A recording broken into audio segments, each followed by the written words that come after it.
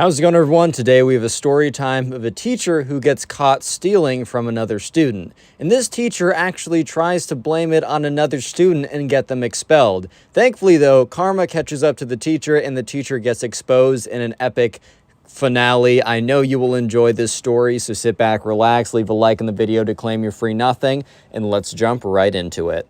So we're going to call the subscriber who submitted this story Aaron. So anyways, right, Aaron was a senior in high school. So it was senior year, and it was about midway through high school when this whole thing went down.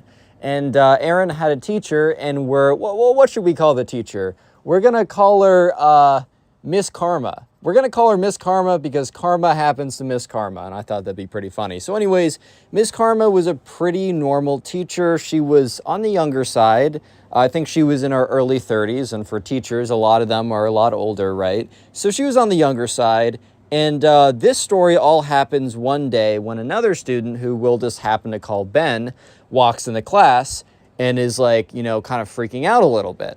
And so everyone's kind of like looking at him, kind of confused why he's freaking out. And that's when he exclaims to everyone that, oh my God, like my laptop has been stolen.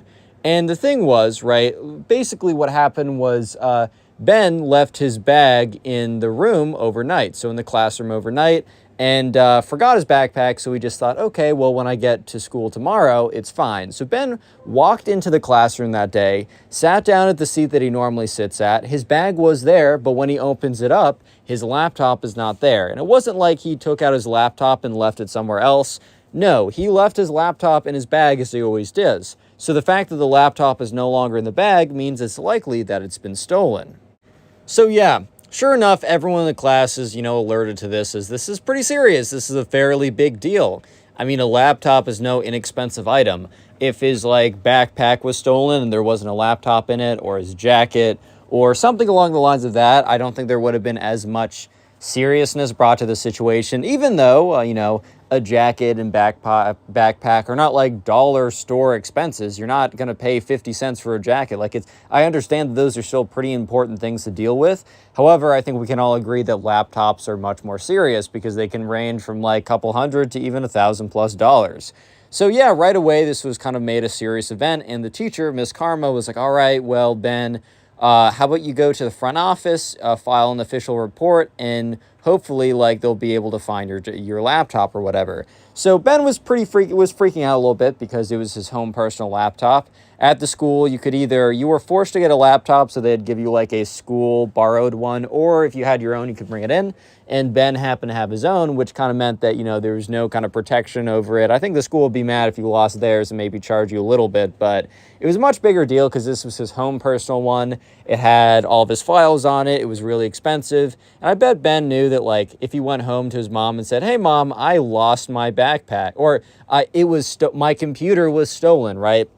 I bet the mom would have been like, oh, yeah, right, it was stolen. You probably just lost it. I'm not buying you another one. Or even if she really did believe it was stolen, maybe they just couldn't afford one at that time. I mean, laptops are really expensive. I wouldn't blame her. So Ben was freaking out a lot. And, there's kind of a little bit of a murmur going around the classroom because there's questions of, is this someone who is kind of is this a chronic thing? Is there a serial laptop stealer? Do we need to worry about this?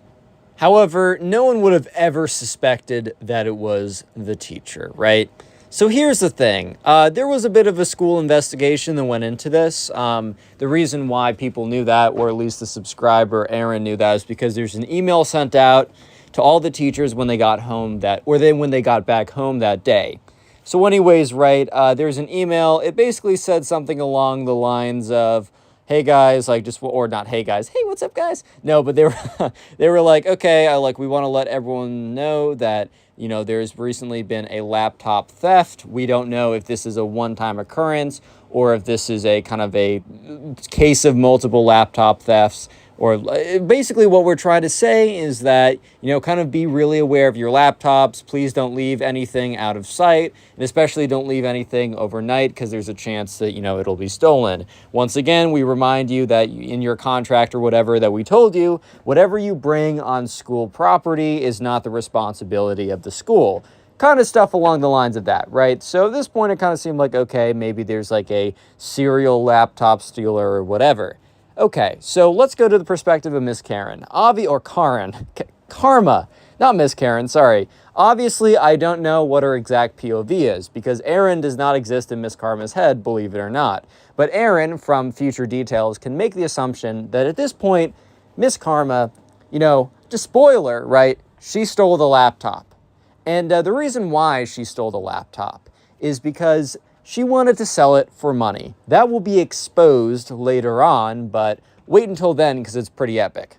But anyways, right, at this point, I think Miss Karma is starting to realize that, if she doesn't get ahead of this, that there's a chance they'll figure out it's her.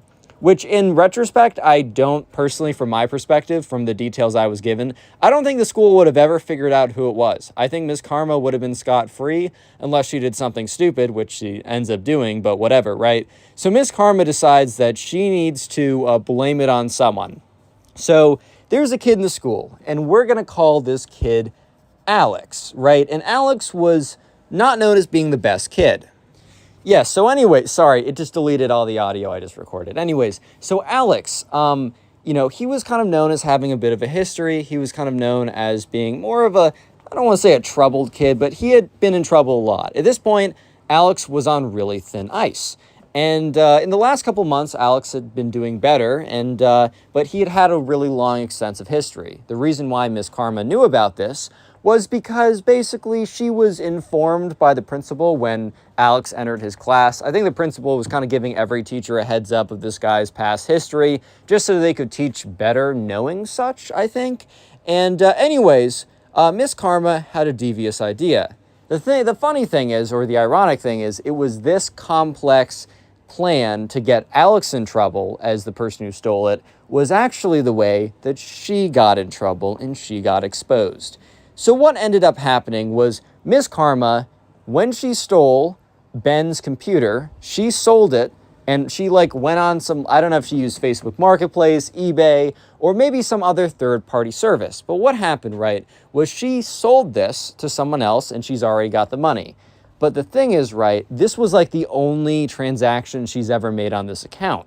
So what she ended up doing was she went in and, changed the details on this account from her name, Miss Karma, to Alex's information and went through everything. Well, here's the thing. She thought she changed everything, but there was one detail that she forgot to change that would end up screwing her up later. Anyways, though, so sure enough, she changes up all those details. And I know at some schools, the Chromebooks or whatever laptop that they give you if it's issued by the school, you're allowed to take it home and it's basically yours for those 4 years. At this school, I think they've had too many instances of kids dropping their Chromebooks off the 4th floor of their house, that they're just you know what? We keep it for the weekend. You can have it during the weeknights to do homework, but we're keeping it for the weekend. Kind of a weird rule, but I guess it's the school's laptop, so they get to choose what they want to do with it. Basically, that meant that Miss Karma had access to everyone's Chromebook if they had it, if they left it over the weekend, right? Or because they had to leave it over the weekend. But she only had access to kids who had Chromebooks. However, Alex had one of the Chromebooks. He rented out a computer from the school because he didn't have his own. So what Miss Karma did one weekend, and these details were all revealed after the fact, right? What she ended up doing was she logged into the accounts because these accounts were really kind of the students' computers. I know a lot of schools, they give out Chromebooks or whatever. It's kind of yours, it's your computer, quote unquote, for 4 years, and then the school takes it back or whatever. Or you can buy it at the very end. I don't really know how it works too much, but this school was a little bit different. It was really the school's computer that you were renting out, basically.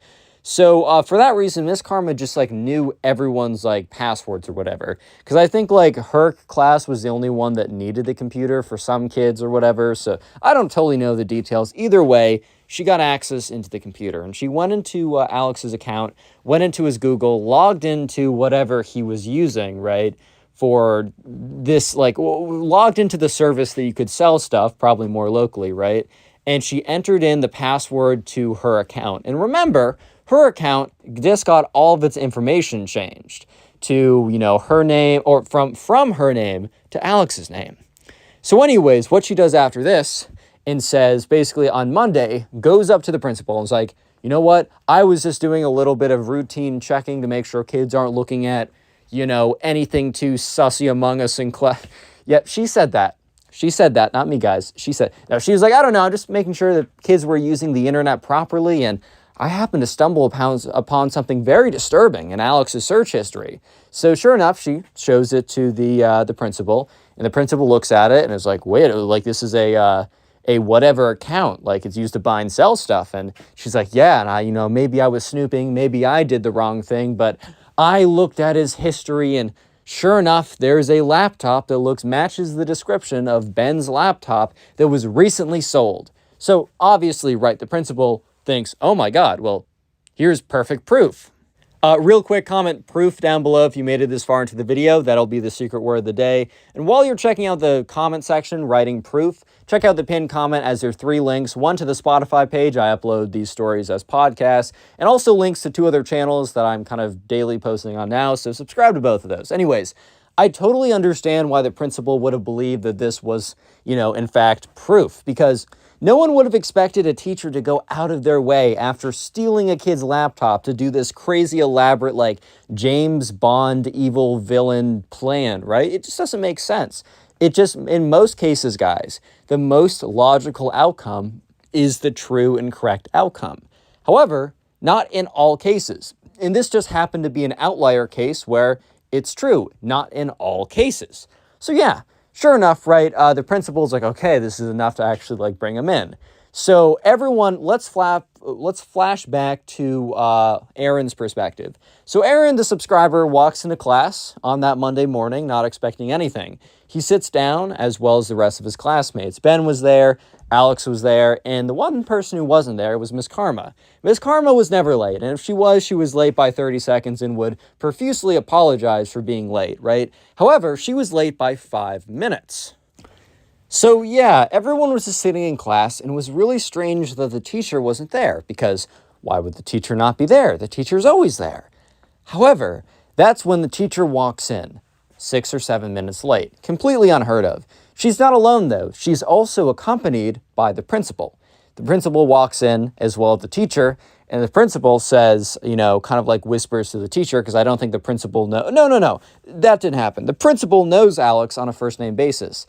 So I think the principal must have, whispered over, hey, can you take Alex, whatever. So the teacher goes up to Alex and kind of, leans above him and is like, Alex, can we talk to you for a second? And Alex looks very confused because Alex has been through this before, right? He's been through the mud when it comes to getting in trouble. Bro's been in trouble so many times that he knows the routine. He knows all the people at the front office. He knows them on a first-name personal basis. He probably walks in there and is like, hey, Cheryl, how's your son doing, right? How's the Little League going for him? He probably knows them at that level basis, right? So at this point, Alex knows that he is in trouble, but he doesn't know why. Because this is the routine formula for, I'm in trouble, I do X or Y. This is how it goes. The teacher and the principal comes in, but he also knows that the principal only really comes in with the teacher to pull someone out of class when it's a big deal. So Alex is like, oh, shoot. Because I'm sure in the back of Alex's head, there's a lot of things that he did back in his bad era that have not been discovered yet. And it was probably something that, he thought, oh, no, they went back and they figured out it was me. I'm screwed. But Alex also just kind of is like, you know what, I'm not going to incriminate myself. I'm smarter than that. I'm probably not going to say anything. So yeah, anyways, Alex is pulled out of class, and the class is sitting there. That's another thing. Miss Karma goes up with the principal. They sit there for 25 minutes before Miss Karma comes back and is like, guys, I'm so sorry. There's been a pretty important event. Can you guys pull out today's reading and just read it quietly? And obviously, the second Miss Karma leaves after that, the whole class is like, yo, what's going on right now? And no one reads it, obviously. Come on now.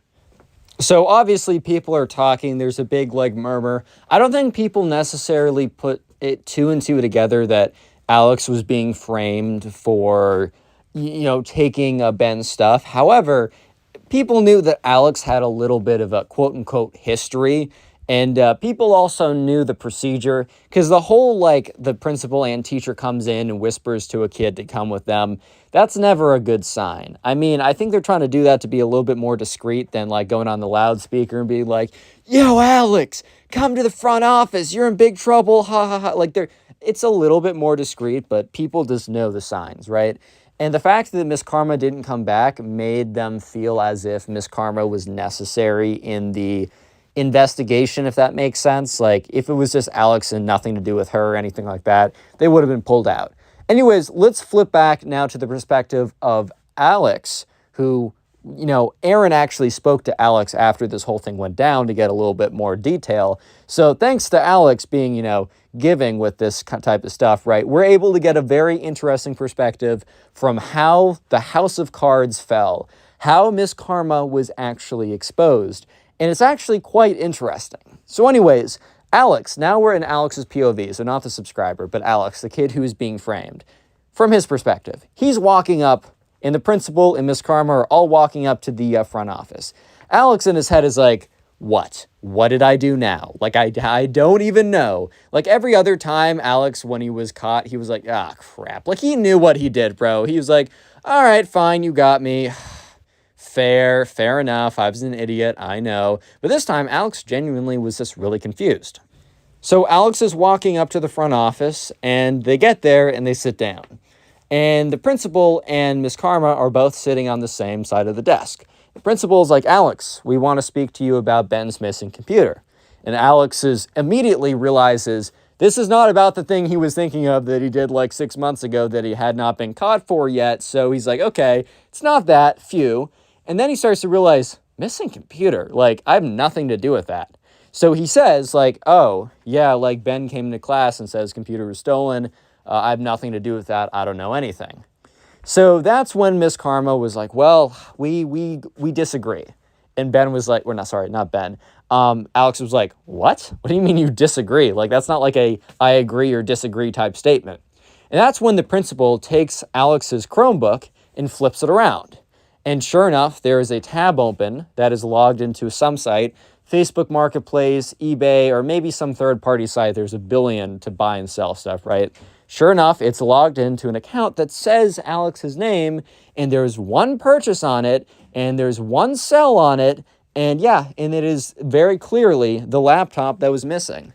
So Alex immediately his heart starts racing because he's like, this isn't mine. This is my computer, but this isn't mine. So immediately Alex is like, this is not my account. Like, I know it doesn't look like that, but this seriously isn't mine.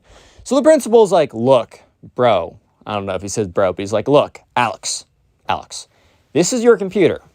This is a recent search, and we log in, and you're logged into this account that has your name on it, and there's one transaction, and it happens to be the computer that was stolen a couple days ago. You need to understand my perspective on this and how I cannot believe you if you just say it's not me. So Alex realizes this. He knows it's not him. It looks fishy and suspicious, but he just can't realize, right? He can't, like, he's just like, this is so good. Like, whoever did this to me, and he's like half thinking that he must have been in some sleep trance or whatever doing this, or half he was going insane. But also, if he was being set up, that someone had done a perfect job. Well, here's the thing. It was a near perfect job because there was a slight error. I don't know what site this was used. I actually don't think this was eBay or Facebook Marketplace because there was some section on the account that had a recent revision history, like a recent changes tab, almost like in Google Docs how you can see your recent changes.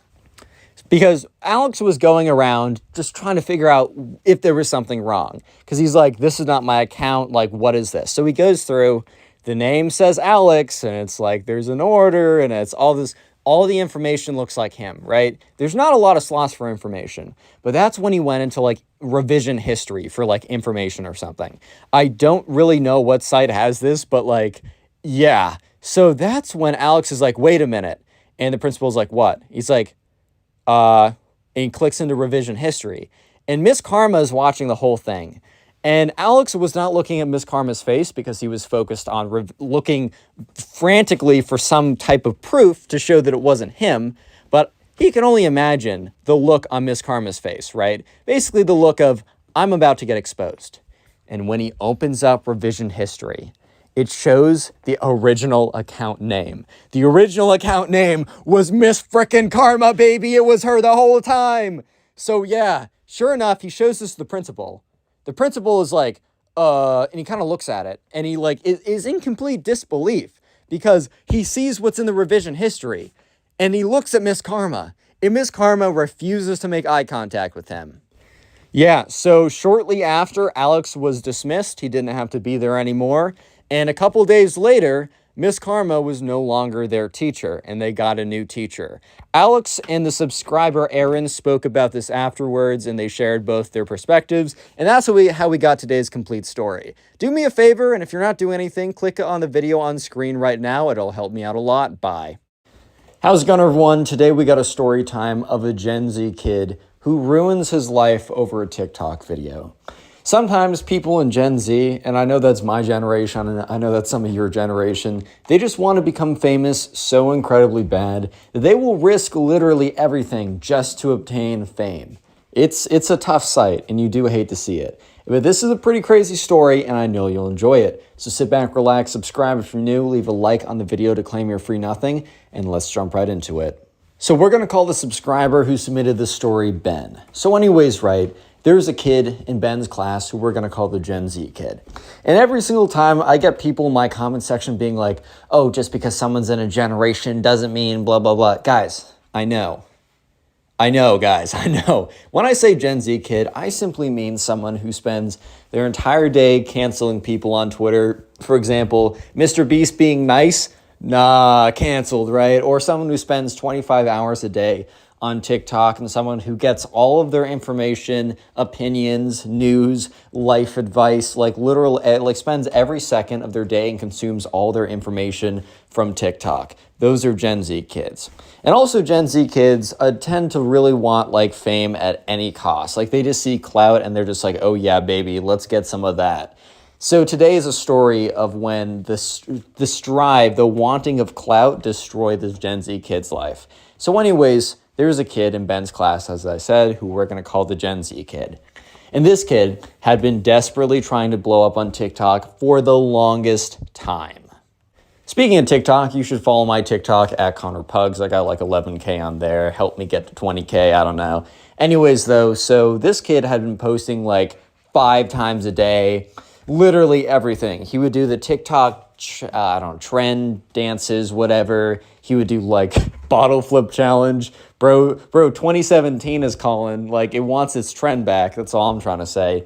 But yeah, this kid would literally be doing anything to try and become famous online. There's nothing inherently wrong with this, by the way. Like, I was grinding on YouTube for the longest time. Like, I probably made 500 videos before I even got like 20,000 subs. So like, nothing wrong with it at all. Like, that's totally fine. However, this kid was like super obnoxious about it too. Bro would like do quote unquote prank videos where he would just be really annoying. Like, you know, like back in the day, I don't know if you guys were around for like the YouTube 2015, 2016, like prank era where people would just be menaces to society. And it's like, it's just a prank, bro. It's like, nah, dude, it's not just a prank. At this point, it's mad serious. Like, dudes would actually go out and, like, do really bad stuff. And then when the other person would understandably start to retaliate because, I don't know, something bad just happened, guy with the camera would come out and be like, dude, it's just a prank. Don't get mad at us. It's like, no, dude, you still did it. It doesn't matter if it's a prank or not. And then, like, it kind of became a meme, like, it's just a prank is like a cop-out.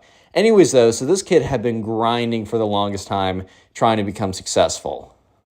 Yeah, so anyways, though, sometimes people on the internet will, instead of taking the long route of making content that maybe doesn't get a lot of views, but being like, I know someone will like this and just sticking with it and just making improvements and really just learning their craft over time, some people will go out and do really viral stunts that are just not really good. Example is like back in the day when people would like lick ice cream and put it back in the store, which is very illegal for many reasons. And they go viral for that reason. First of all, that fame is super fleeting, but also second of all, dude, stupid. You just film yourself committing a crime on camera, bro. Like, that's ridiculous. Anyways, though, so one day, the subscriber Ben was sitting at lunch, and the Gen Z kid, who everyone kind of didn't like because of how kind of like cringe and annoying he would be. Doesn't mean he's necessarily a bad person, but he'd be like, I don't know, like throw a banana at someone and be like, dude, you just got pranked, bro. You just got pranked. And everyone be like, oh my God, this kid again. Yeah, but anyways, right, sure enough, this kid came up to Ben and he sat down next to Ben. And Ben's like, what's up, man? And this guy's like, dude, I know I say this all the time, but you're not going to believe the TikTok I just made. And so Ben is like, okay, and pulls up the page. And sure enough, he pulls up the Gen Z kid's TikTok. And the Gen Z kid was not kidding. Ben could not believe the TikTok he just made. But not because it was, oh my God, this is so creative, so funny. No, it was just really bad. Yeah, so you guys might be really curious about what the TikTok is. So basically, right, and once again, I have to do the little disclaimer. I hope it's obvious to you guys, but by telling you these stories, I'm not encouraging you to do these things. In fact, normally, when I tell these stories, they're from the perspective of us collectively clowning on the person doing these things. So I would personally hope that you would not go ahead and try and emulate this stuff, but whatever. Sure, just had to get that disclaimer out of the way. So the TikTok video was of the Gen Z kid hidden in the girls' locker room. Yeah, I'm gonna let that sink in for a second.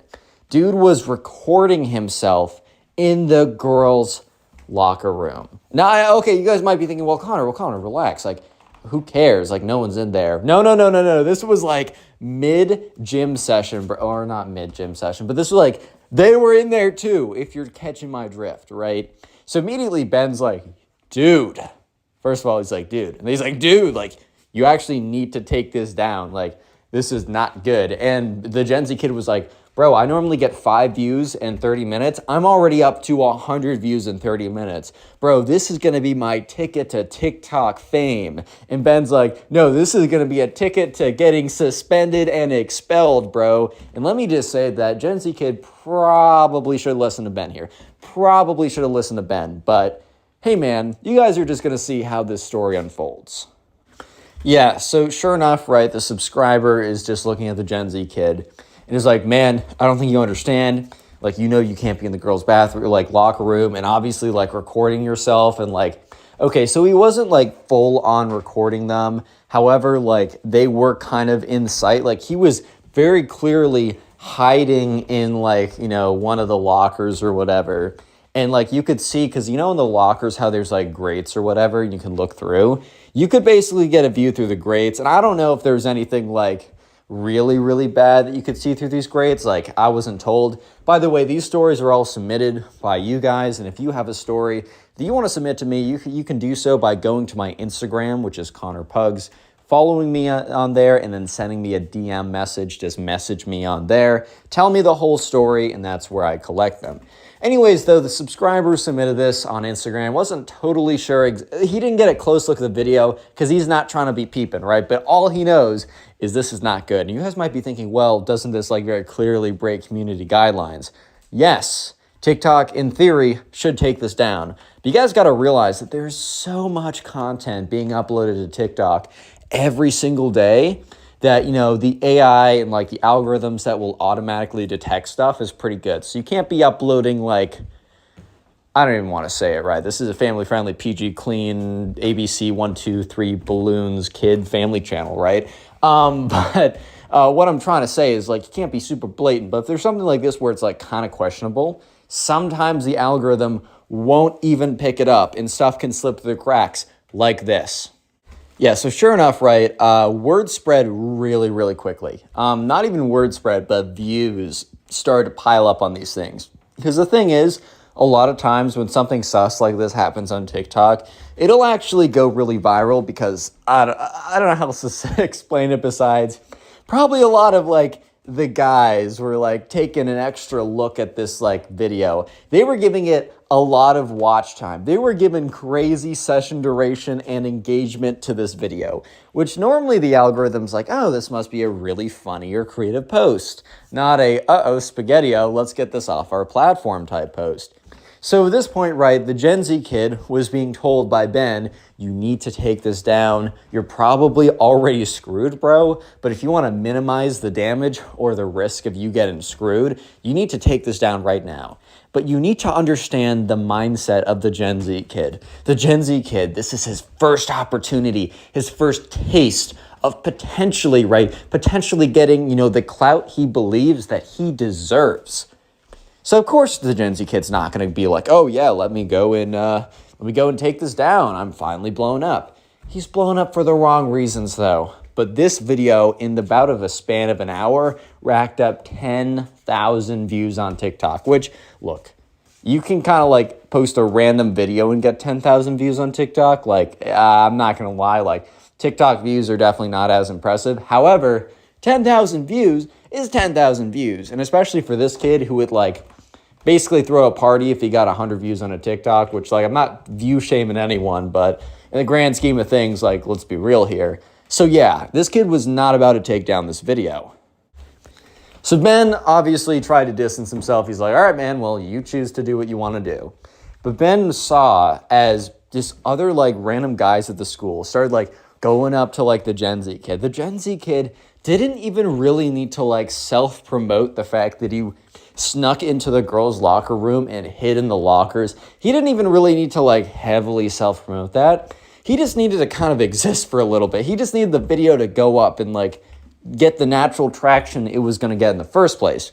And like guys were coming up like, dude, I saw the video. Like, you're crazy for that, bro. Like, you're so crazy. Like, you're ridiculous for that, man. Like, dude, like, that's so valid of you. When they were really just like, yeah, you're crazy for that equals ha ha ha lol. You're screwed, partner. Kind of like, you're kind of messing up here, bud. But anyways, right, so word started to spread really quickly because like the video was naturally being sent to the home pages of people who went to this school. Because some people who went to the school already followed the TikTok kid, the Gen Z kid. So that video would immediately appear on their For You page. And then since people like followed each other, a lot of algorithms kind of have like profiles of people and they will recommend videos that people of similar profiles will be interested in. That's why like if you guys watch Am I the Jerk or Tag Swag, you might have been recommended my video and vice versa because they're like, oh, people like story videos. Let me recommend another channel that a lot of people like story videos also watch. This is also true for if you're friends with people more on social media sites, less like YouTube, which is more just pure content. But in social media sites, it's kind of like if your friend follows and engages with a page or a photo or whatever, you're more likely to see it. So basically the whole school got this video shot onto their For You page within the matter of like an hour and a half. And that's when a big group, and Ben was walking by as like the Gen Z kid was basically basking in the glory of his crime, right? Which is like what I find so funny is like when these social media guys who commit crimes and go on TV. I'm like, yo, relax, bro. You're basking in the glory of your crime. Anyways, though, so as he was kind of basking in the glory, as some guys were coming up to him like, dude, that was so savage of you, right? A big group of angry-looking girls walks up to the Gen Z kid. And the Gen Z kid, when he sees this, his little smile on his face, his little like, I'm famous, I'm crazy, I'm cool smirk completely gets wiped away. If you made it this far into the video, comment TikTok down below. That'll be the secret word of the day. I'll try and heart as many comments as I can to say TikTok down below. And also, if you want to submit a story, make sure to go to my Instagram at connorpugs and follow me, then DM me there. If you use Spotify, these stories are on Spotify as well. And finally, while we're on the topic of TikTok, I'm trying to post my shorts on there as well. If you want to follow me on TikTok at connorpugs, if you just happen to use it. If you don't, I actually got some respect for you. I only have it downloaded because I'm trying to post on there. But if you do happen to use it, if you want to give me a follow in there, try and boost me to some new people, that'll be pretty sweet. Anyways, let's get back to it and see what happens next. Yeah, so anyways, right, the Gen Z kid gets confronted, and Ben, the subscriber, like, he wasn't there, but he was passing by, so he was able to get basically the TLDR of what happened, right?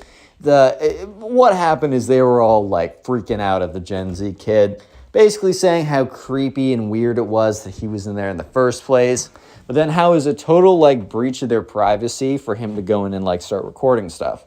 Both two super valid statements, guys. Please do not do any of that nonsense. I hope we are all collectively clowning on the Gen Z kid for wanting clout that badly. Anyways, though, so yeah, sure enough, the subscriber Ben kind of just like walks along. He's like, I'm not trying to be associated. I'm not trying to be a part of this. And here's where things escalate even further. So parents are starting to learn about this video, right? Because, like, I don't know, some, like, daughter who got caught on the recording, bad situation, right, must have forwarded to their parents being like, look at this kid in my class, like, deal with this. And the parents probably spread around the existence of the video, not trying to look at the video, right, it's privacy, whatever. And, yeah, a bunch of them started contacting the school. School's getting, like, their phones are blowing up, whatever. So pretty shortly after, a teacher pulls the Gen Z kid aside. He goes immediately to the principal's office. It's a huge meeting, a huge whatever. So Ben tells me that the video was down shortly after. He does not know if the video got taken down for community guidelines or the video was taken down by the Gen Z kid as he was instructed. Either way, right, it's like which one came first? Like the Gen Z kid was going to be forced to take down the video by the staff like one way or another. Yeah, I just don't know if it got taken down for violating guidelines before that. Anyways, though, so yeah, there was kind of like a long debriefing or whatever because it was like parents were mad about this, and understandably so. And also you got to realize that the Gen Z kid broke like so many rules doing this. Because not only did he like break into the girls' like locker room, which is pretty messed up alone, but he also recorded it and posted it online. So because of that, like just like that string of just a bunch of bad offenses one after another, the Gen Z kid was not suspended. He was flat out expelled from the school. And that completely turned his life around because the Gen Z kid had made all of his friends, even if they weren't that close, but he had still made all of his friends at the school. They needed to find a new school district. It was bad. It was a bad situation. And to this day, like, the subscriber Ben genuinely doesn't even know what happened to the Gen Z kid. He doesn't know where he's at. He does not know what he's up to. He just does not know what the Gen Z kid is doing right now. Who knows? Genuinely. So moral of the story is just don't be a jerk and do stupid stuff for TikTok clout. For the love of God, please, guys. How's it going, everyone? Today we got a story time of a spoiled kid who gets fired by his own dad. Even though this kid was hired to the job by pure nepotism because his dad literally runs the place he was working at, the spoiled kid was so terrible at his job and just didn't care that it got to the point where his own dad fired him. It's a pretty satisfying story that I know you'll enjoy, so sit back, relax, subscribe to the channel if you're new, and let's get right into it. So we're going to call the subscriber who submitted today's story Ryan. So anyways, right, this was all happening Ryan's freshman year in high school. So, well, I should say the summer after his freshman year. So the summer before his sophomore year in high school. And so Ryan's parents were, before the summer came around, suggesting that, he get a job because Ryan was kind of entering that part of life where there was a lot more things that he wanted. He wanted a bit more freedom. And Ryan's parents, they were fine paying for like necessities, but they weren't all trying to be like, here's all the money you want, go do whatever you want. Because Ryan's parents had seen enough examples of parenting. Basically, they probably watched the Connor Pugs channel and all the spoiled kid videos. So they probably saw what happens when you just give unlimited access to resources, right? So they kind of said, hey man, like if you want to like do more stuff, if you want to eventually, I don't know, buy whatever you want, take your friends out to dinner, just the freedom, you're going to have to work a job to get some money so you can have that freedom. So Ryan wasn't totally apprehensive to that idea, as, he kind of got bored over the summer. Like, he'd always want to do cool stuff with his friends, but at the same time, like, there was only so much he could do, and he spent a lot of the days kind of just chilling around, not doing that much. So Ryan immediately looked around to see what jobs were available, and after a bit of searching on Facebook, Ryan's mom came back with a really good idea. How about Ryan work at the local ice cream shop that everyone in town went to and loved? It was a place that Ryan used to go to a lot as a kid. He had a lot of fond memories there, and apparently they were posting a listing for a summer job for preferably some kid who lived in the area. So immediately Ryan applied, and since they kind of knew him there, he got the job. So let's skip ahead to summertime, and the first day, Ryan is walking down to the ice cream shop. Ice cream shop's like a 15-minute walk away from Ryan. It's kind of like in towards like kind of like a city part of the neighborhood, if that makes sense. They don't live in a city, but there's kind of like more of a there's like kind of like a downtown area. So Ryan is like about 15 minutes away, and that's good for his mom, so she doesn't have to drive him in every day and have to work around her schedule and his schedule. So Ryan walks down, and on the first day, it's kind of like the first day of training. They went down on a Sunday, even though normally the store is closed on a Sunday, but for that one Sunday, they were instructed to come so they could have a little bit of training. So when Ryan got there, he didn't actually know who the other people would be. He kind of knew that he would know most of them to an extent because it wasn't like the largest neighborhood, and Ryan was at least aware of most people who lived there. So to Ryan's surprise, there was only one other person working there over the summer. And, well, it wasn't that surprising because it is the spoiled kid. Who is the spoiled kid? The spoiled kid is the son of the guy who owns the ice cream shop. And I wonder how he got that job. Wink, wink, right? I mean, I think anyone who applied probably would have gotten the job as long as they were a kid in the neighborhood, showed some interest. But all I'm saying is the spoiled kid, as you will see throughout the course of the story, it kind of very much takes the fact that his dad owns the shop as kind of takes it really for granted, and really kind of like that kind of warps his perception of this is a job and this is not him hanging out in his dad's business. Big difference. Now, another important detail is that the spoiled kid actually, like, their parents were pretty well off. And not just because they owned one ice cream shop. If you don't know, restaurant margins are pretty thin. If, like, someone owns a restaurant, don't immediately assume that they're loaded. In fact, they might be going paycheck to paycheck, man. Restaurants are really hard to make good margins in. However, this was a little bit of a different situation, as the spoiled kid's dad, who owned the ice cream shop, also owned like half the other stores in the town. It had kind of been like a generation-long family business. Like, the spoiled kid's family had been in this town for literally the longest time ever, and slowly but surely they've been accumulating kind of like more stores and restaurants and, arcades and all this type of stuff, right? So the spoiled kid's dad would pop into the ice cream shop one day a week to kind of like do his managerial duties or whatever for half that day.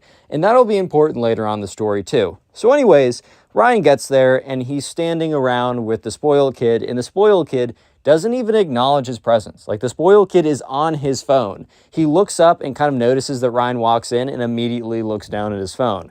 Look, I get it. Like, the spoiled kid and Ryan, they don't need to be best friends. I'm not saying they need to be best friends. What I am saying, however, is that it would be kind of nice, for the spoiled kid to at least acknowledge Ryan's presence, as they will be working side by side for like the next 9 weeks. This wasn't an entire like summer long. Oh, actually 9 weeks is like 2 months. Yeah, basically for the entire summer, bro.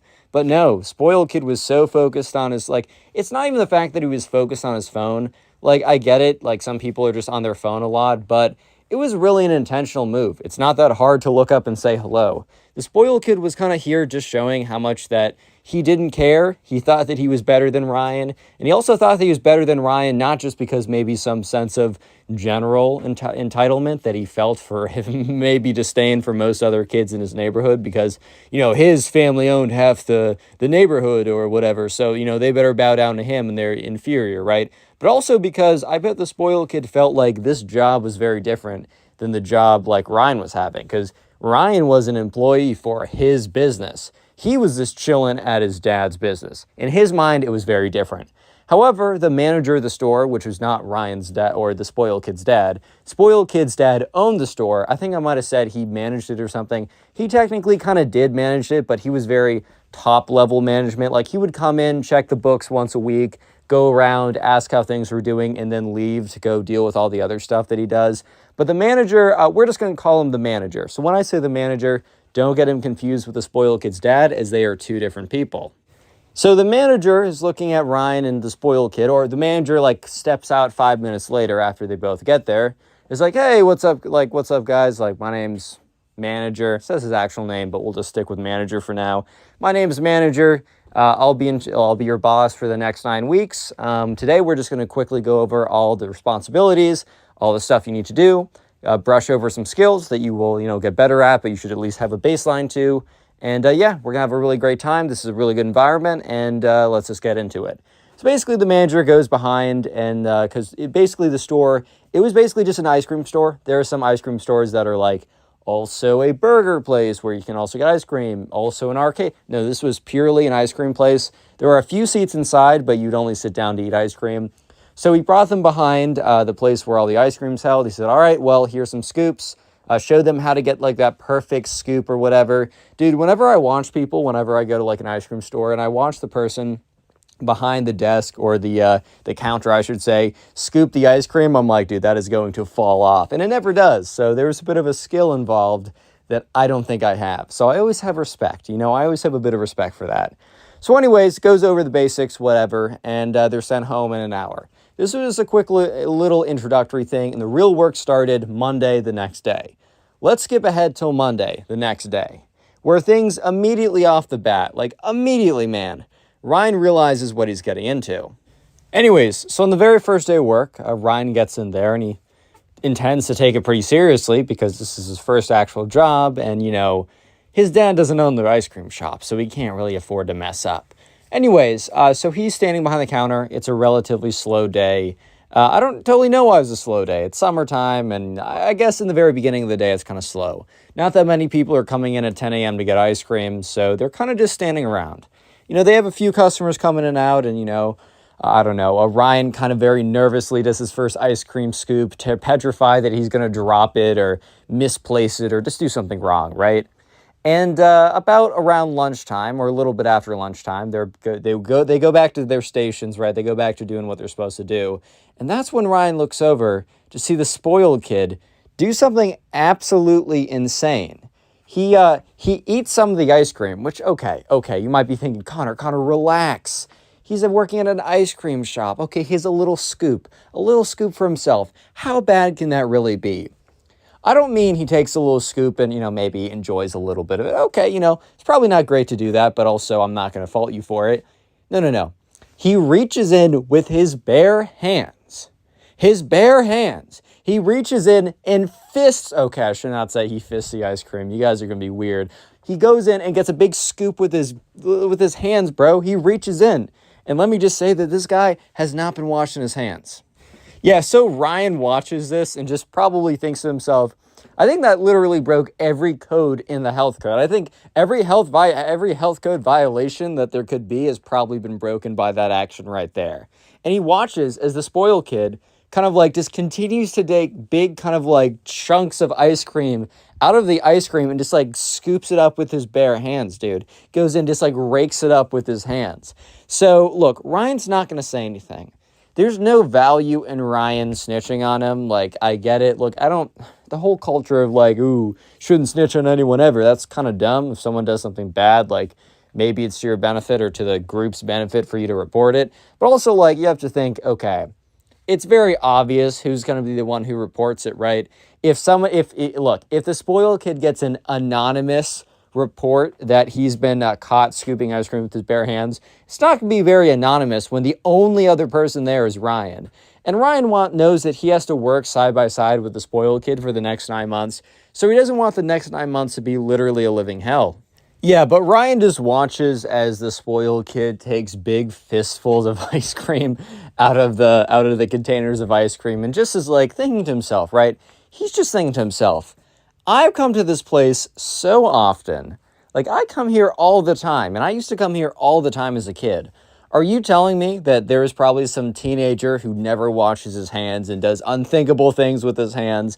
You don't know where those hands have been, right? Has been scooping fistfuls of ice cream by the bare hand and eating them, and then right after serving me ice cream from the same container. So Ryan kind of had to double think, like double check, really, like, okay, am I really gonna like eat here again? His kind of trust with really food at all has kind of been shaken up after that point.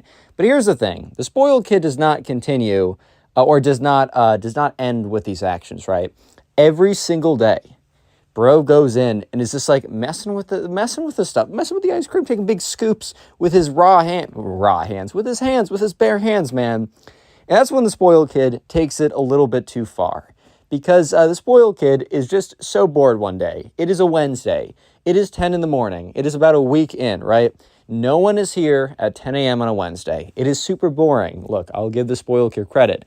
It's boring. So what does the spoiled kid do? He's like, yo, Ryan. Which, by the way, the spoiled kid and Ryan have spoken like 3 times in the last week and a half. So Ryan like looks over. He's like, what is it? The spoiled kid then looks at him, has this kind of like mischievous smile / grin, picks up one of the ice cream containers and puts it on the ground. So one of the kind of like the bucket type things of ice cream he picks up and puts on the ground. And Ryan's looking over at him, kind of confused of, what he's going to do next. A little bit worried about what he's going to do next. Fair enough, right? And the spoiled kid just kind of grins at him and then proceeds to untie one of his shoelaces. And Ryan in his head is like, no way. There's no shot this kid is going, no, this can't.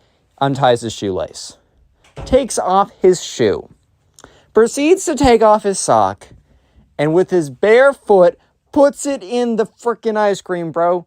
Puts it in the ice cream. Look, it was bad enough that his bare hands were going in the ice cream. That's enough of a health code violation by itself. Putting your bare foot in the ice cream? Dude. Yeah, so guys, this doesn't happen at your standard ice cream parlor, I don't think. So don't be afraid and don't be like scared away from eating ice cream. But wow, Ryan was just looking at him with this kind of this shocked look of just, what? So Ryan really doesn't know if the spoiled kid was trying to impress him, or just the spoiled kid cared so little that he was just trolling and he wanted someone to just witness his actions. I think that might make more sense. I don't think the spoiled kid was trying to impress the subscriber at all. I think the spoiled kid thought he was better than the subscriber. So yeah, at this point, Ryan was like, oh man, I'm going to be sick. And the spoiled kid continues just more activities like this, because 2 weeks later, the spoiled kid's friends come in and they're like basically visiting him when he's like on the job or whatever. And one of them's like, dude, like, can you slide us some ice cream for free? And the spoiled kid's like, yeah, man, like you can have whatever you want. And, Ryan knows at the end of the day, they need to kind of like somewhat balance the books. So yeah, the ice cream thing isn't as accounted for. And the manager doesn't really do this often, but you keep track of how many ice cream cones you sell. You keep track of how much inventory you use. But also the ice cream scoops vary. So the fact that the spoiled kid had been like, I don't know, grabbing scoops of ice cream or whatever wasn't really accounted for, because 50 ice cream cones, it could be a really ambiguous number. Like it could be a lot of ice cream or a little bit of ice cream, depending on how big the scoops are. And then again, how do you quantify a lot or little? That's a good question. However, 50 ice creams also equals to 50 ice cream cones. So at this point, Ryan already knew that there was going to be a problem, because the spoiled kid literally gave out like 8. Like there's 4 kids there, 2 cones each, so 8 ice cream cones that were now unaccounted.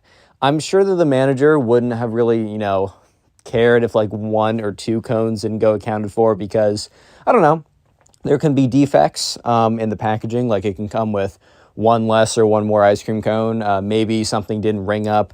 Small things like that isn't really a big deal, but like 8, that's going to be an issue. And sure enough, the next day the manager comes in, because I think the manager just happened to do an inventory check, and he's like, hey guys, I want to make sure that when you're, doing ice cream or like giving ice cream to people, that you really make sure to, cash it in the register.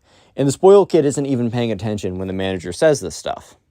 Just like an absolute and complete just like disregard for, any kind of like a respect to the manager. Because the spoiled kid knew that, the manager was manager of the store, but his dad owned the store.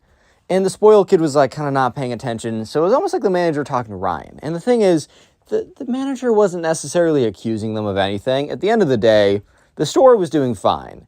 In worst case scenario, Ryan's dad, or not Ryan, sorry, the spoiled kid's dad could always divert some funds to the store. And 8 ice cream cones were not going to make them go broke, right? However, that's, it's not a good practice to have. Margins in general for like restaurants are really bad. So even a few like unchecked inventories could really mess up everything. Like think about it. If you're only making like $1 for every $10 you sell, it's going to take like if you give away one item for free without getting any money, it's going to take 10 items to make that up that $10. I did that quickly in my head. It might not completely add up, but that's what I'm trying to say. It's like, it's scaling. So all of a sudden, giving away 8 free ice creams is actually really expensive for the company. But anyways, right, who cares? However, the manager now is paying closer attention. So the spoiled kid continues on with his nonsense. But here's the thing. The spoiled kid starts showing up real late. And by real late, I mean showing up 2 hours late. So one day, Ryan gets there, and they open their doors at 9 a.m. in the morning. So not a lot of people get there from 9 to 11 or 9 to 12. However, they're still open during that time. Yeah, so anyways, though, Ryan got there at 9 in the morning, as he's supposed to. And it's literally 2.5 hours later at 11:30 that the spoiled kid kind of like strolls on in. And Ryan's kind of looking at the spoiled kid with this look of, like, are you serious right now? And the spoiled kid is like, yo, what's up? And he just like goes like nothing happened. He just goes over to his seat, sits down, and goes on his phone. So Ryan, once again, you have to remember, look, Ryan is the only other guy who works there. The spoiled kid is the only other guy who works there as well. If Ryan makes a fuss, he totally rightfully could make a fuss right now. This is really like obnoxious behavior by the spoiled kid. There's no question about that. However, Ryan also realizes something else, that he's stuck with the spoiled kid. And if he does something to annoy the spoiled kid, he knows the spoiled kid will basically clap back 100,000 times harder in the annoying department. So Ryan doesn't necessarily say anything, but he's kind of like, oh, where were you this morning? Did you sleep in or something? Kind of like trying to say like, hey man, you're supposed to be here at 9, right? Like the time didn't magically change just because you didn't show up, right? Like I was still here. Like not a lot of people came through, but I was still manning this solo. And the spoiled kid kind of looks at Ryan and is like, oh yeah, not a lot of people coming in the morning. Kind of thought I was like, whatever, is what it is. And Ryan's like, yeah, Ryan's not going to make the biggest deal. The truth was, I think they had like 0 to 1 total customers during that time period. Ryan says that they were extremely vacant in the mornings in the ice cream shop. So it wasn't the biggest deal, but Ryan still wasn't super happy about it. Real quick, if you made it this far into the video, comment ice cream down below. That'll be the secret word of the day. And while you're in the comment section, check out the pinned comment on this video. There's a link to the Spotify page. I upload all of these stories as podcasts on there. And also a link to 3 other channels I try and upload daily on. So please subscribe to them as they are fairly new. And you subscribing actually helps out a lot. So it wasn't really an issue until later on.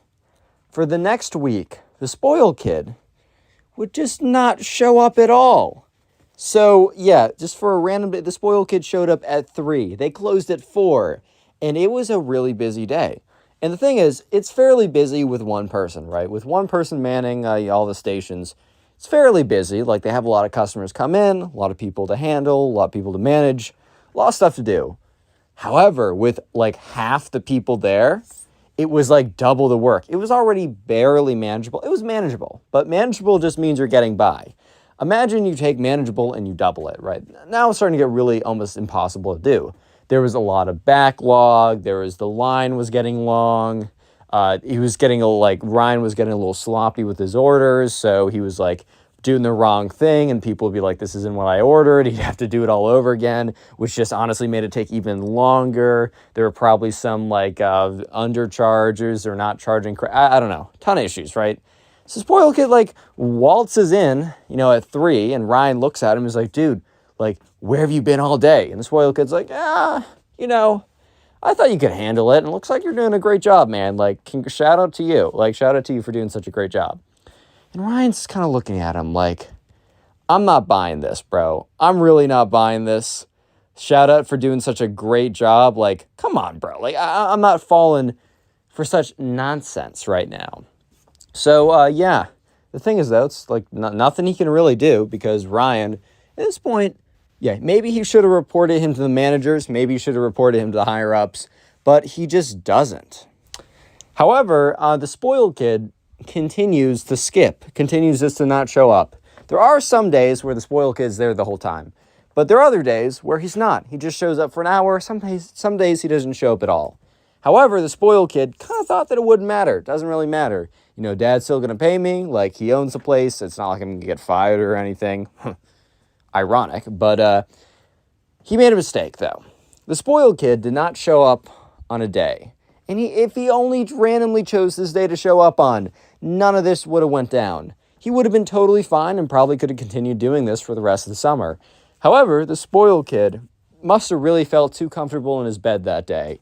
And that was really what got him. Because he decided to skip the day that his dad decided to check in on the store. So normally his dad comes in towards the later part of the day. So the spoiled kid sometimes would completely skip the day. But if he was kind of aware that his dad was going to come in for the last 30 minutes of them being open, he would show up towards the end of the day. However, this time, the spoiled kid's dad had a big meeting canceled on him. He blocked off his entire day for one person and they had to reschedule. So the spoiled kid's dad's like, well, this is a really rare occasion. I guess I can go do whatever I want. So he decides, all right, well, I guess I'll go see my son then at work. So yeah, the spoiled kid's dad walks into the store. So Ryan is managing the spot. It's 11, so there's 1 or 2 people kind of trickling in or out. It's not too busy yet. It's going to be busy later. And Ryan just looks at the spoiled kid's dad. And the spoiled kid's dad's like, oh, hey, Ryan, how's it going? And Ryan's like, yo. And the spoiled kid's dad's like, oh, where's spoiled kid at? And Ryan's like, I think he's not here. Ryan's not going to lie. Ryan might not have wanted to rat the kid out necessarily for more the reasons of him not getting in trouble with the spoiled kid. But also, look, he's not going to, take one for the team when he knows for a fact the spoiled kid isn't even playing on the same team with him, man. The spoiled kid couldn't care less what Ryan does. And Ryan knows this. So the spoiled kid's dad's like, what? What do you mean? And, he's like, well, he just hasn't shown up. And spoiled kid's dad's like, what do you mean? He tells me he comes in every single day. Does he come in every single day? And at this point, Ryan could be like, oh, this is the first time. No, Ryan's like, yeah, he shows up sometimes. And sometimes he shows up towards the end of the day. But no, he is not here from 9 to 4, Monday through Friday. That is a fact. He is not here during that time. So the spoiled kid's dad looks really shocked because I think the spoiled kid had been telling him about, how good things have been going at the store, how he's been going in every day. I think the spoiled kid's dad was a little worried that he was pampering his son too much, so he was... Sorry, I was just walking by. It's all good, man. Anyways, I think the spoiled kid's dad was, really kind of feeling like he maybe let his son get away with too much, and he was really excited that his son was really excelling, in the family business too. So he was like, oh, that's great.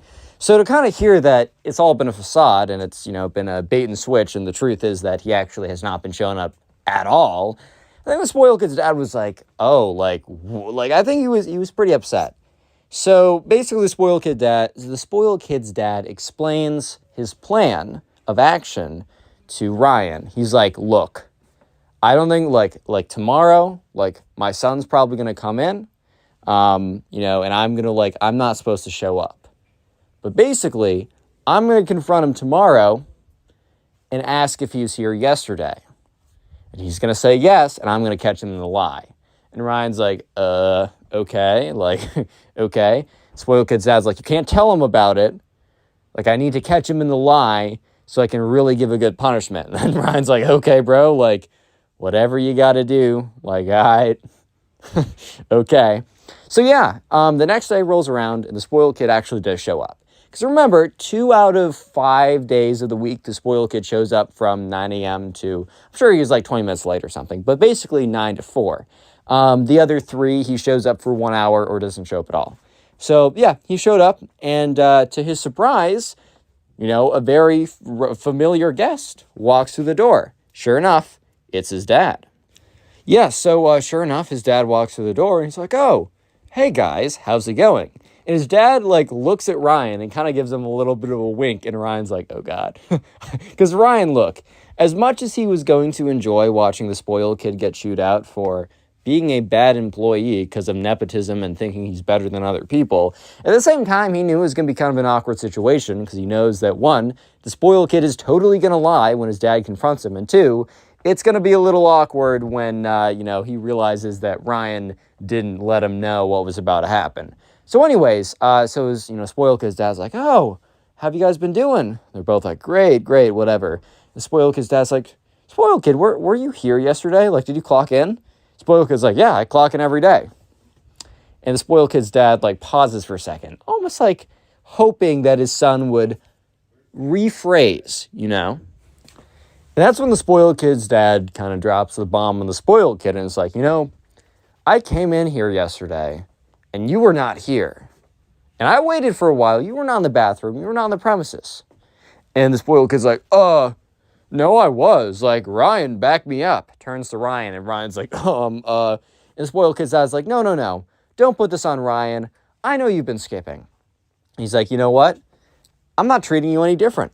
You're an employee of this ice cream shop when you're here. When you're home, you're my son.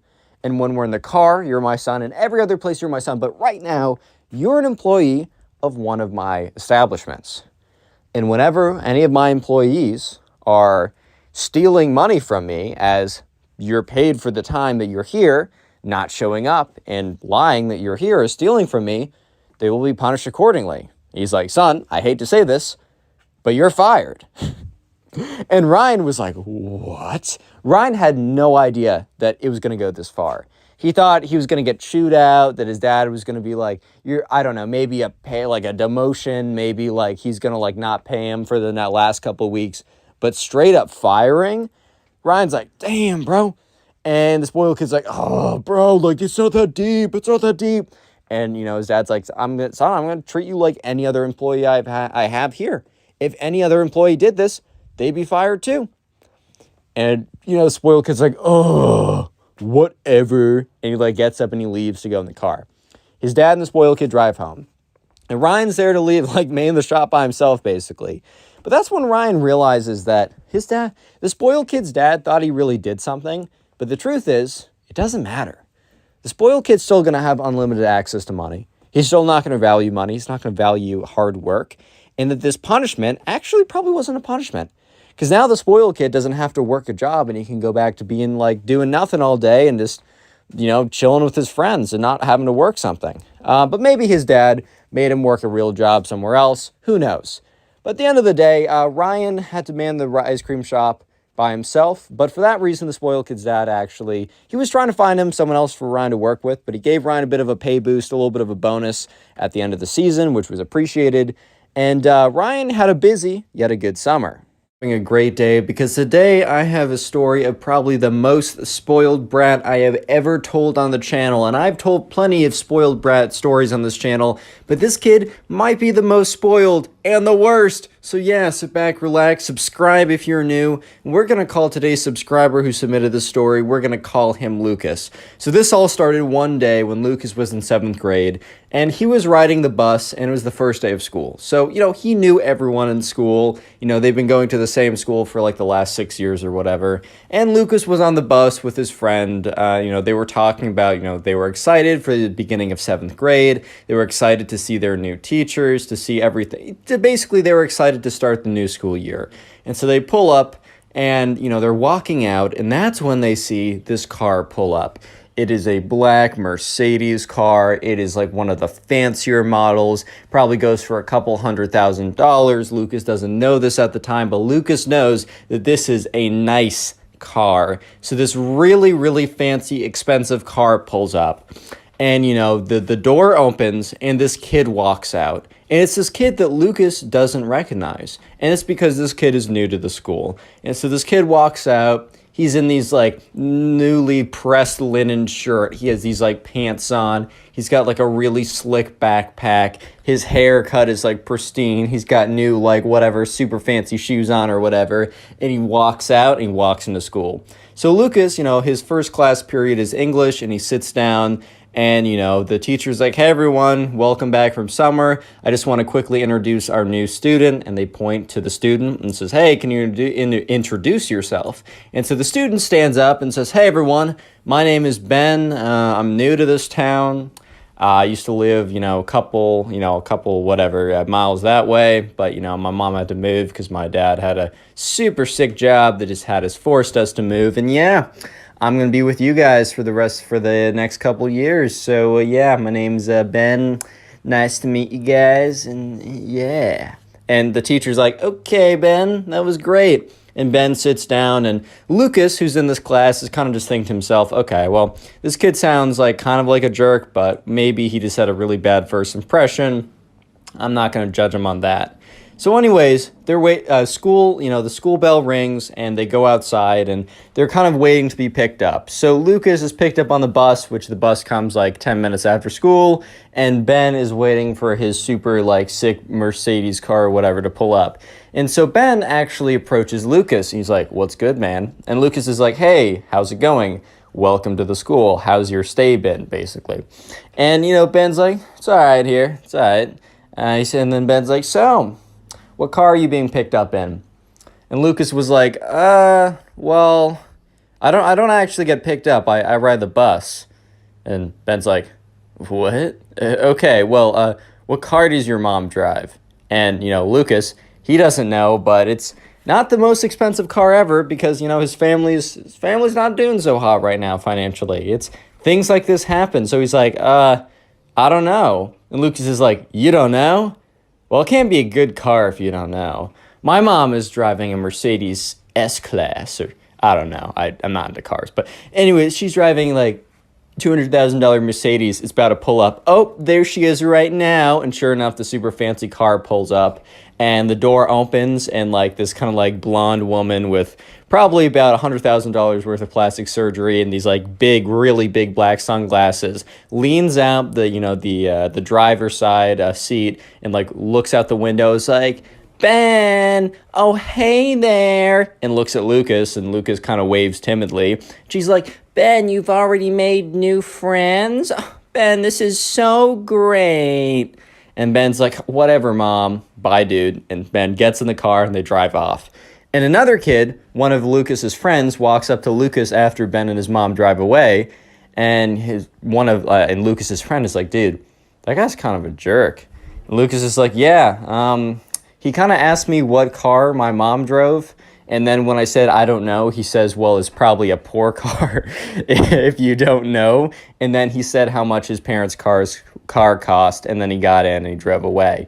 And Lucas's friend's like, yeah, this guy's a pee-pee. They're in 7th grade, man. Maybe they said something worse, but I don't know. I'm trying to keep ads in this video. YouTube, don't thunderbolt me, please. Anyways, right, so the next day rolls around. And Lucas is kind of like, all right, well, me and Ben, we're not going to be boys. We're not going to be super tight. We're not going to be hanging out that much. But you know what? Fine. He can exist. I can exist. We will coexist, right? We just won't interact with each other that much. And that is totally okay. So they go to lunch, and they're sitting down. And Lucas is sitting with some of his friends. However, this is a pretty big table, so that there's a lot of open seats. And Ben walks in, and Ben kind of has a posse of kids behind him. Ben kind of has this this aura of confidence, and people know that, he's got a lot of money too. So for some reason, that just immediately made him popular. So Ben was walking in, and imagine him strutting in. So he's got his chest out, his arms are kind of waving back and forth a little bit. Ben is strutting into the cafeteria with his army of little minions behind him. And Lucas looks over, he's like, what? And almost every other table was full, so Ben and his minions, I'm going to call them that, Ben and his minions, they sit down at the table, and they already start talking, and Lucas and his friends were talking about how much they didn't like Ben, but we're just going to whatever. So it's kind of like they all kind of look at each other when Ben and his friends sit down. They're all kind of like, okay. So anyways, right, Ben looks over and says, "What do you boys have for lunch today?" And, they open it up, and Lucas has like, "Well, I got a peanut butter and jelly sandwich." And Ben was like, "I mean, nice, dude." And Lucas was in his mind. He's like, "Dude, why? Why are you scoffing at that? Like, bro, are you serious? Are you serious?" And Ben was like, "Yeah, I got pretty standard lunch today. I got some leftover sushi from last night and also some cold cuts my dad made me on his grill. Do you want to hear about my dad's grill? It went for $5,000. At this point, Lucas is just like, he's zoning out the conversation. He's trying to turn back to his friends because it's Lucas and his friends and Ben and his minions. They're all sitting at that table. So Lucas is kind of hoping that Ben will start talking primarily to his minions and Lucas can go back and talk to his friends, right? But Ben is not letting that happen because Ben turns around again and says, "So, Lucas, tell me about you. What do your parents do for work?" Which, first of all, when you say, "Tell me about you," don't you want to know about them? Why does it matter what their parents do for work, bro? But anyways, right?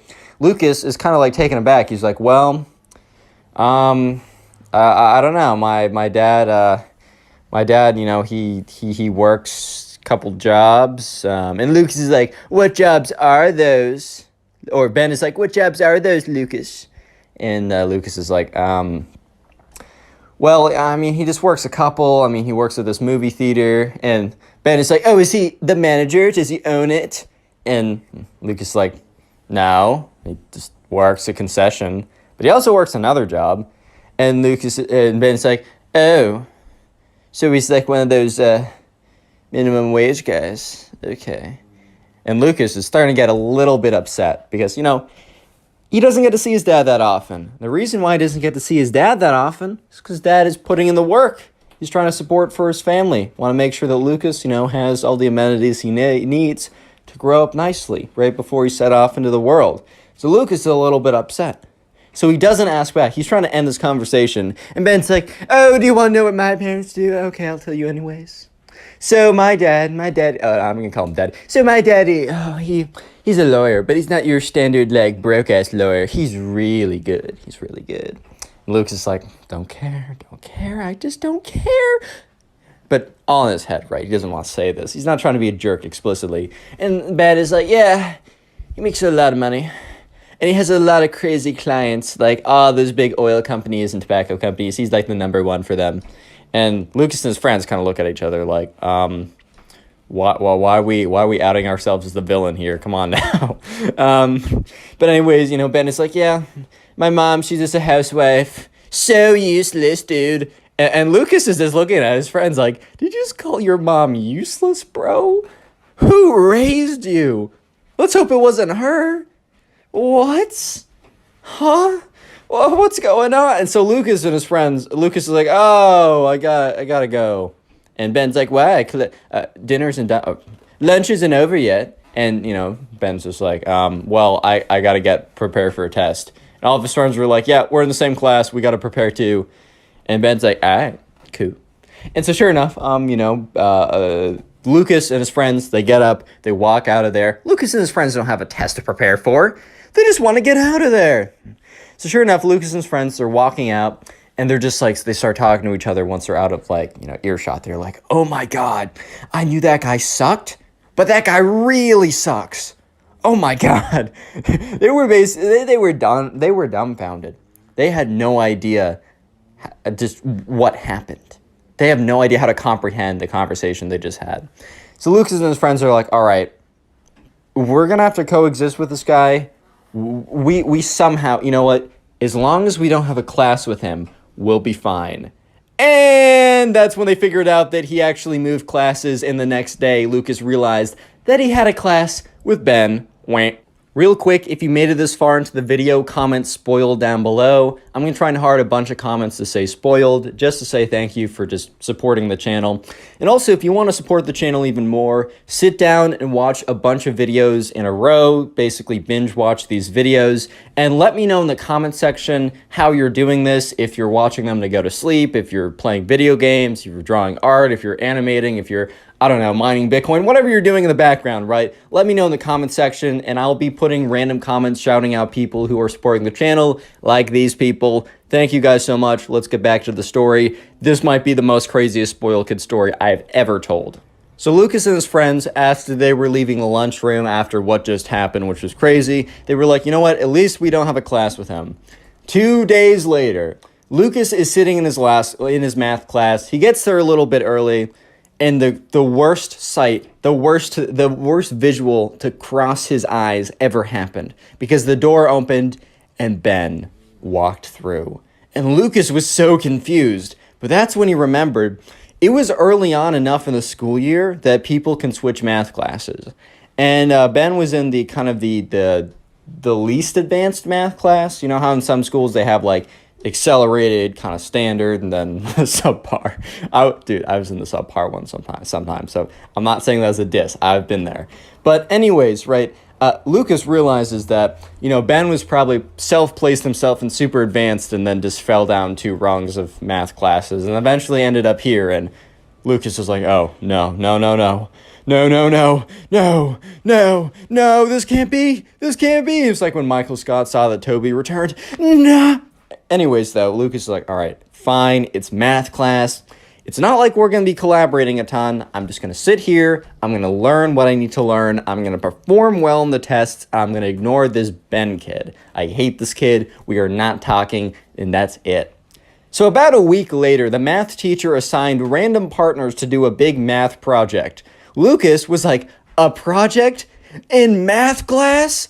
And the partners are randomized? Okay, well, what are the odds that I get Ben? Sure enough, the teacher goes in and puts all the names into a random, name pair generator website. He's like, all right, first pair, Lucas and Ben. Lucas was just like, God, I know you are testing me, but what have I done? Why? What have I done? Anyways, right, Lucas is like, all right, I have to do it with Ben. That is fine. And the teacher's like, all right, probably for this project, the best thing you can do is to work together on the weekends. And, Luke's is like, and I have to go to Ben's house now. Oh my God. So sure enough, Ben comes over. He's like, what's up, bro? Let me get your number. And, Lucas pulls out, his phone. And Ben's like, bro, what generation is that? Is that like an iPhone 0? Lol. This is the newest iPhone ever. It actually has the most storage possible.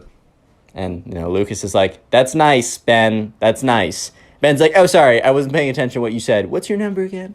So Lucas, gives Ben his number. They contact each other.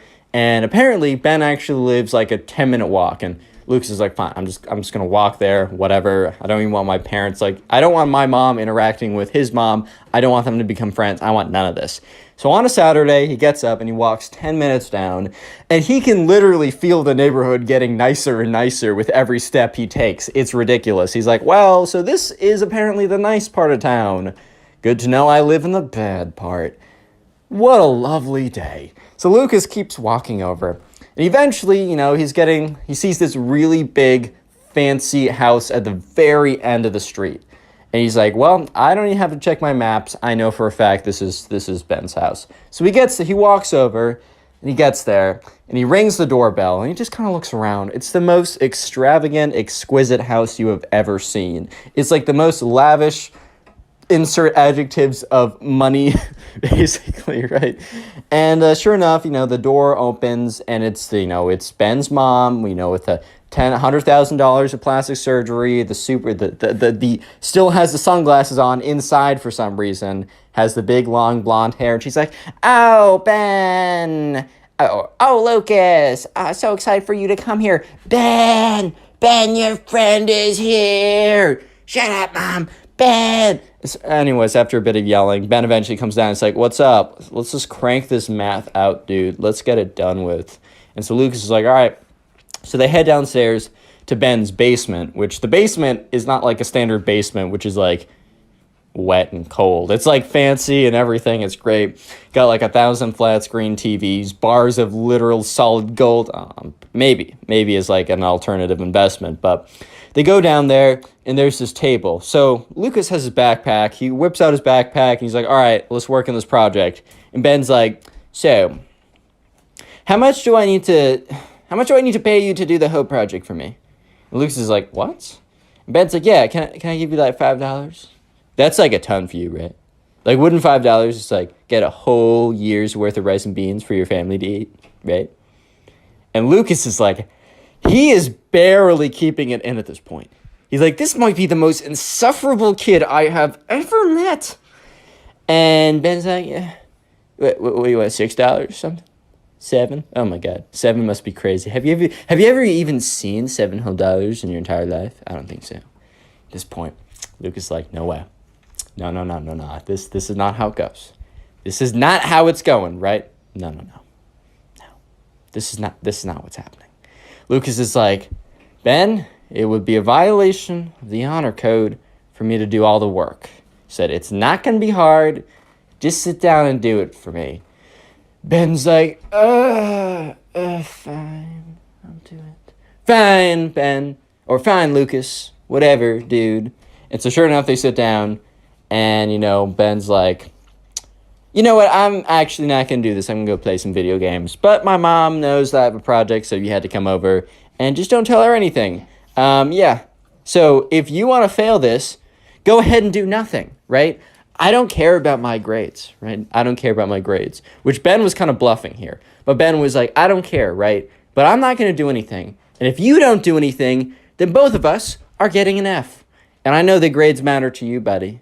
So either you do something and we both do well, or you don't do anything and we both fail. I feel like it's a pretty obvious answer here. And Lucas was like, this kid isn't just a jerk. He's evil, right? What? So sure enough, Lucas is like, no. In his head, he's like, you're not getting away with this. I might do this. I'm going to do the work, but you're not getting away with this. So Lucas just sits down at the table and says, fine, Ben, you drive a hard bargain, but fair enough. Don't worry. Lucas did not concede here. This is not the end of it. Don't worry. So Lucas sits down, and after grinding away for hours, he eventually finishes the project. And Ben the whole time is playing on his Xbox. He's like, what? Are you done? Cool. See you later. See you tomorrow or see you on Monday in class, buddy. And Lucas gets his stuff. He's like, bye, Ben. Puts his stuff together. Ben's mom's like, oh, come back soon. If you want. And, Lucas is like, thank you. Thank you very much. Lucas walks out and he's walking down all the way back to his house. The entire way back, he's like, this is not over. Ben did not win this round. He won this battle, but I will win the war here. But exactly how was going to be the hard part. Because Lucas knew that Ben could lie. And if Lucas turned him in and said, hey, I did all the work here, Ben could simply say, oh, well, that's a lie. I did the work. Prove it. Prove it if I didn't, right? And it'd be really hard. And Lucas was trying to figure that out until it came to him. Ben has no idea what the project is. He has no idea what the continents of or what is inside of the project. He doesn't know anything about the project. And if Lucas was to turn him in, he would tell the teacher, and the way that you're going to prove it is you're going to ask Ben to say anything about the project. You're going to ask Ben to explain what he contributed to without showing him the project. Because Ben did nothing and he knows nothing. Ben might be able to weasel his way out if he actually sees the project being like, oh, that's totally me. I totally did that part and that part and that part. In fact, I did all of it. He wouldn't be able to do that if he never saw the project. And Lucas starts skipping on he's so excited, he starts skipping on his way back home. He is just full of energy because he has gotten Ben at his own freaking game. So anyways, Monday comes in. And, the teacher's at the end of class, the teacher's collecting projects. And Ben goes up with a project or Lucas goes up with a project. And Ben is walks up as well and says, hey, teacher, look at this project. Isn't it so great? And the teacher's like, good job, guys. And so Ben walks back walks away, goes to the back of the classroom again. And Lucas stays up there and whispers to the teacher, hey, can you wait a second after... Can we talk after class for a second? The teacher's like, okay, yeah, sure. Whatever you want to do. And so when the bell rings, everyone leaves. And then, Lucas and the teacher are here. And Lucas says, hey. And Lucas explains everything that happened. He explains that Ben didn't do the work, but didn't just not do the work, told him that, like, since he wasn't going to do the work, if he didn't want to fail, Lucas had to do everything. And the teacher's like, wow, like, this is a really serious accusation. Like, not only will he, like, fail, but this is part of, like, academic honesty, because he said that this was his work. So Lucas says, okay, I know this is a big deal, but for you to prove it, just go up to Ben and tell him that, like, exactly what I'm saying, and then tell him to prove that he did anything by explaining anything about the project. Anything about the project. I am so confident that he didn't do a single thing, that if he gets, like, a single part of our presentation correct, besides the cover, then you know what? Fine. He's off the hook, and I'm wrong. Even though I'm not, but I'm wrong. He doesn't get punished. And the teacher's like, okay, I'm going to do it. And so he's like, all right, I'm actually going to go to I know exactly what class that Ben is in right now. I'm going to go pull him out of it because this is serious enough. And yeah, all right, Lucas, I will keep you updated. So anyways, Lucas goes to his next class and he's barely able, right? He's barely able to focus because the only thing he can think about right now is, oh my God, he's like not interrogating Ben, but he's asking Ben, is Ben going to like, did Ben like figure out something about the project? I really went on a limb saying he won't know anything. Like, what if he just knows one single thing? What if he looked over and just remembers something? Like, oh my God, and he's gonna know that I ratted him out. He's gonna make my life terrible if things, oh my God, like if this doesn't work. And so after this class ends, Lucas is walking to his next class. And that's when he sees his math teacher walking by. And his math teacher's like, oh, Lucas, can I talk to you for a second? And Lucas's heart just drops because he knows that this right here, this is the moment. Like if something's going to happen, it's going to happen now. So Lucas walks over and they both walk over to like an empty classroom and they walk in. And the math teacher's like, hey, Lucas, so I just want to tell you, I talked with Ben and I told him what you said to me, and he denied everything. He denied every detail, and in fact, he said that you were the one who was slacking and knew that you were slacking and didn't put in equal work, so you wanted to cover it up. And you told him that, that you were thinking of like lying or something like that. And Lucas is like, what? And the teacher's like, I don't know. He explained it kind of weirdly, but at that point, it was a he said, she said, so it was a draw. And Lucas was like, no. And then the teacher's like, well, at that point, it was a draw. But then I decided that I was going to go along with your kind of theory of asking him to prove anything, which he said he did most of the work, so that wouldn't be a problem, right? And Lucas is like, correct, if he did stuff. And the teacher's like, okay, so yeah. And I went to him and I asked him, I said, hey, tell me what you did in the project. And Ben replied, oh, let me see the project and I'll point it out.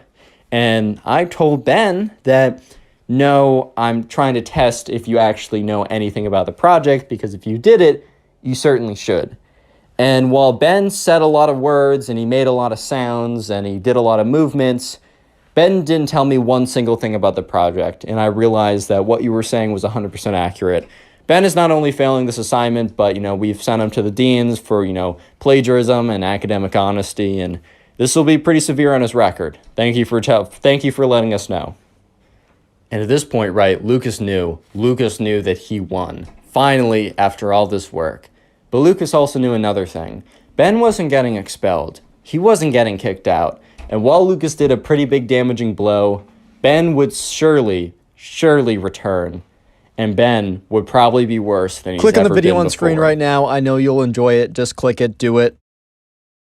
How's it going, everyone? I hope you're having a great day, because today we have a story of a spoiled kid who gets so angry that he ends up burning down his entire summer camp. This may be the most insane story I have ever received, so sit back, relax, maybe grab something to eat, grab something to drink, subscribe to the channel if you're new, and let's call the subscriber who submitted this story Max. So this all happened one summer when Max was away at a day summer camp. So it wasn't a sleepaway camp, but it was a day camp that his mom would pick him up and drop him off every single day for a week. And this is a camp Max has been going to for a little while now. And so basically they would, kids would be dropped off, they would do activities, kind of typical camp stuff.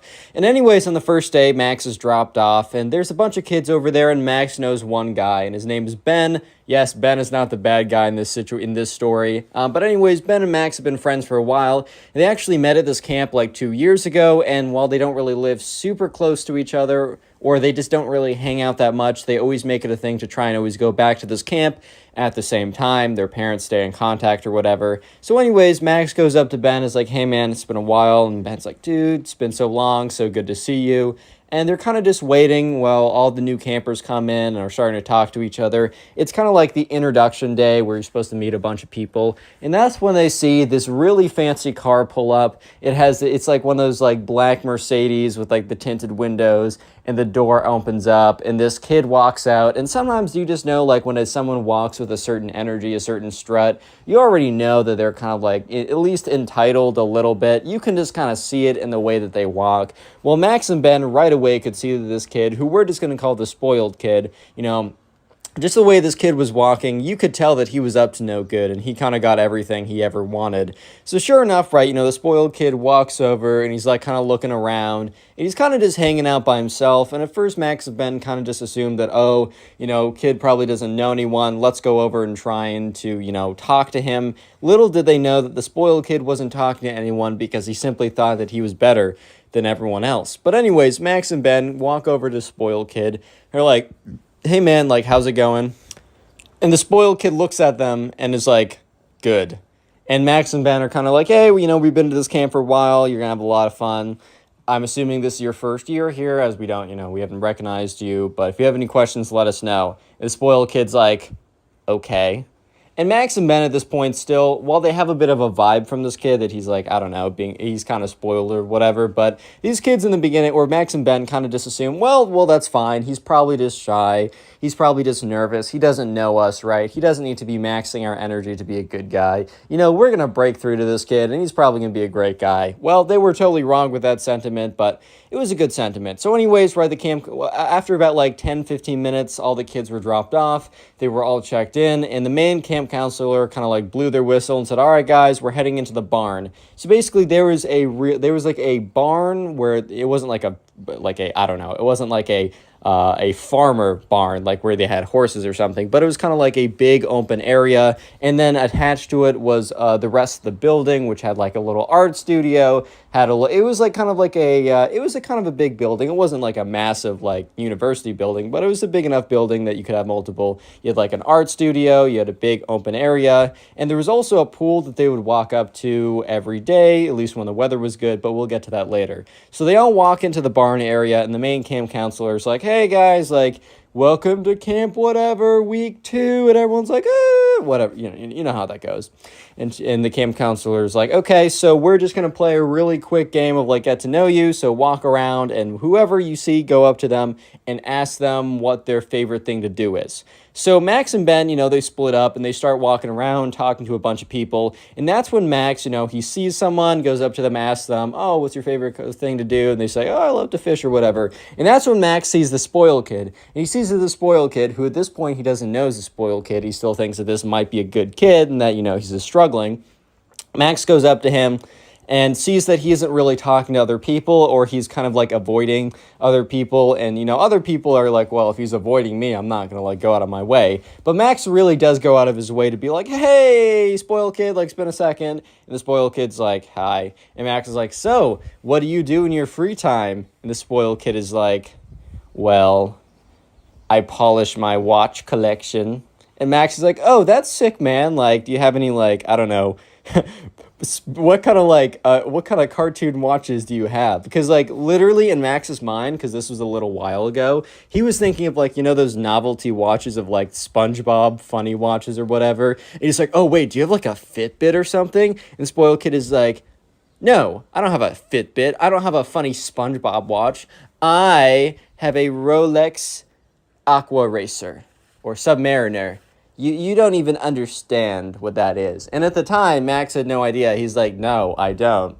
And the spoiled kid like, well, it's a very expensive watch, and I spend my time shining it.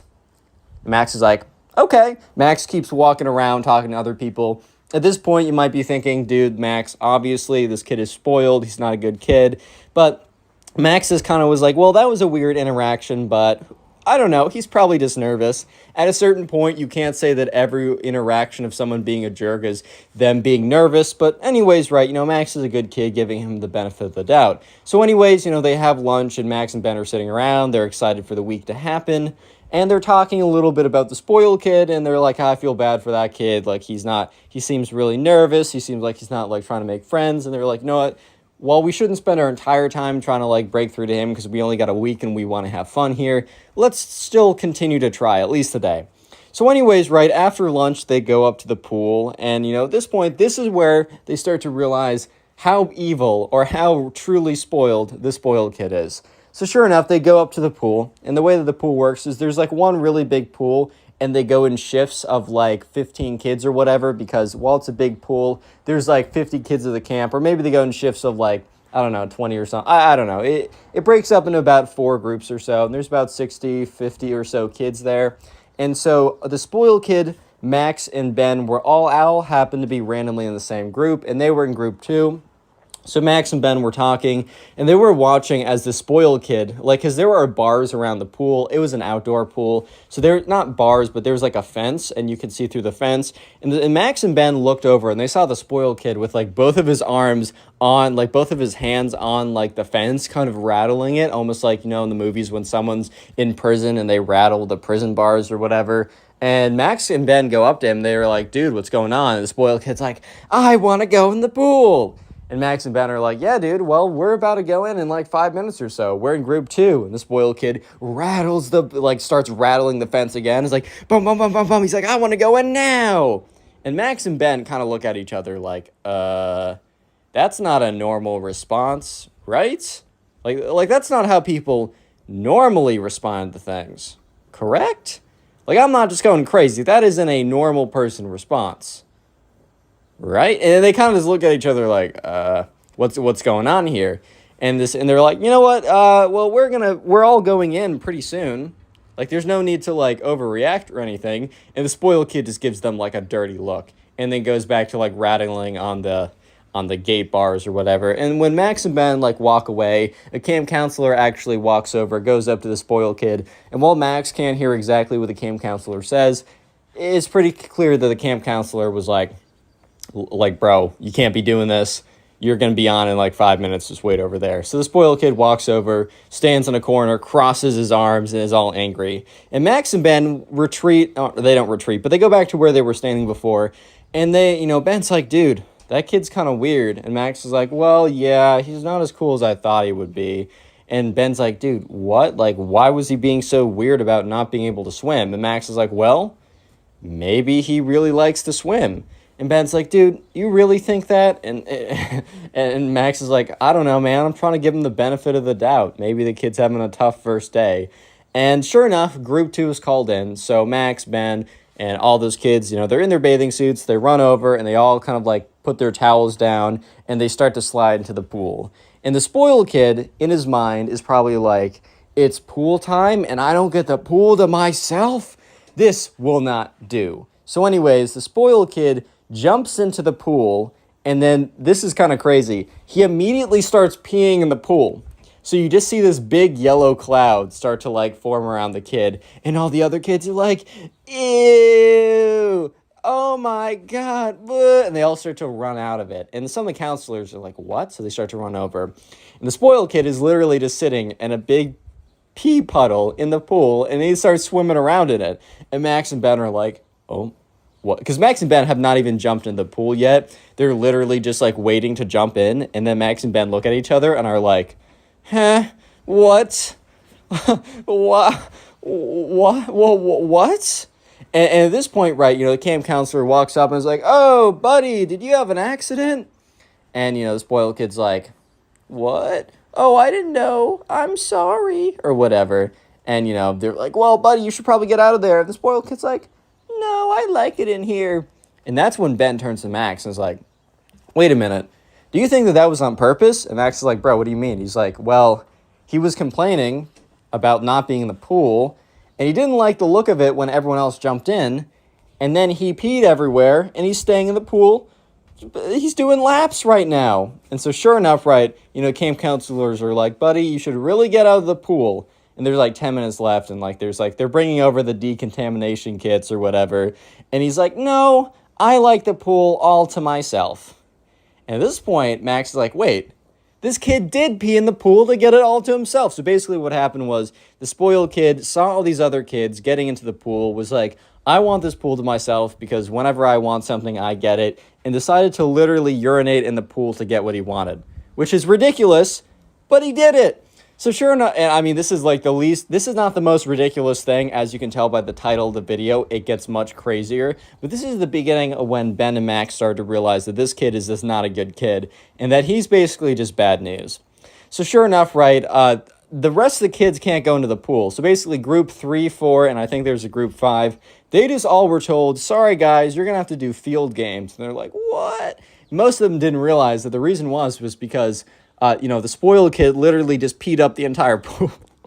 That's the most ridiculous thing ever. He peed up the entire pool, man, and he was just swimming around in it. And Max and Ben were like, all right, so we're not going to go out of our way to hang out with this kid. So anyways, the first day ended, and, Max's mom picked him up and said, hey, like, how was your first day? I know how much you love this camp. And Max tells her the story of this kid. She's like, wow, this is a very strange kid. And Max is like, yeah, well, I think this is probably it for him. And let me just say, that was not it for him. So the next day comes around, and when Max wakes up, it is pouring rain. His mom says, hey, honey, like, I just want to let you know it is pouring rain, so you will probably not be doing any outdoor activities or going in the pool today. So Max is dropped off at camp, and sure enough, they're having all their activities inside. And the first, like, activity, whatever, was some kind of, like, arts and craft thing. It was just Max and Ben chilling, hanging out, having a good time. But after that, it was lunch. And normally, like, lunch isn't, it's pretty standard. Normally would think, oh, what happens at lunch? But basically, right, there's kind of like a 5 minutes before lunch started, everyone has their lunch boxes. Basically, you bring a little container with all your lunch in, and you put your lunch box on, like, a bench or something. So there's, like, 50 lunch boxes, and, Max and Ben, they walk out of their arts and craft class, and they go to their lunch boxes, and they open it up, and, they go to it, and they say, wait a minute, this has already been opened up. And Max turns to Ben and is like, bro, is yours opened up? And Ben's like, dude, mine's opened up too. And that's when they see that everybody's lunchbox has already been opened up. So, like, everyone's lunchbox has been unzipped. And, Max is like, bro, where did my cookie go? And Ben's like, dude, where did my pudding cup go? And you start hearing murmurs from everyone else. Basically, they're missing one or two things, but they're normally missing the best part of their lunch. And that's when they hear this kind of crunching and munching noise, right? So someone, like, walks to, like, the corner, and they see that, because there's, like, a curtain, because there's, like, a stage in the barn, and they, like, hear a noise behind the curtain, and they draw the curtain, and they see the spoiled kid sitting there with basically a mountain of, like, dessert items from everyone's lunch. And at this point, right, the camp counselors are getting so many, like, complaints about someone opened up my lunchbox and took something. And that's when they noticed basically the spoiled kid with a massive pile of all the complaints of all the food that was missing. So, immediately Max and Ben are like, oh my God, the spoiled kid must have, like, left arts and crafts early, went through everyone's lunch boxes, and just took all the good stuff and started eating it. So sure enough, right, the camp counselors are like, you're coming with us. They take the spoiled kid out of there, and they kind of reprimand him in the hall, and everyone else runs over to the big pile, and they're kind of, like, going through their stuff, and about half the stuff has already been eaten, so half the kids are able to retrieve their missing dessert items, while the other half are just left with wrappers and, spoons and used pudding cups. Yep, rip Ben, his pudding cup is gone. R.I.P. pudding cup, you'll live another day or something like that. And so sure enough, Ben and Max are sitting down, eating their lunch, and Max also lost his, like, cookie thing or whatever dessert thing he had. So he's pretty upset as well. He's like, dude, this Ben kid sucks.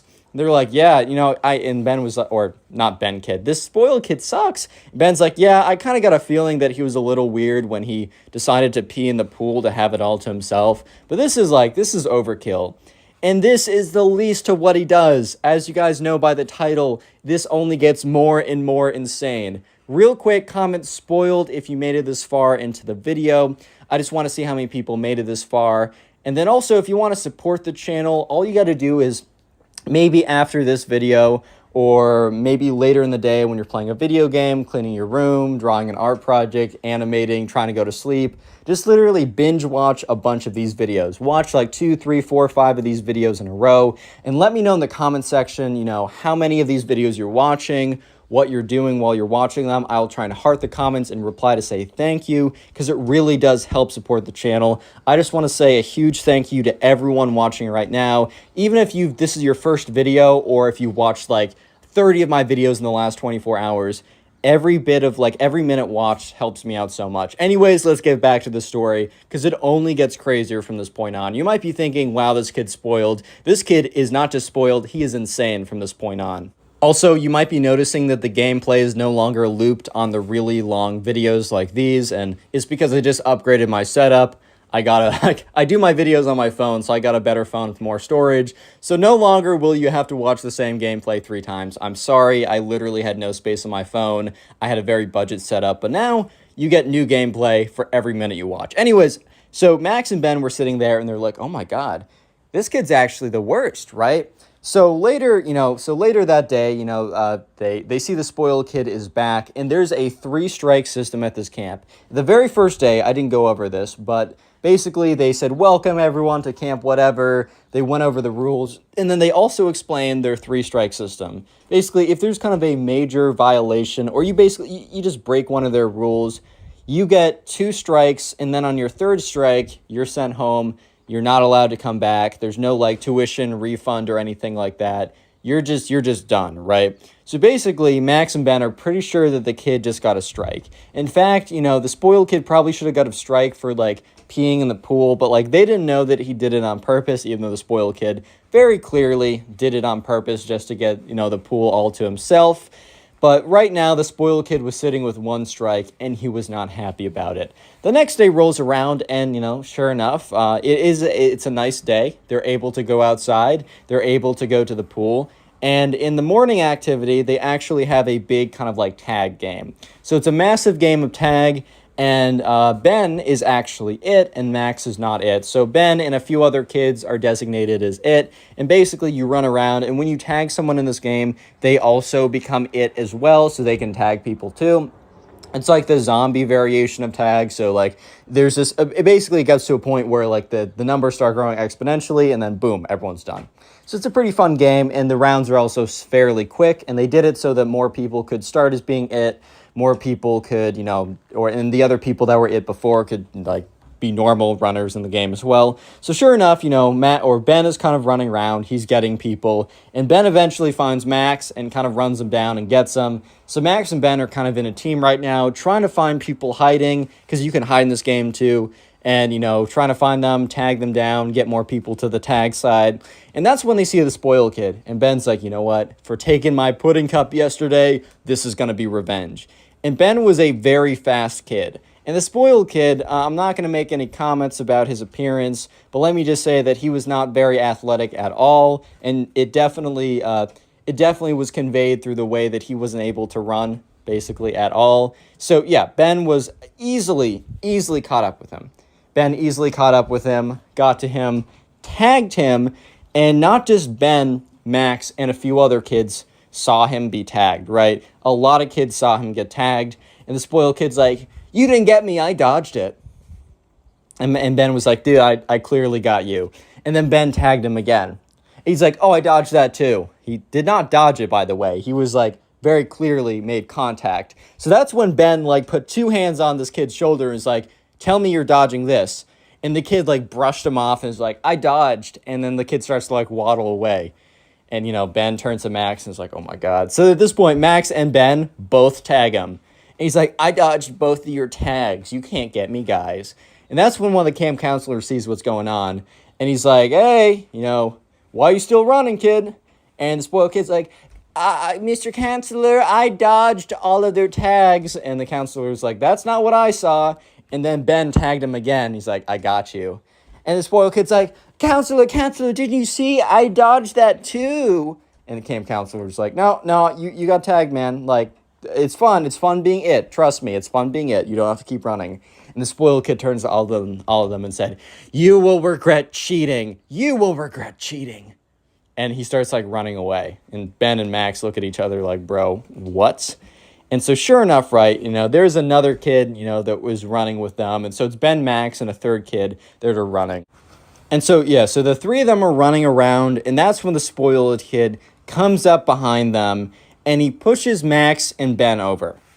He goes up behind them and does a massive push. They both fall over, and they watch as the spoiled kid turns around and kicks the third kid in the shin. And the kid's like, ah! He falls down. The kid starts crying or whatever. And one of the camp counselors saw the entire thing go down. He's like, hey, you, what did you just do? The spoiled kid says, they just all tripped. And, the counselor's like, hey, I know you. You're the kid who, ate all the food yesterday. And, no, they did not trip. They're I saw the whole thing go down. You push those two kids, and then you kick that kid, and he's hurt. In fact, I think they're all hurt. You're coming with me. And he, takes out his phone. And he calls another counselor. He's like, hey, I need backup or something like that. And so another counselor comes over, assists, medically with, Ben, Max, and the third kid. Ben and Max were fine. They had some scrapes. But the third kid got some damage. He didn't break anything, but he was in a lot of pain or whatever. And so the spoiled kid, once again, was taken away. And that means that he was now on 2 strikes. And he was very angry that he was on 2 strikes, because 2 strikes means you're 1 strike away from being kicked out of the camp. But also, when you're on 2 strikes, you have a lot of your privileges kind of revoked. For example, the spoiled kid was no longer allowed to go swimming. However, he had to go up to the swimming place. He just had to sit there and watch the other kids swim, because they weren't going to have a counselor stay just to guard the one kid. But they also didn't want to reward him with swimming if he's been terrible for if he has 2 strikes, you have to be pretty bad to have 2 strikes. So anyways, that day up at swimming, Ben and Max are waiting around for, their group to be called. And the spoiled kid, he's just standing there, and he is very angry. And he goes up to Ben and Max. He's like, you two are cheating today. You two were cheating today, and all I did was I got revenge for your cheating. And because of that, I'm being blamed. And Ben and Max were like, yeah, you're blamed for, first of all, Ben's like, we were not cheating. We touched you 1 billion times, and you said that you dodged it. Explain how you dodged that, because you did not. One of the camp counselors saw the whole thing and even proved that you, in fact, were cheating. And then you decided, after running off and crying, because you're a little baby boy, and at this point, Max is like, bro, Ben's going off, because you're a little baby boy, right? And you decided to come around and push us and then kick that guy in the shin because you can't handle losing because you're a loser? At this point, Max is like, not Max, the spoiled kid was like, I was already upset because of my 2 strikes, but now you've pushed me over the edge. This can't mean something to you? Well, it means nothing to me, and I will take it down single-handedly. And, Ben and Max are like, okay, dude, whatever, what? What are you saying, bro? Little did Max and Ben know that the spoiled kid was not just saying, I'm going to take down this whole summer camp. He wasn't just saying that for saying that. He wasn't just saying that to try and scare them. These weren't random comments. These were, as the people who read the title of this video already know. By the way, drop a like in the video if you haven't already. I don't normally ask, but just check to see if you have. Basically, right, Max and Ben didn't think anything of it. So the next day comes around, and this time, the spoiled kid brought something from home. A little something that you use if you smoke, which you shouldn't, you might need something to light your cigarette, right? You might need something like that. But there are multiple uses for a lighter, as you shall see. So anyways, on this now infamous day in Max's life, because it's a crazy day, he goes in and it's pretty normal. And so for the first half, before they go swimming in the afternoon, they're just doing some simple crafts again. So remember, this building has a barn, which is a big open area, and the big open area is attached to kind of a wing, in a sense, a hall, which attaches to several rooms where kids are able to do crafts or whatever, as well as there's one kind of camp counselor's room with all the office paper and all that kind of stuff. And remember, in the barn, there's a stage which has curtains. So right, Max and Ben are just, they're sitting around and they're doing their crafts, and they're like, dude, like the spoiled kid was here earlier. He asked to go to the bathroom and he's been gone for like 20 minutes. So Max and Ben are like, dude, that's really weird. And, Ben's like, well, I mean, I kind of have to go to the bathroom. Do you want to come with me? That's not a weird request. They just wanted to like mess around in the bathroom. Not like that. Stop being weird. You know what I mean. And so Max and Ben, they both asked to go to the bathroom. The camp counselor's like, okay, like don't mess around. Don't just play games in there the entire time. So they walk out, right, and they're walking down. And so the bathroom is right by the barn. But that's when they see that the barn door is open. And they're like, why is the barn door open? And they look in there, right? And they start to like smell a really weird smell. It is the smell of smoke. So they look in there and they see the curtain, right? And they see the curtain is catching flame. And what they also see is the spoiled kid sitting, or kind of like kneeling or crouching or whatever on the other side of the curtain with the lighter, trying to catch that side on fire too. So at this point, Ben and Max are speechless. They are stunned. They turn to each other and they sprint back and they start slamming their fists on the camp counselor's door, like the door for like where they all sit. Bum, bum, bum, bum, bum, bum, bum, bum, right? And so they open it up and like some camp counselor was like, what's up, dudes? Like, you guys get in trouble or something? They're like, no, come with us. So Ben and Max are like running down. The dude's like, guys, calm down. And that's when Ben and Max get to the barn. They open to the door and they point. And they point to the curtain now catching complete flame, and also the spoiled kid trying to like light the other side on fire. And the camp counselor is like, holy... And then, he's like, he gets on his phone and he's like, emergency. And he goes to the fire alarm, pulls that, sprinkler systems start to go, right? But the thing is, the fire is now spreading. This is like it's like wooden carpet, everything. This is not, this like barn, this whole like facility was made a while ago, bro. This thing was made like when the fire safety rules were not as good. So the sprinkler systems were okay, but the fire was just starting to spread really rapidly. And the camp counselor grabs the spoiled kid and says, you're coming with me. And all the kids are walking out in a single file line, and they all stand out in the field. And most of them think, oh, it's our mandatory fire drill or something, whatever. But that's when one of the kids is like, well, I smelled smoke. And so Ben and Max turn around and they start telling every kid what they saw. And the rumors and the truth starts to spread insanely fast. All the kids are now telling everyone that the spoiled kid, the pee-pee boy, the one who ate all their food and kicked a bunch of people because he'd lost in the game, decided to burn down the camp out of revenge. So rumors are starting to spread. All of a sudden, they start to smell smoke. And that's when they see, smoke start to pour out of the rooms, out of the windows.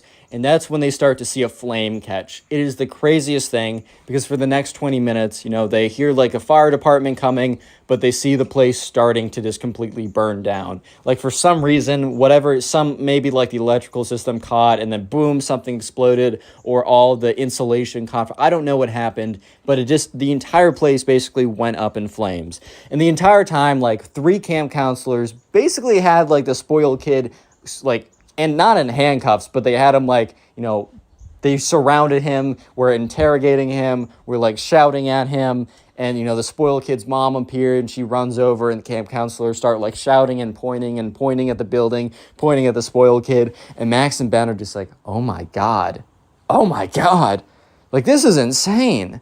And Max is like, all right, well, I knew this kid was weird, but like, bro, what? And sure enough, the fire department comes and, they put out the fire, but at this point, the entire, like, building is charred, it is gone. It's not burnt down to, like, the floor, but all they have left is, like, the outlines of the structure of the building. It is intense. So at this point, right, the kid got his 3rd strike. Okay, it's a little bit more worse than the 3rd strike, right? So at this point, there were still 2 days left of camp. And the camp basically sent out a parent saying that like there was a rogue kid that went and like tried to like burn down the camp basically, and that they could either have a 30% like a 10% tuition, I guess, refund, because like a lot of it was already spent on like paying the counselors and the equipment. They said we can give you like a 10% refund, or the kids can come with us for the next 2 days and we'll just be at the pool because that obviously wasn't affected and do field games at the pool. Like, it's a terrible circumstance what happened, but we understand if you don't want your kid here anymore. So sure enough, right, Max and Ben, they came for the next 2 days and it just wasn't the same because of what just happened. And anyways, right, they have no idea what happened to the spoiled kid because police obviously got involved, but he's also a kid, right? So I don't really know how that all works out. And, Ben and, Max, they never saw him again, obviously, because he did not return to the camp. Probably because he was banned for life and probably wasn't allowed at any other camps as well because, word got out. And so Max and Ben actually did return to the camp the next year. However, it took place at a totally different location. For the remainder of that camp's existence, they were never back at that location because they never rebuilt it. I think something else eventually got built there later. But Max and Ben, still to this day, whenever they go to the camp and they meet a bunch of new campers, Max and Ben, eventually, when they were older, they became, counselors in training, and then when they decided to become actually counselors, they would always tell the story of the spoiled kid every single year. And it kind of became an underground camp legend. Yeah, so subscribe. Click on the video on screen right video, now. please. I know you'll enjoy it. Just click it. Do it. How's it going, everyone? Today we have a story of probably one of the most spoiled kids ever breaking his brand new $10,000 gaming computer because he was big mad that he lost a video game. So yeah, sit back, relax, subscribe if you're new, and let's call the subscribers who submitted the story Zach and Ben. So yeah, this is kind of a duo story. I haven't done one of these in a while. So Zach and Ben went to school together, and there was this new kid, and his name was Liam. And in the very start of the year, Liam was kind of he's new to the class.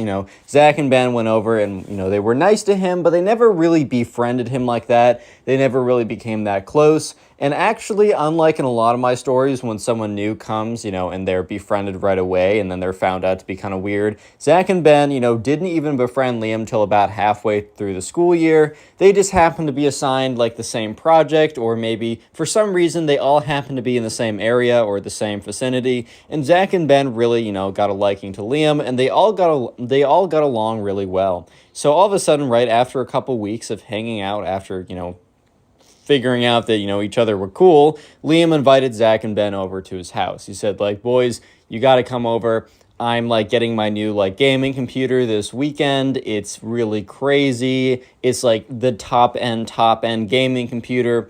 Basically, Liam came from, a household that had a little extra bread, a little extra cash, if you know what I mean. And, his parents would, occasionally let him spend it. And by occasionally, I mean always. And by spend it, I mean dropping big bucks. So Zach and Ben, kind of being aware of this, where, they liked Liam as a friend, but then they were also excited to play on, a $10,000 gaming computer. They'll be like, oh my God, think of the frames per second. Oh my God, this is going to be crazy, right? Or whatever.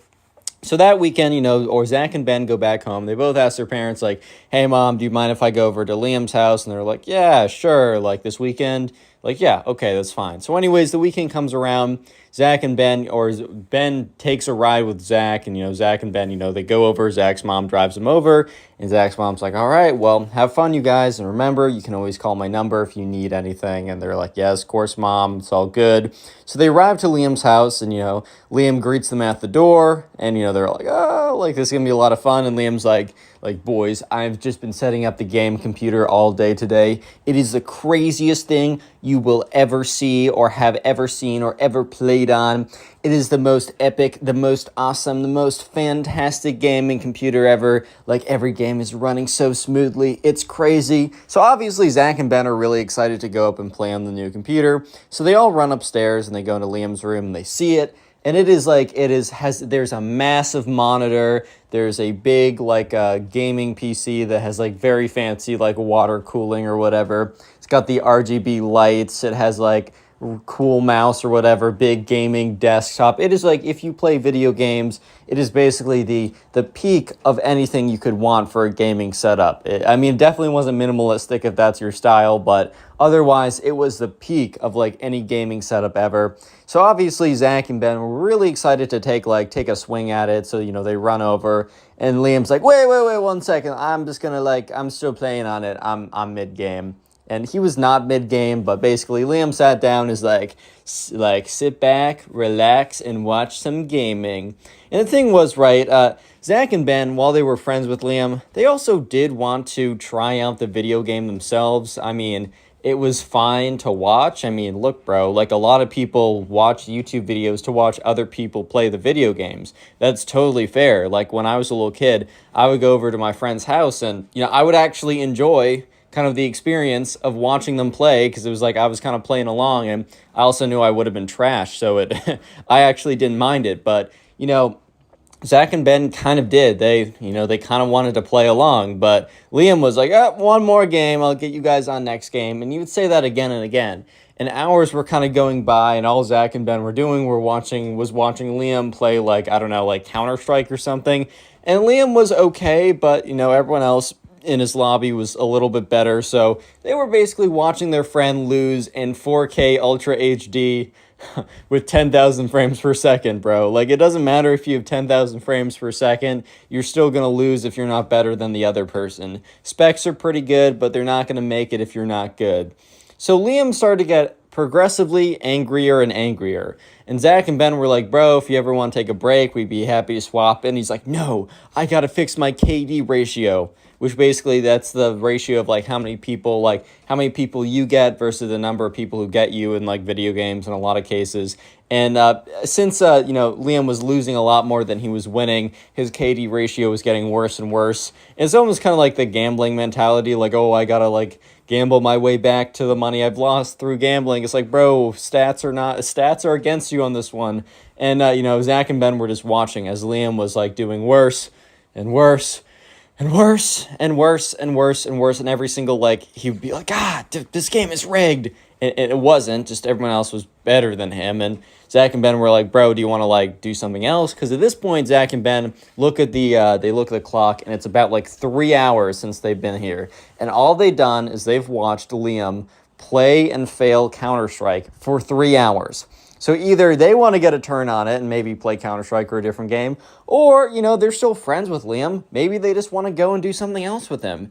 Maybe they just want to go and, I don't know, man. Like, maybe they just want to go and play outside or watch a movie or just do something else from watching him lose and get angry at Counter-Strike again and again.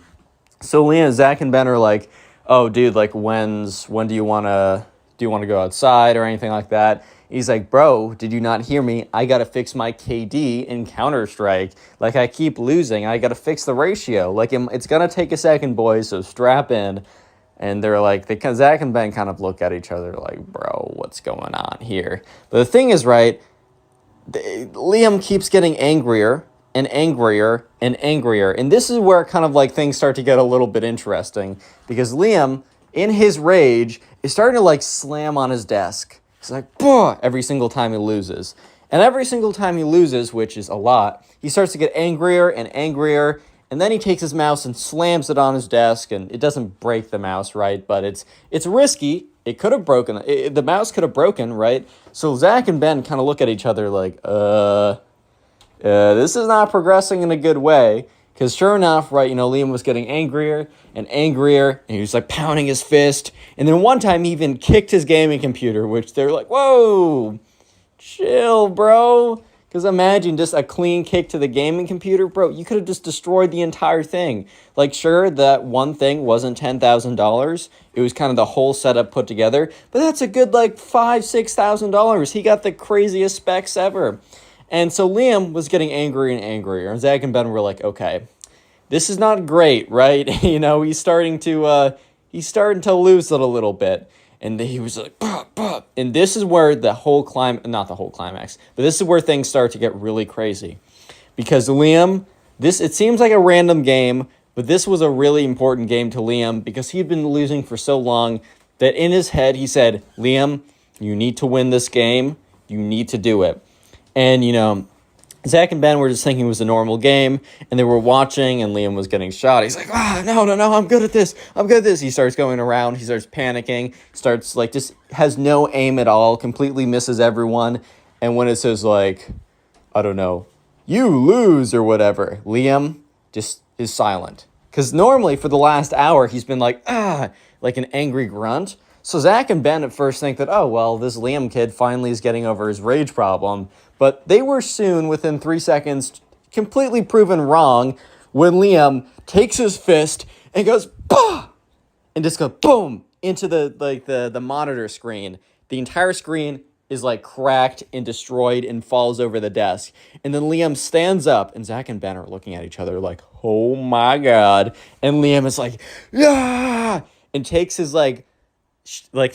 foot and just goes boom and kicks his gaming computer with such force that actually lifts up off the ground, flies for a little bit, hits the hardwood floor, and shatters and explodes, and water starts leaking out of it for like the water cooling, and little bits and pieces go everywhere. And that's when Liam flips his desk, takes his mouse, swings it around on the mouse cord, is screaming the entire time, and throws it against the wall. The mouse explodes as well, and Liam starts huffing and puffing. He's like,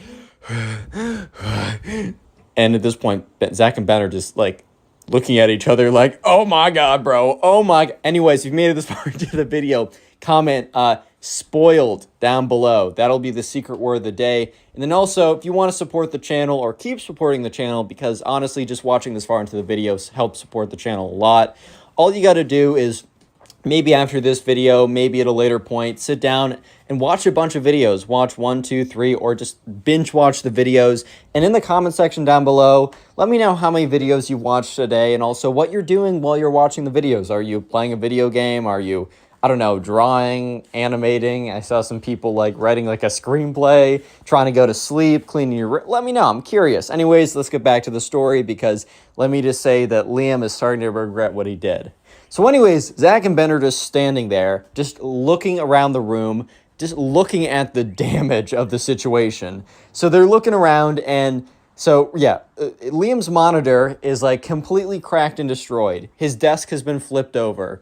The big gaming computer has spilled into a billion pieces, is all over on the floor, cracked liquid, completely destroyed, probably like $5 of value left, right? The mouse isn't even a mouse anymore. It is splattered into a million pieces, and there's like a crunch mark on the wall. It is like cracked where he slammed it. And Liam is still like, and Zach and Ben are like, oh my God, bro. Like, this kid just went crazy, because they knew how much this was. Liam was toting how it like overall cost $10,000 and how he just got it. And after having it for like 3 hours and just not being good at Counter-Strike, instead of being like, let me just shut down my computer and go outside because I'll probably enjoy the video game another day, I'm actually just going to break my entire setup out of rage.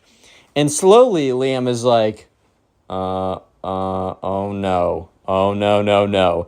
Oh no, what did I do? Boys, what did I do? And they turns to Zach and Ben, and they're like, bro, I don't know how to put this, but I mean, you did just break your entire setup. And he's like, no, this can't be happening. I did just, and they're like, you did just do it, but, he's like, boys, like, my parents know about this. This was like my big gift.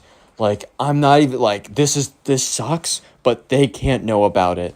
And they're like, Zach and Ben are like, well, and they look around the room, and there's just bits of computers all over the place. The thing's leaking, everything's destroyed. There's cracks on the walls. They're like, well, if they come in, they're going to see this. And he's like, okay, boy, I'm sorry. Like, I know you wanted to play on it, but that's probably not going to happen now. And Zach and Ben just look at each other like, yeah, I don't think that's going to happen, since the gaming computer is in 100,000 pieces on the floor right now. And or Liam's like, we need to hide this. Like, I need your help. Like, I'll make it up to you guys. We'll do fun things like later. We just got to clean this up. Like, my parents cannot know. And, Zach and Ben are like, okay. Zach and Ben weren't going to be like, I don't know, asses and be like, haha, lol, suck it, dude. They're going to help, right? So they go downstairs, and, Zach sneaks downstairs, and Liam says, okay, the trash bags are in the closet next to the basement. So he goes downstairs, and Liam's mother's like, Zach, how's it going? And Zach's like, haha, it's going great. There's no gaming computer in 1,000 pieces upstairs. No, but he's like, yeah, it's going great. Thanks for asking. She's like, oh, what are you down here for? And he's like, Because he can't say, oh, I need a trash bag to hide all the pieces of the $10,000 gaming setup that your son just destroyed after 3 hours of being garbage at a video game. He's like, a glass of water? And she's like, oh, let me go get you one. She runs off into the other room. Zach is next to the closet, next to the basement. He opens it up. He sees the trash bags. And then he hears her coming back, so he quickly closes the closet door and intercepts her and is like, thank you so much for the glass of water. She's like, oh, you're welcome. She goes into another room. Zach opens up the closet door again, reaches in, pulls out a trash bag, quietly closes the closet door, runs back upstairs. And Liam's like, bro, why did you get a glass of water? He's like, long story. Hands the trash bag. They start putting parts of the gaming computer, whatever, in there. Liam's like, bro, why did you only get one? And Zach's like, he's like, we need more. Zach's like, dude, I don't know. I've never broken a $10,000 gaming setup before. And Liam's like, not funny, bro. Just get another trash bag. So he goes back downstairs. And Zach's mom's like, oh, you're back down again. He's like, oh, yeah, I just got to use the bathroom. And she's like, oh, did Liam not tell you about the bathroom right next to his room? And Zach's like, I guess not. And she's like, oh, well, it's over here. Let me show you. And so Zach goes to the bathroom, basically just stands in the bathroom for a minute, not doing anything, and then leaves and sees that, once again, Liam's mom is in the other room. So just goes by her quietly, goes into the closet, and just takes like 3 trash bags at this point, goes back upstairs, and thankfully, those 3 trash bags are enough to kind of enclose or get everything, all the parts and everything that go into the trash bags. They put it in his closet.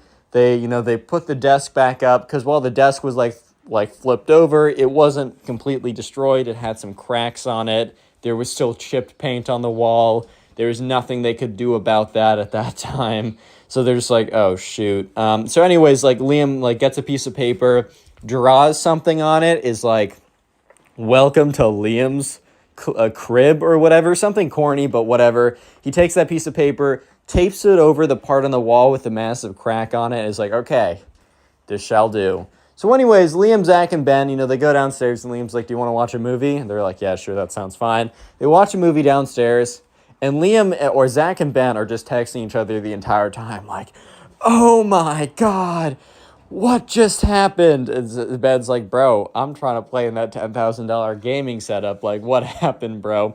But anyways, they go upstairs when, Liam's mom's like, oh, like, it's time for dinner, boys. Like, are you guys ready? It's time for dinner. So they come upstairs and, the table's all set for dinner and they sit down and, Liam's mom made a really good, steak roast. She made something. I don't think a steak roast is a thing. She made really good food. They're all sitting around enjoying it. And that's when Liam's mom is like, so Liam, did you show the boys your new video gaming thing that we bought you for your birthday? And she turns and she's like, boys, it's a very special video game thing. Liam and I sat around and I got him the greatest stuff for video games. And Liam is like, yeah, yeah. And Zach and Ben are like, okay, yeah, we've seen it. And she's like, boys, isn't it so great? Liam, your Aunt Gabby, she wanted to see a photo of you sitting in the gaming setup. Can we take a photo of it after dinner? Liam's face drops. Zach's face drops. Ben's face drops. They're all like, oh no, bro, it's over. We're done. This is GG unlucky. We're dead, bro. It's over. And sure enough, right, Liam's like, well, I was thinking of, doing stuff with Zach and Ben after dinner, so I might be busy. And, Liam's mom's like, it's only going to take a moment. And also, since we bought you that really expensive gaming setup, is it only fair that we get 30 seconds of a photo with you playing on it? Come on, that should only take a little bit of time. And she turns to Zach and Ben, and she's like, Liam, Zach and Ben, I'm sure that you wouldn't mind if we took 30 seconds out of your time with Liam to take a little photo of him on his gaming setup. And Zach and Ben were just staring at her.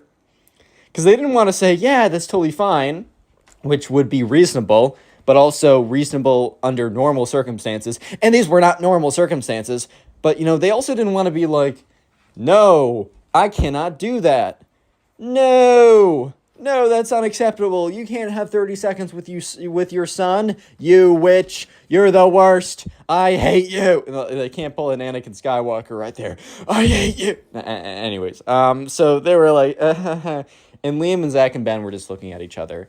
And they pull out their phones under the table and they're texting each other. And Liam makes like a group chat that they made before for like, what's the address? What's the time to come over for the sleepover? He's like, boys, what do we do? And they're like, dude, I don't know. I really don't know. So they were like just barely playing with their food. And the mom's like, Liam, why are you guys not eating it? Because it was actually really good. And Liam's like, I'm eating it. I'm just savoring it. And they're like, yeah, me too. So they keep eating. And they're really just messing with their food to buy them more time to figure out what to do before their mom comes in and is like, oh my God. Like all that kind of stuff. And so sure enough, Liam sends a text saying, hey, I don't think my mom totally remembers what a gaming setup looks like.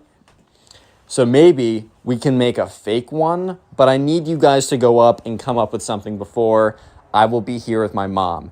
And Zach and Ben are like, well, I feel like your mom will just like, if we go up, your mom will be like, oh, why don't we just go up now? And Zach's like, hey, I'll stay here. I'll talk to your mom. How about you and Ben go up and come up with something? And Liam's like, okay, that's fine. So Liam and Ben are like, all right, thank you so much. And Zach's like, oh, Liam's mom. She's like, yes, I have some questions for you. So basically, right, I'm not going to tell the part of the story or actually I will. So this is a part where it splits. I'm going to tell Zach's perspective and then Ben's perspective because Ben went upstairs to help Liam make the fake setup and Zach stayed downstairs to try and bid as much time with Liam's mom as freaking possible. So anyways, Ben and Liam, they run upstairs and Liam's like, dude, I don't even know what this means, but we got to come up with something. And, Zach's like, well, okay, well, what do we have around the room? So Liam is like, oh, wait, I still have, like, parts of my old gaming setup. Like, we got to, like, mix it up with something new because my mom might remember it if it just looks like the old thing. So anyways, Liam gets out his old, like, laptop. He puts it out, and then he decides, okay, we got to make it look like it's something new. So they take out a bunch of markers and pens and, like, all this, like, arts and crafts stuff, and they start, like, decorating it. Like, they start drawing all over it. But they try to make it look as, like, official as possible. And they also, like, Liam's like, oh, I think I have, like, some RGB lights or something. So they put that on the computer, right? It looks really scuffed, but, like, when moms aren't going to really know what the new video game tech is going to be, he's like, oh, I need a mouse. He's like, I still have my old one. Takes out his old mouse. It's, like, a white mouse, so they're able to draw all over it and make markings and be like, oh, this is really the most epic mouse ever. And he's like, well, my mom also remembers buying, like, a gaming, like, a PC. And she says she's not going to, if she doesn't see a big box, that's going to be a problem. So Liam looks around and, Liam's like, oh my God, I almost forgot. Liam had like a big black box that he bought something from Amazon or some kind of shipping service. And it came in a black box and like he just saved the box for some reason. He put the box under his desk. He's like, I need to find some kind of like wire type thing. And he goes over to the smashed mouse. He pulls the wire out of the smashed mouse. He puts the wire into this empty black cardboard box, and then he like attaches the wire to his computer by just literally putting his Mac, who's like old, like a, I don't know, probably was like a Chromebook or something, on top of like the wire, so it looked like it was connected. To anyone who has no idea what they're looking at, this was like a little bit, it was kind of convincing if you had no idea what you're looking at. And that's when they heard Liam's mom come up the stairs. So anyways, flash back like 5 minutes. So Liam and Ben, they go up the stairs, and Zach is sitting there at the dinner table trying to figure out a way to stall Liam's mom for as long as humanly possible. So he's like, so tell me about your time on the parent council for education. Basically, there's like a parent like little organization that would like send suggestions to the school or whatever. And she's like, oh my God, Zach, you don't want to hear about that. How about we just go upstairs? And he's like, no, I do. No, you got me all wrong. I do want to hear about that. I want to hear all about the legislation that you do. Yeah, tell me about the legislation. I'm really invested in the legislation of parent-teacher, oh my God. And she's like, okay, I'll tell you a little bit about it. So after about like a minute, she's like, okay, well, that's the gist. Do you want to go up now? And he just knows for a fact. Because like Ben basically said, yo, we need time. And he's like, so, well, actually, I heard that you were an English major. And she's like, I was an English major. How did you know? And he's like, well, I'm not doing well in my English class. Can you give me some advice? And she's like, Zach, I would be happy to sit down with you in like an hour or so and just go over everything I know about English.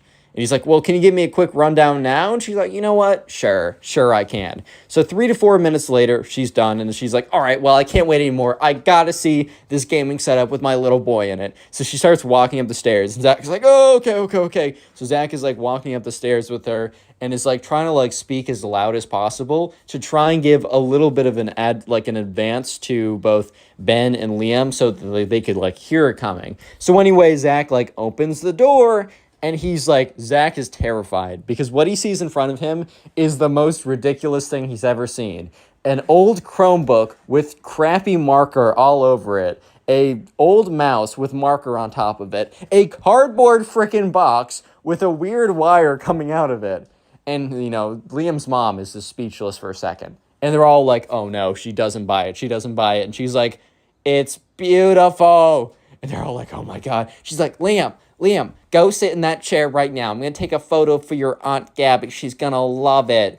Liam's mom takes out her iPad. She's like, say cheese for Facebook. Liam's like, She takes the photo, sends it to Aunt Gabby. She's like, oh, this is so great, Liam. Liam, what's that leaking? And that's when Liam, Zach, and Ben, they all turn to where Liam's mom is pointing. Out from the closet is a leaking puddle. And Liam, Zach, and Ben realize that the gaming computer that was smashed into a billion pieces and put into the trash bag, something in there must have ripped the trash bag, and the coolant from the gaming system must be leaking out. And Liam's like, I don't know, Mom, I'll go clean that up. I want to play with my friends right now. And she's like, no, let me do it. You guys have fun in your gaming adventures. Walks over, opens up the closet. She's like, Liam, what are these trash bags? And Liam's just like, I don't know, Mom, I'll bring them downstairs. She's like, no, I got it. She opens one up. She opens up another one. She goes in there, starts messing around, starts looking at stuff. She's like, Liam, what is this? And that's when she pulls out a piece of the plastic shell around the gaming computer that had the logo. And since she bought the stuff, she recognized the logo. She's like, Liam? He's like, yes, Mom? She's like, can I have a word with you? Can your little friends leave the room for a second? And Zach and Ben are just like, oh no, bro, we're done. And so they got up and they walk downstairs and they just hear, Liam, you know how much money I spent on this? This is ridiculous. What did you do? Did you throw it out of a 10-story building? And Liam's like, Mom, I'm sorry. Is the craziest freak out ever. And Zach and Ben are just like, they're just standing downstairs like, well, we tried, dude. I don't know. Just don't break your $10,000 setup next time, maybe. And so eventually, after 20 minutes, they stop. The yelling stops. They get a text from Liam saying, hey, I'm so sorry. It's 7, so it's kind of late. But can you ask your parents to come pick you up? My mom wants to have a long conversation with me, and I don't think it's going to be fun for you guys to be here. And Zach and Ben are like, sure. Zach sends a text to his mom, and Zach's mom's like, what did you boys do? And Zach's like, it's not us, actually. We were cool. But can you come pick us up? And Zach's mom's like, okay, of course. Give me 20 minutes. So after 20 minutes comes by, Zach sends a text to Liam saying, hey, sorry about tonight. We're peacing now. We'll see you in school tomorrow. Hope that you survive. If you're banned from gaming forever, you can always come over to our houses. We'll let you play. It's all good. So they get in the car, and Zach's mom's like, boys, what happened? And Zach and Ben are like, all right, you're not going to believe this story. Click on the video on screen right now. I know you'll enjoy it. Just click it. Do it.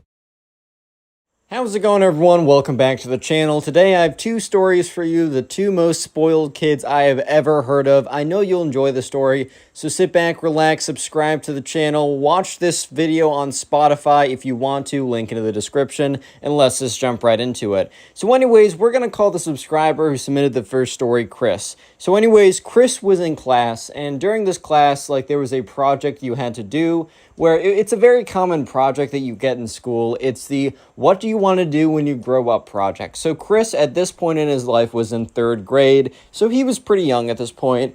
And he was basically given the week to make a little summary of what he wanted to do. And then at the end of the week on Friday, present it to everyone in the class. There was also a kid in Chris's class who we're just going to call the spoiled kid. And he was kind of known as the spoiled kid because he always just acted very entitled. He always had nice fancy stuff on or always had new clothes or whatever.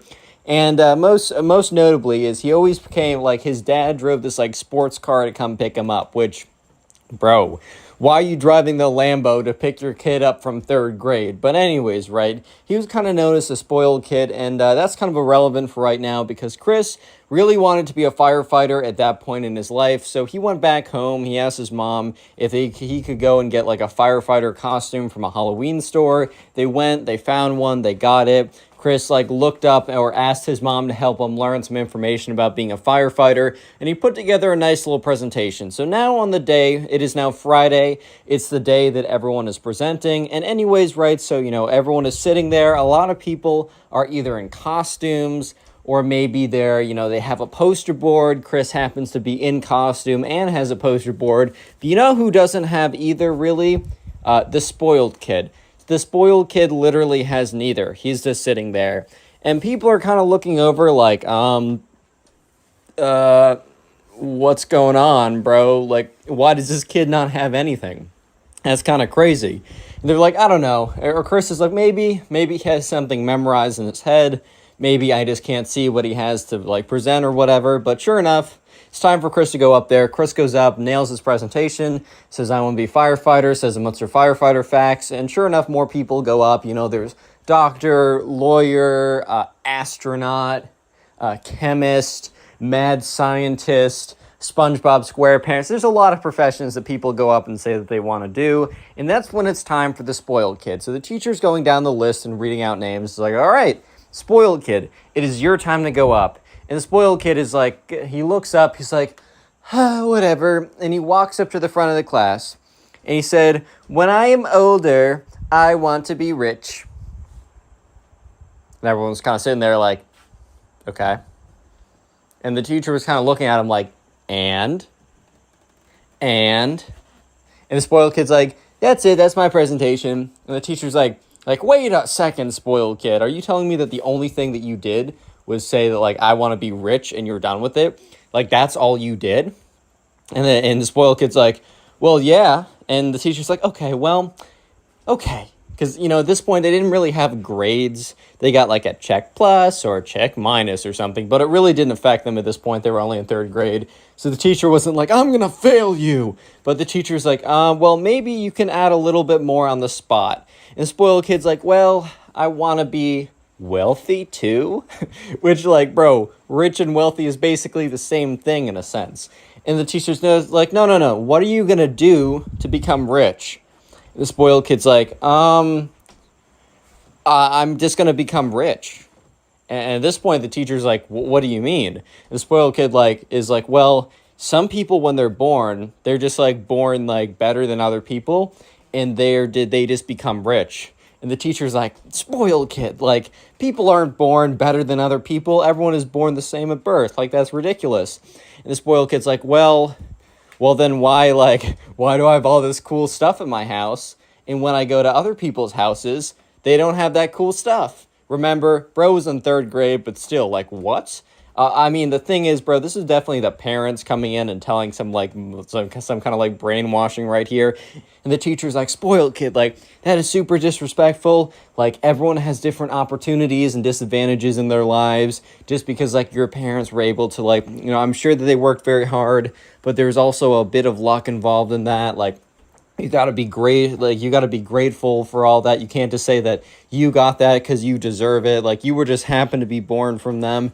And spoiled kid's like, well, I don't understand. Like, I thought the way the world worked was like, if you are rich, that just meant you were better, and poor people are poor because they're worse. And the teacher is just staring at the spoiled kid with his mouth like wide open, and everyone else in class is like kind of turning around and like talking to each other like, dude, what did this kid just say? Did he just say I was worse because my parents make less? He said I'm inherently worth less? Like, what?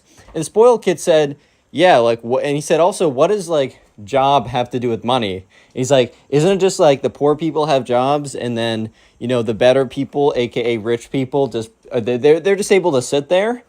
And the teacher's like, no, like you make money from your jobs. The spoiled kid's like, oh, okay, well then I want to be really rich when I grow up. And the teacher's like, spoiled kid, you don't understand. Like, you were put in a fortunate position where your parents have done well. Like, that's awesome. That's great. Whatever, right? But that's not a job. Just having money is not a job. That's not how this works.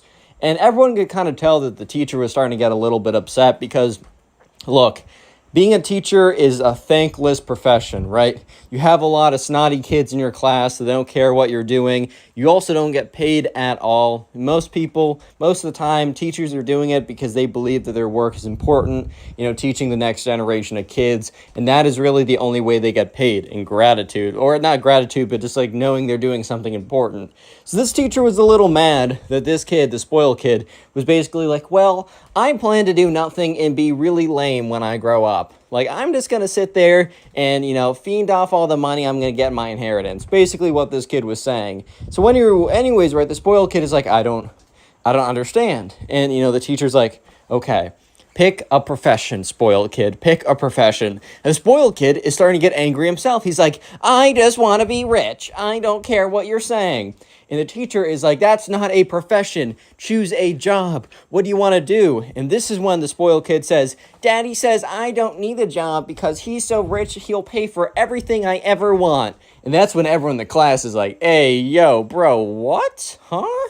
And sure enough, right, the teacher's like starting to get a little upset as well. And the teacher's like, you know what?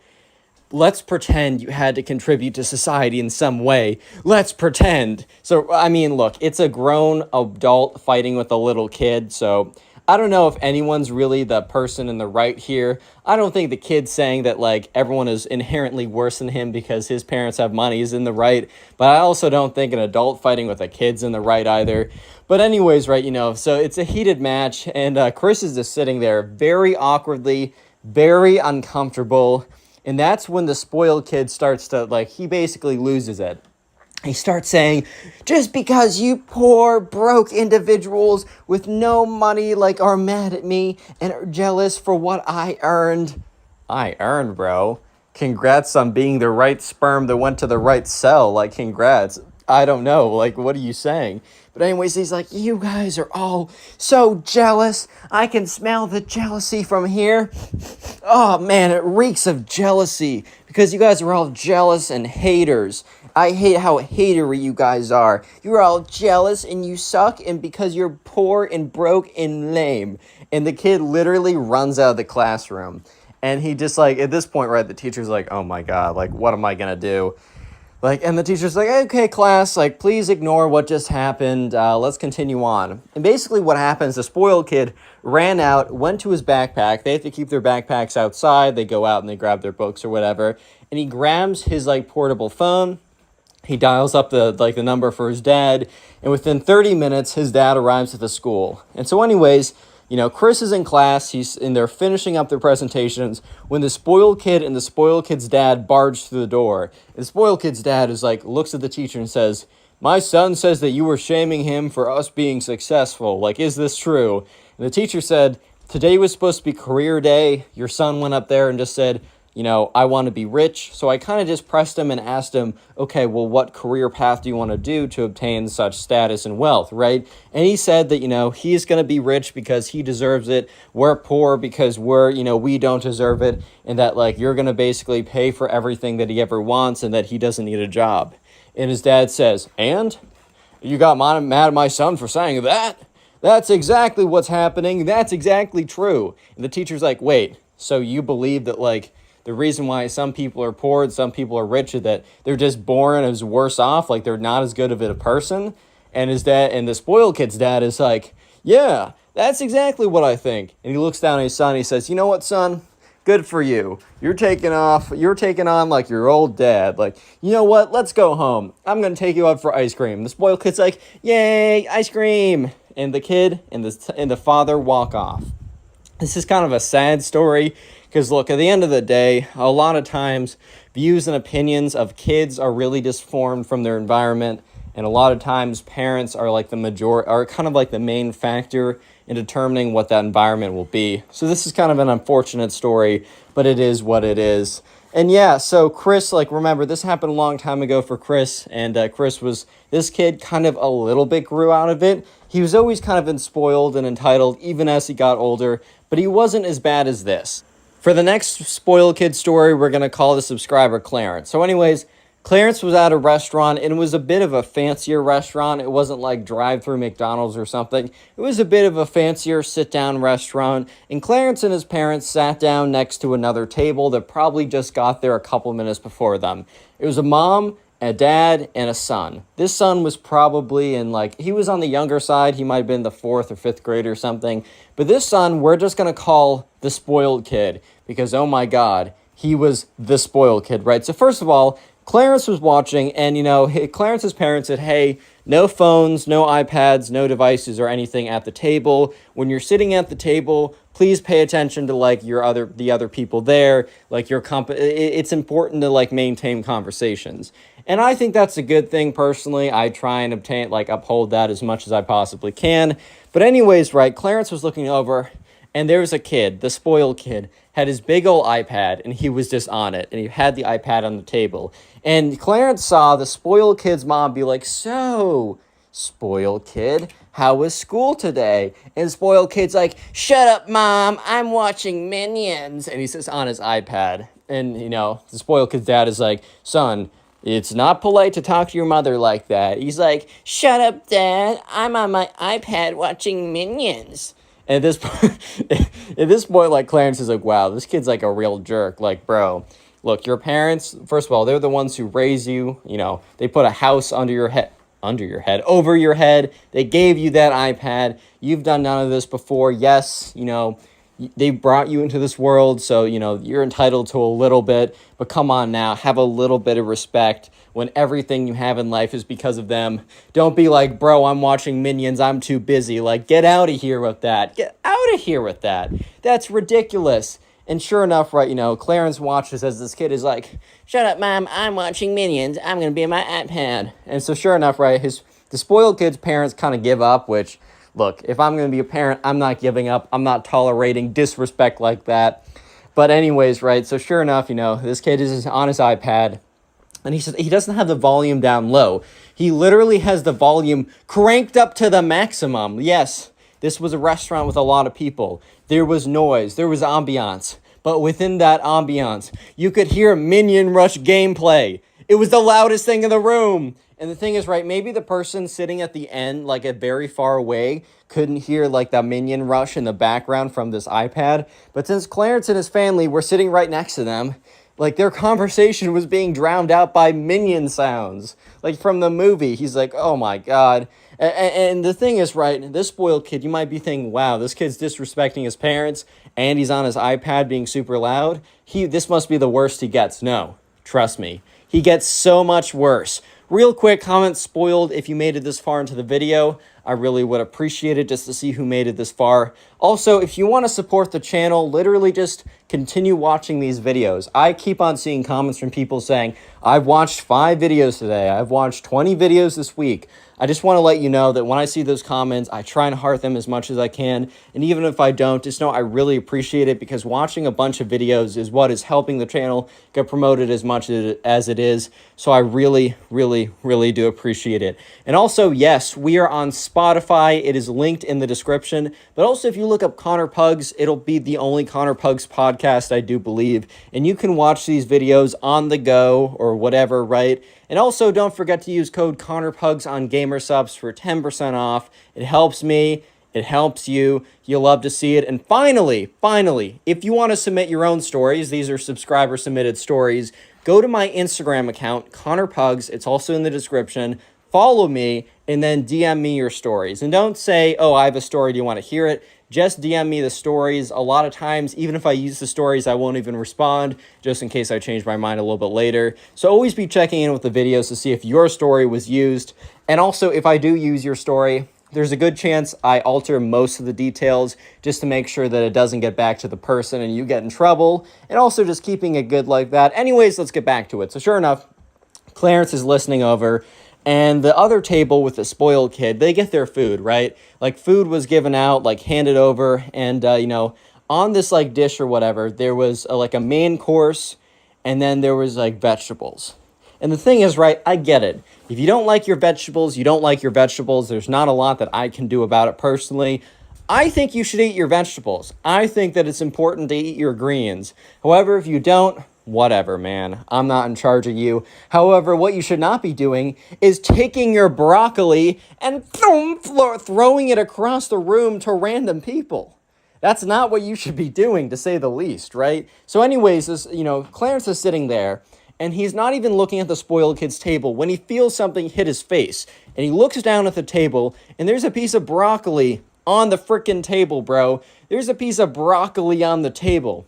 And sure enough, right, he looks over, and the spoiled kid is picking up the broccoli on his plate and chucking it across the room. Boom, boom, just like throwing it across the place, hitting other people. They're looking over, and the spoiled kid's mom is like, spoiled kid, don't throw your food. Don't, this is not a food fight. Have some respect. And the spoiled kid's like, shut up, Mom. I'm going to do whatever I want. And at this point, right, Clarence is looking over. He's like, wow, this is kind of disrespectful. This is kind of, not a great thing. And sure enough, the spoiled kid continues to just take fistfuls of broccoli and peas and just throwing them all around the place. And the thing is, no one at the restaurant who works there noticed this, because I'm pretty sure they come over and ask him to stop.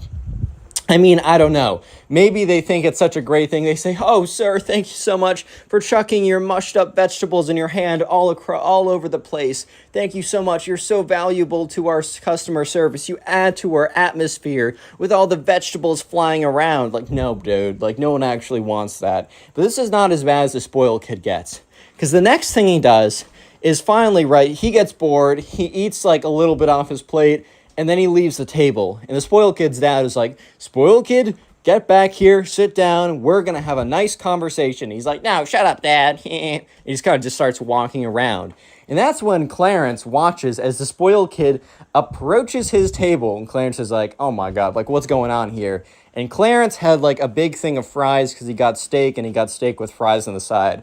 And he sees the spoiled kid come over to the table. And Clarence and his parents are like, hello there. Spoiled kid is like, hello. And he literally takes his big greasy palms and grabs a handful of fries and runs away.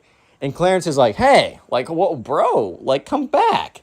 And the thing is, right, he took 3/4 of the fries. He took most of Clarence's fries. And at this restaurant, the fries were the greatest fries around. Clarence has been thinking about these fries for weeks. Okay, maybe that's an exaggeration, but you know what I mean. The fries are good.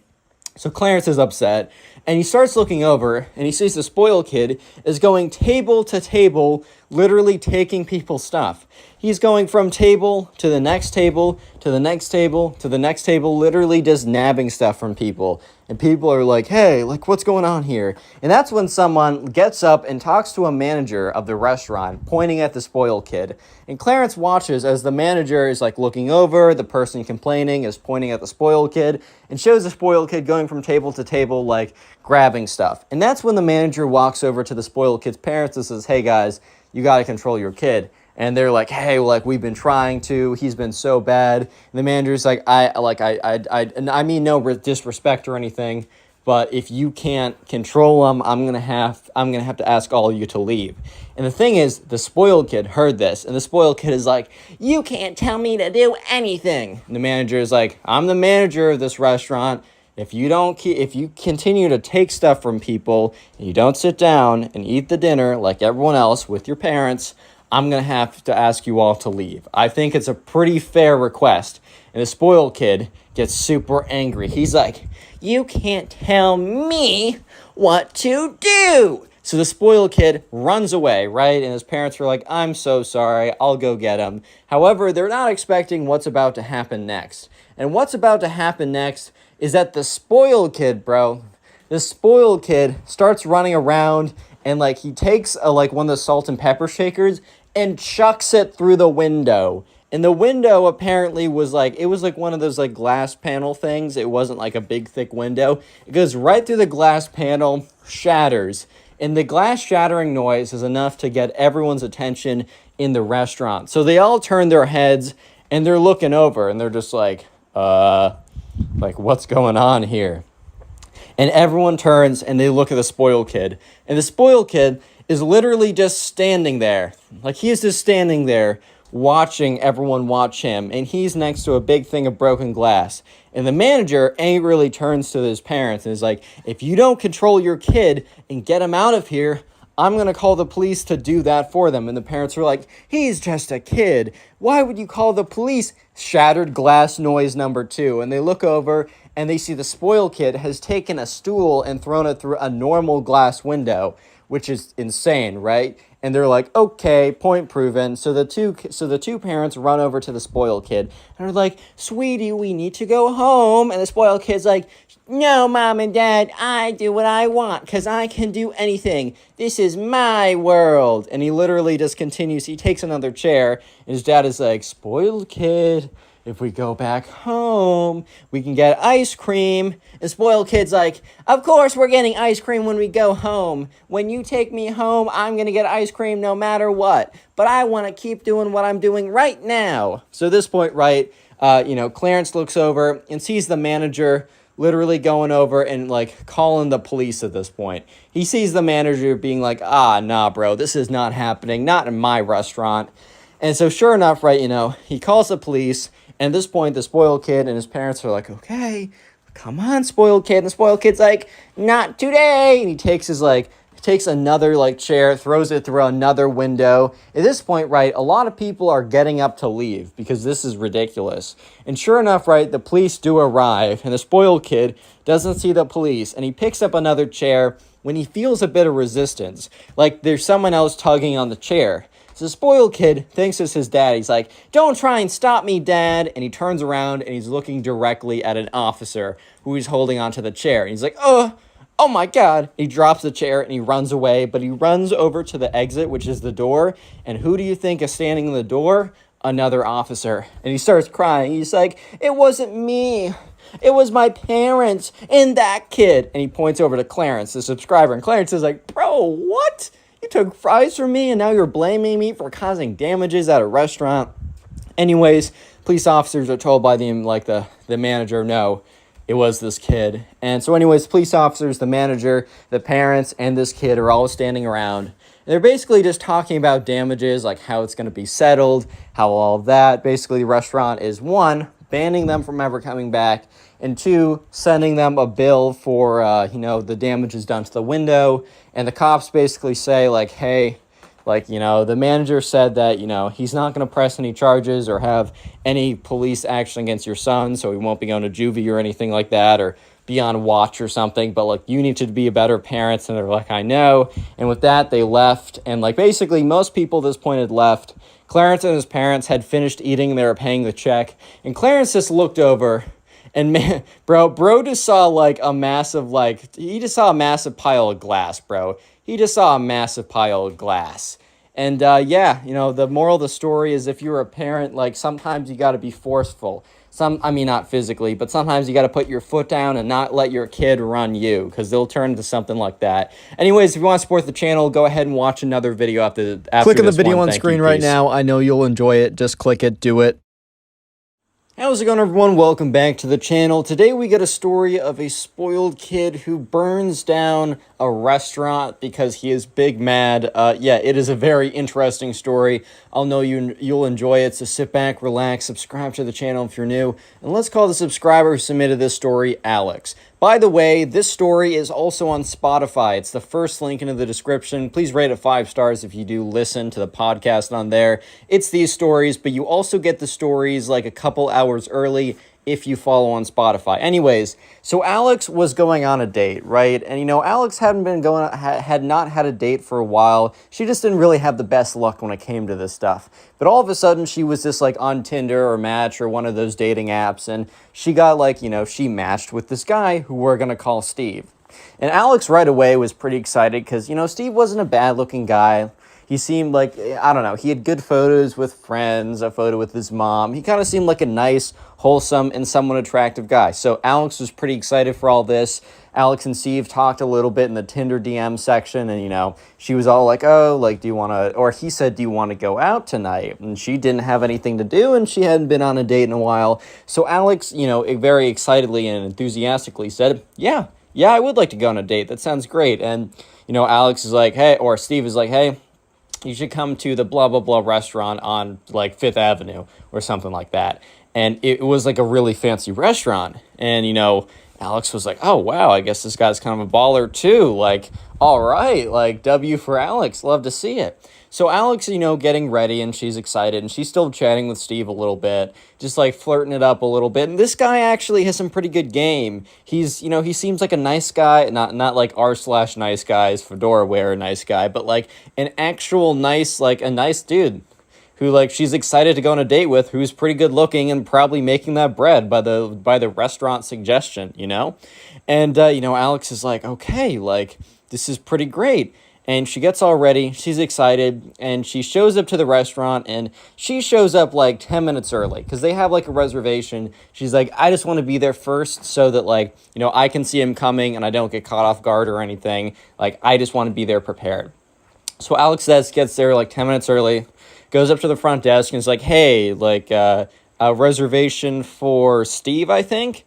Or Steve for two, and she looks down, she said, yeah, okay, come right this way, the table's ready. So the waiter leads Alex over to the table. It's, you know, it's a table with a view of, like, really, like, the city that they're in, wherever that may be, not going to disclose anything, and it's really beautiful, and she's like, wow, this is awesome.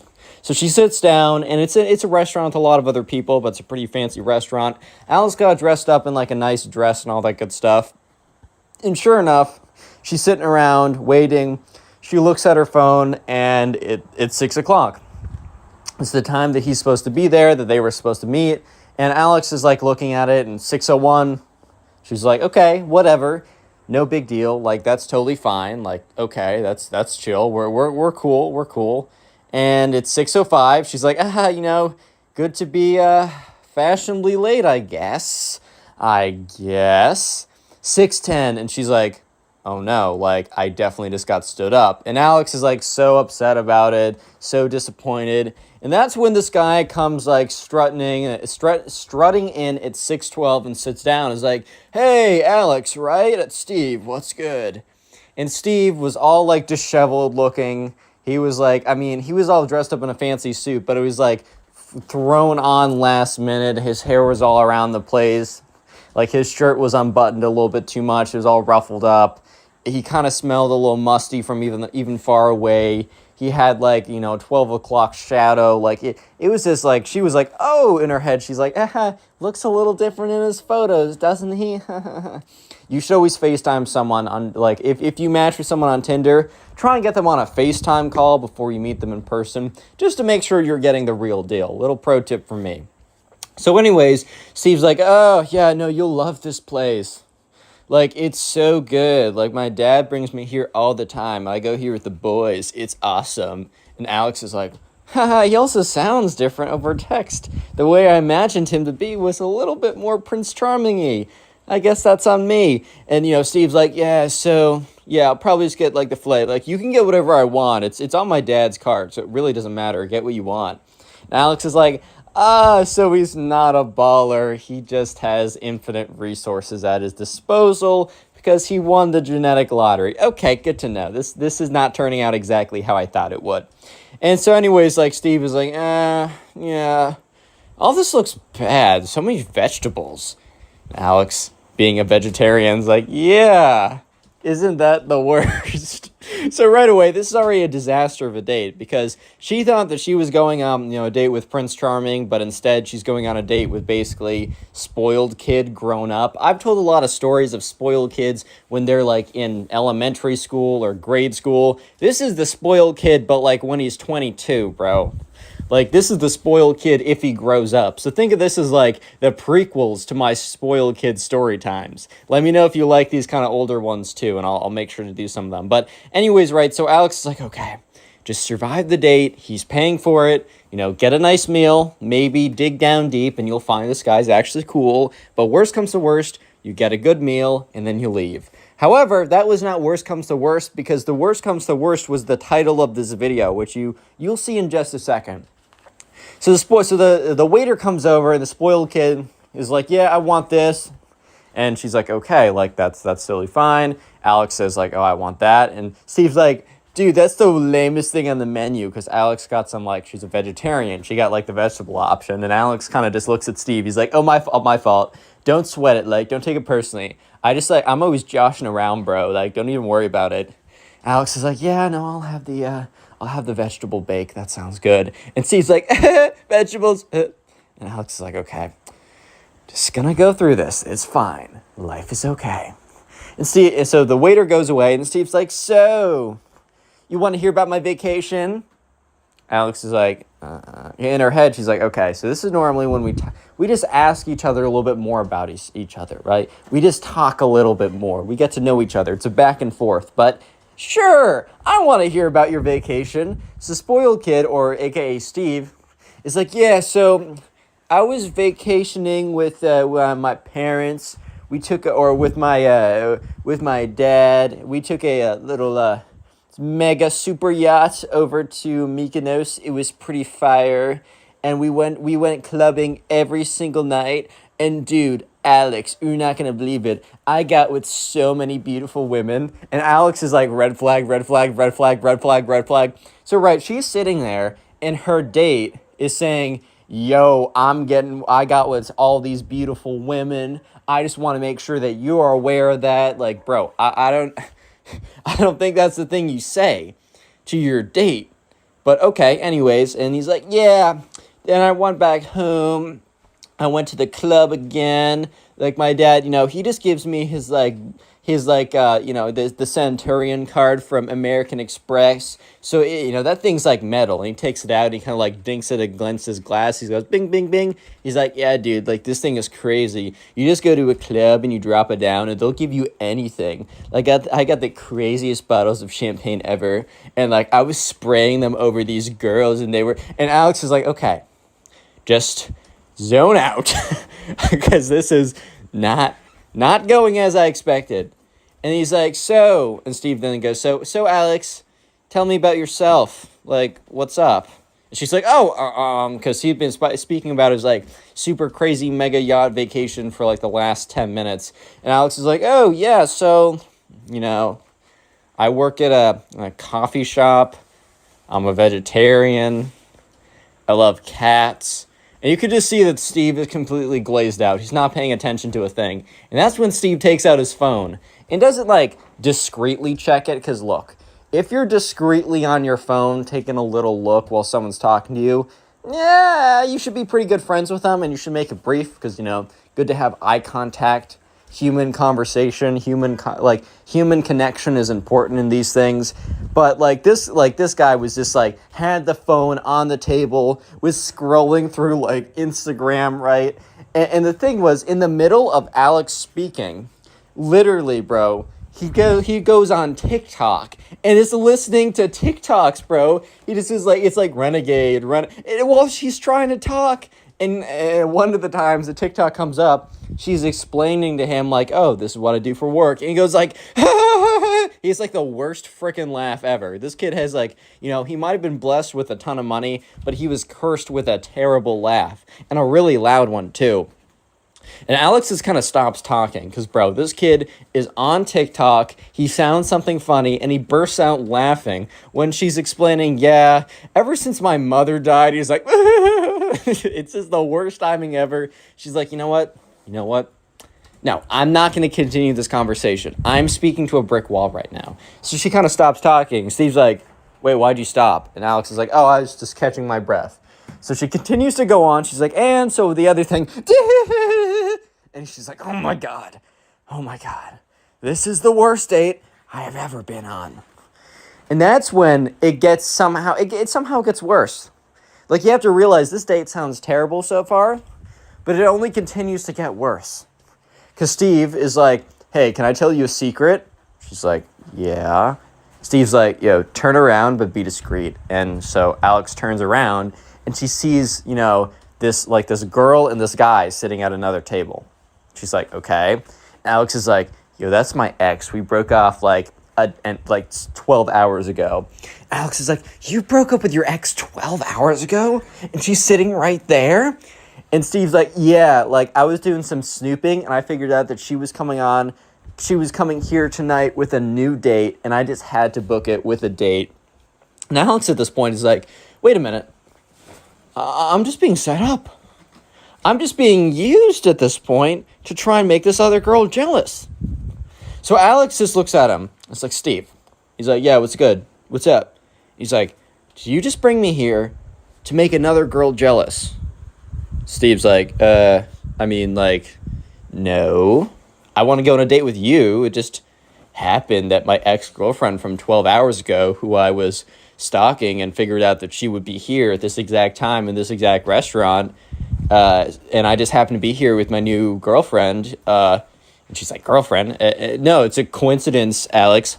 I just want to go on a date with you. Like, can you just get over the fact that, like, my ex is here? Wow, you're so jealous. And Alex is like, I don't care. It just seems a little weird that, like, you planned this out. He's like, no, it's a total coincidence, even though he literally just admitted to it not being a coincidence. But anyways, Alex is like, okay, this food is taking forever. I wish this was fast food so I could eat my meal and go. And as she was saying that, the waiter comes over with both the meals, and Alex got, like, the meat lover's dead animal surprise or whatever, and she got the vegetable loaf. So she was kind of just looking at him like,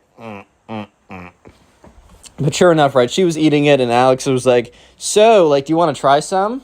And he, like, pushes over his big meat lover surprise. And she's like, I'm a vegetarian. Which she said, like, 7 times. Like, she said it while she was ordering. She explained, like, what in her life brought her to that point. Because, like, she had to explain, like, stuff about her life. And he's like, oh, well, I mean, you're still a vegetarian if you eat a little bit of meat.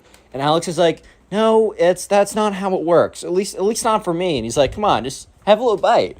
And Alex takes a fork, sticks it into, like, a piece of steak, starts, like, pushing it in her face. She's like, please get that away from me. Please, like, please. And he's like, what? Are you a snowflake? Is this meat making you triggered?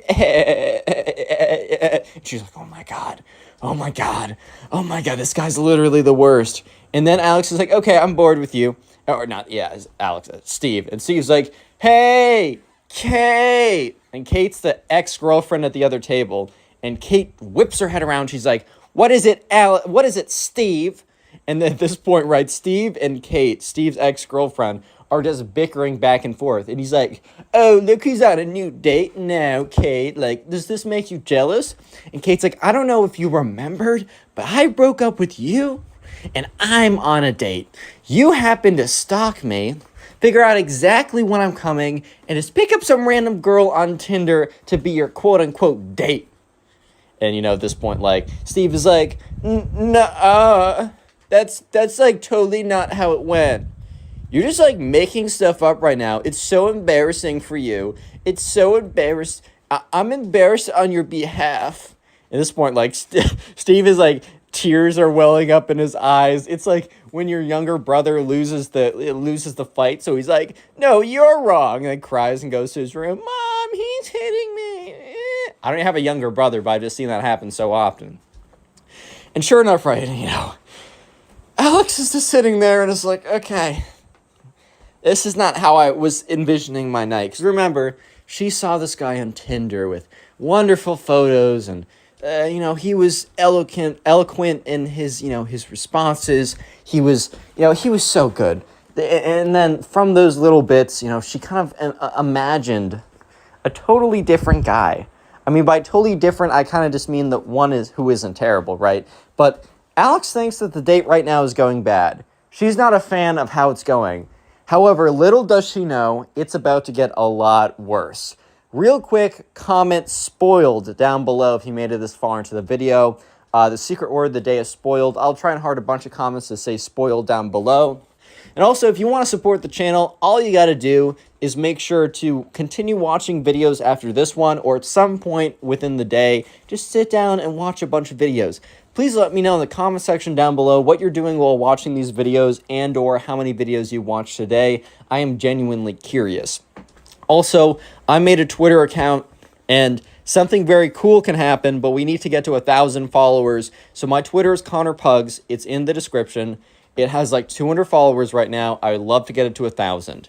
Also, if you enjoy watching these or listening to these on the go, please check out the Spotify, as on Spotify, you'll actually get access to these story times 1 to 2 hours before they go up on a lot of occasions. Not always, but if you want kind of like a sneak peek of the stories, go to Spotify, follow, turn on notifications, and rate 5 stars if you can. And finally, if you want to submit stories, and very soon, like right now, go to my Instagram, connorpugs, and DM me, or go to my Twitter. I'm going to be opening up my DMs pretty soon, and you can DM me stories on there as well. Anyways, let's just get back to it. Use code connorpugs for 10% off GamerSupps, link in the description. Helps you out, helps me out. Let's just get back to the crazy date, because this is really bad. So Alex is sitting there. And at this point, Steve and his ex, Kate, are just like bickering back and forth. And Alex kind of looks at the guy that, you know, Kate is on like a date with as well. And they kind of look at each other and kind of shrug and be like, what's going, like, hey man, you and I are both in this together, bro. Like, this is crazy. And so sure enough, right, what probably happened was that, like, Kate was angry about the breakup and spiteful and just found a random dude on Tinder and decided to go out, and also made it very clear to, like, Steve that she was going out with, like, a random dude to a restaurant.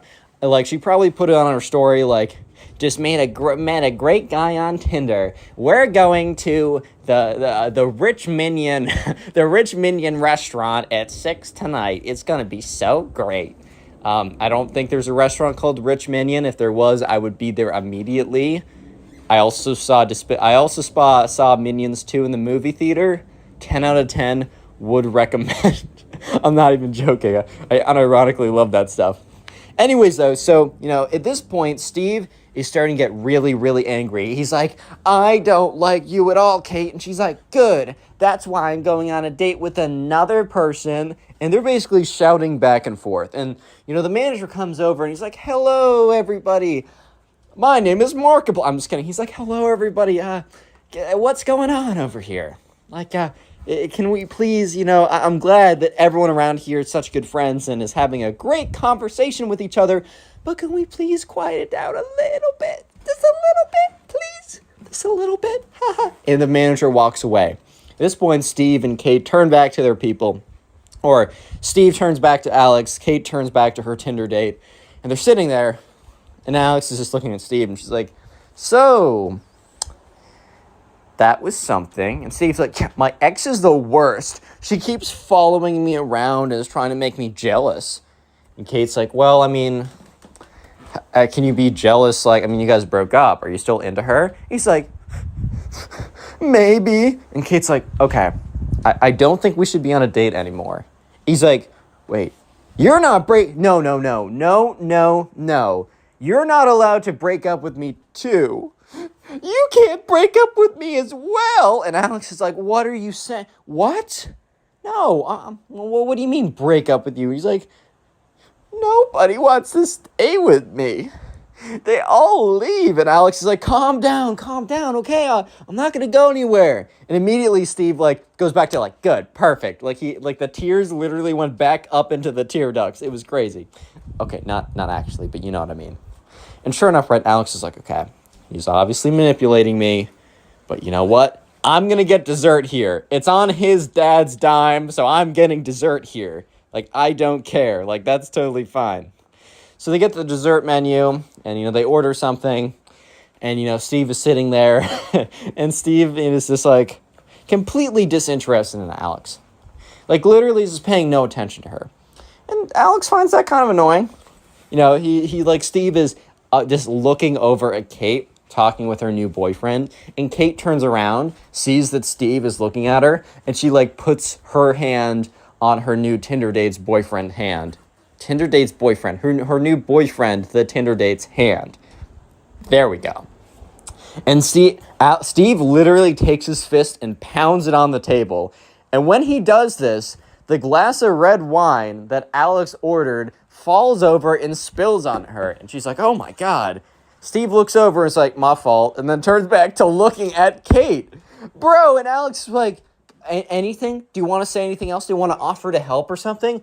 And Steve's like, what? You just spilled wine all over yourself. And she's like, oh my God. She's like, no, it was on the table. You pounded your fist because you're mad that Kate is with another guy and it spilled all over me, right? And so Kate grabs a napkin and, Steve is like, I'm not mad. No, you got that wrong. I don't care that Kate's with another guy. I mean, we broke up. It was mutual. Oh, no. She's broke.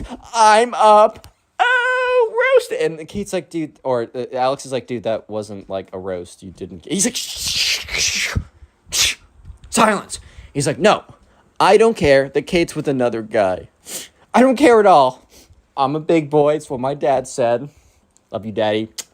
But no. I'm good. I'm fine. I don't care. Okay, I care a little bit, but not like enough that anyone would be. And Alex is like, all right, you know what, Steve? I think I'm done here. Like, thank you for taking me out. We had a nice conversation, but this has gone way too far. He's like, no. I want you to stay. I want it. I want you to stay. No going, no. That's not what I want. And Alex is like, are you okay? Are you having a mental breakdown right now? Like, why are you shouting, no, I want it. I want you to say, you must, I need it. He's like, no. You can't go anywhere. Alex is like, I'm sorry. Like, I have my own autonomy. Sorry, bro.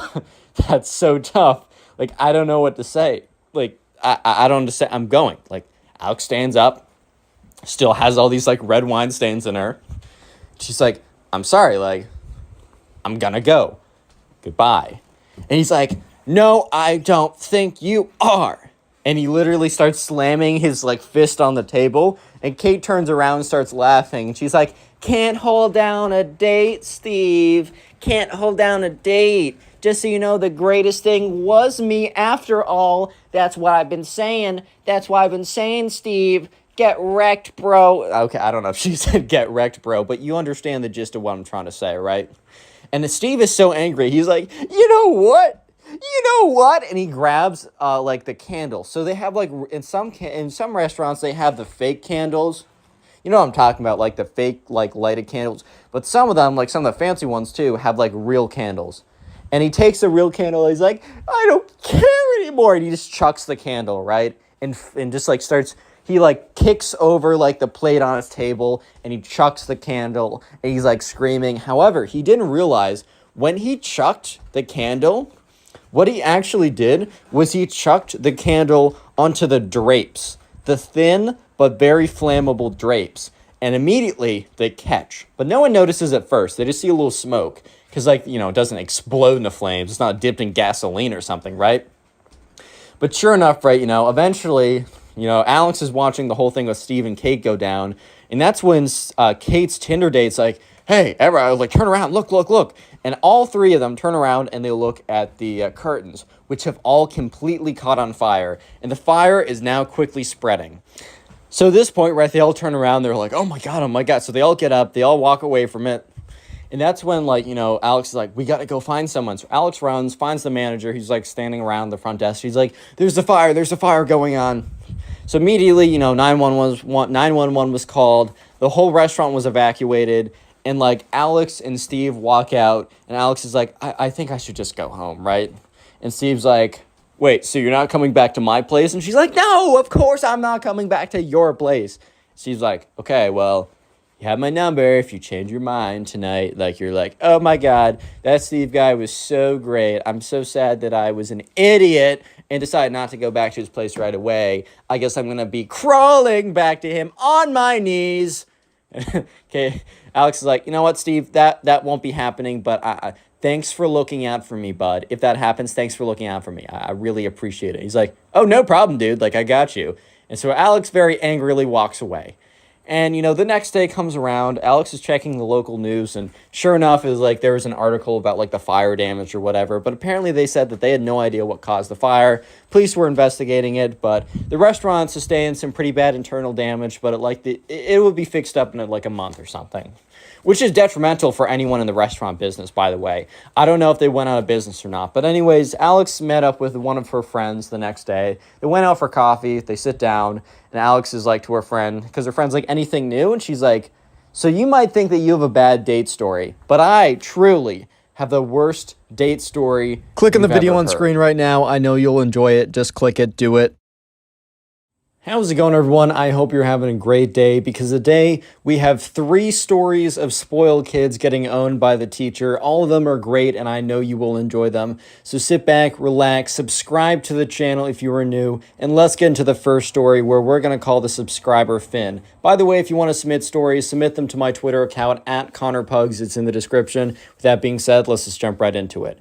So anyways, right. Man, I can't speak. Anyways, Finn is a college student. And he's currently in a college math class. And in this college math class, there's a kid who's kind of just like known as a kid who's pretty spoiled, like one of those kind of like entitled kids. And I don't mean someone who necessarily, I don't know, has like really rich parents or something like that, or, has more things provided for them so that they're like a little bit inconsiderate, they're a little bit arrogant, because they're definitely people that, just don't know any better. Like they'll just kind of assume certain things are like the normal for other people, but it's not. And I don't really consider those people like spoiled brats or whatever. That's just like, I don't know. That's obviously it's not the greatest thing. It's better to be aware of your surroundings. But when I mean spoiled kid, I mean like comes in, flexes his double wrists and iced out Rolexes, like drops his Amex black card on the table, is like, oh yeah, I'm self-made, when he literally has never worked a job in his life. But anyways, so this kid, we're just going to call him the spoiled kid. And there was a pretty big test in the math class. And there was basically 2 major tests for this college semester. And the grade was basically 50% the first test, 50% the second test. It was a brutal way to grade the class.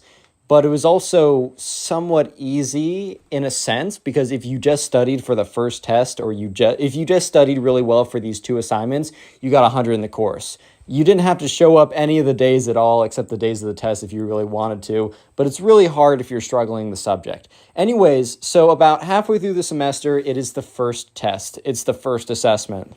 And Finn is sitting in this college class. He's been studying for weeks at this point, and he's really nervous. I mean, I could totally understand where he's coming from. I would be personally terrified myself. And so in walks the spoiled kid. And the spoiled kid just kind of has this attitude to him. This kind of has this kind of like, I don't know, he's just like super confident, super just full of himself. And you could kind of tell, right? So the spoiled kid sits right in front of Finn. And so the teacher passes around the test, is like, all right, you guys have 2 hours to finish this. You may finish early. In fact, I expect almost all of you to finish this before the 2 hours. I give about 1 hour worth of material, so if it takes you, it should not take you more than 2 hours, and everyone may begin. And sure enough, everyone whips out, like starts writing down. Finn is kind of nervous because he's feeling okay about the test, but I don't know if you guys have taken a math test before, and you're going through it, and you're like, yeah, I think I got the right answer. The worst thing is when you think you got the right answer, you don't know you got the right answer. Like you get an answer and it's like not a super clean number, comes out as a bunch of decimal points, and you're like, okay, that doesn't seem good. But who knows? But the thing was, Finn looked in front of him, and the spoiled kid was sitting there. And the spoiled kid was sitting there, and he had his backpack. And his backpack, the spoiled kid began to reach into his backpack. Finn, being easily distracted, started paying attention to the spoiled kid. And he looks as the spoiled kid reaches into the backpack and kind of just assumes that, oh, okay, whatever, right? The spoiled kid is just reaching in for a pencil, maybe an eraser, maybe a piece of scratch paper, which would have been a little sus, but whatever. But instead, the spoiled kid reaches into his backpack and grabs an iPad. Not his phone, not like something small, a full-on iPad. Not an iPad mini, a full iPad, right? And he takes out the iPad and he puts it on his lap. To be fair, it was a somewhat discreet position. It was not super obvious that there was an iPad on his lap. But the spoiled kid opens up the iPad and literally goes to Safari, the Google search engine on iPads. And he opens it up. And he starts typing. He goes to he starts typing in the questions into Google and just getting the answers. Like sometimes he has to literally search through message boards like Reddit or I don't know. Okay, they wouldn't use Stack Overflow. It's a math class. But he'd be searching through stuff like, I don't know, Reddit, Wolfram Alpha, all these sites or whatever. And he was finding the answers every single time. And at this point, right, Finn was looking at him. He's like, this kid's crazy. Dude's gonna get caught. There's not a chance that dude doesn't get caught. Are you kidding me? You can't be, you cannot be serious here.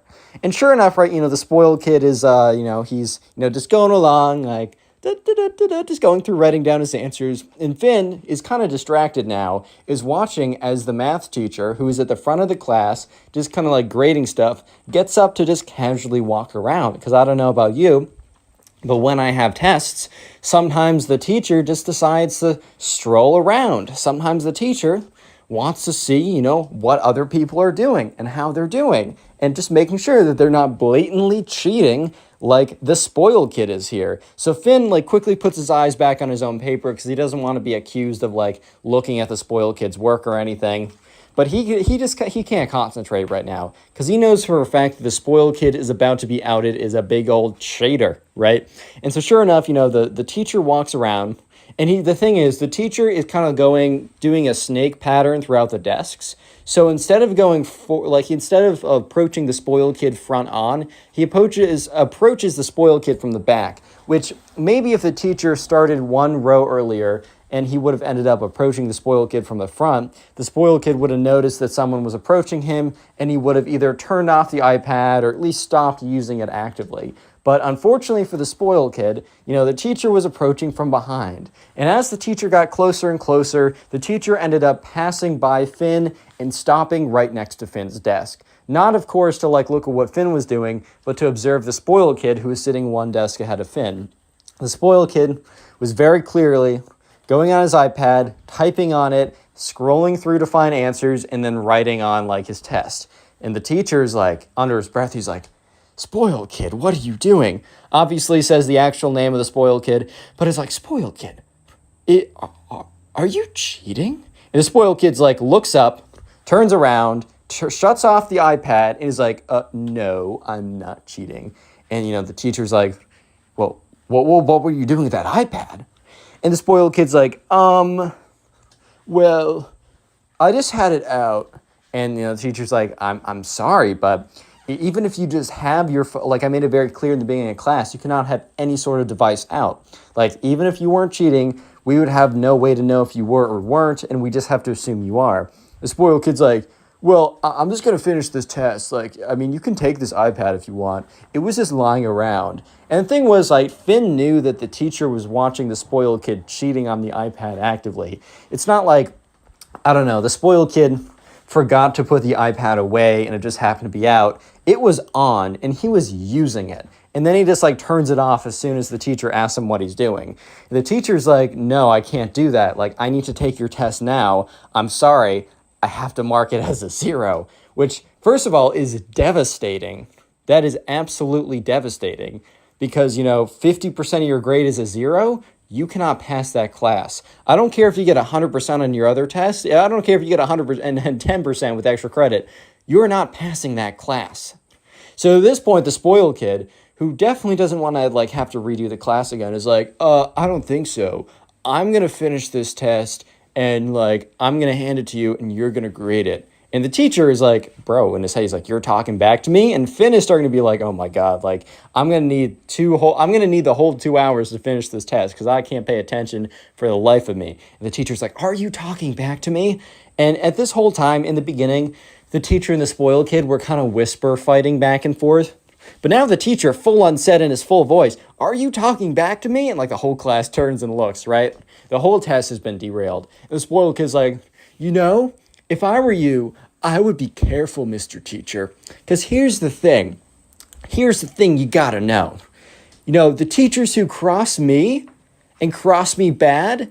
You know, my dad knows a person or two on the board. They know a person or two, right? And the thing is, if I give my dad a word that you, sir, are being, mischievous. Okay, I don't think he said mischievous, though. I don't think that's the word choice. But if you, sir, are messing with me, bro, then I don't know, maybe you're going to have to find a new job. I mean, I heard McDonald's is hiring, bro. At this point, the teacher and the spoiled kid, it's like a 1v1 face-off right now. They're both looking at each other. They both very much dislike each other at this point, and they're kind of just having a bit of a stare-off. And at this point, Finn could basically, if Finn had a butter knife on him, he could cut the tension in the room right in half. And the teacher looks at him and takes one step closer to the spoiled kid. Because the one thing the spoiled kid didn't know was that this teacher was not any old teacher. This teacher has been at the school for so many years. This teacher doesn't just have tenure, he has like tenure plus, bro. He has like the next version of tenure. This guy is entrenched in the establishment of this school. This guy is like whatever connections his dad has or whatever kind of donor this dad has, it will not have any impact. And the teacher goes up to him, the spoiled kid, and says, "Do it. Call your dad and tell him to fire me. Do it. I dare you." At this point, the spoiled kid's face went from like a smug smile to complete shock and horror because like he was convinced that this would be enough for the teacher to fold. Apparently, this has worked every other time the spoiled kid has done it. So the spoiled kid was like, "Oh my, like he's not taking it, sitting down? What?" Real quick comment, spoiled, if you made it this far into the video.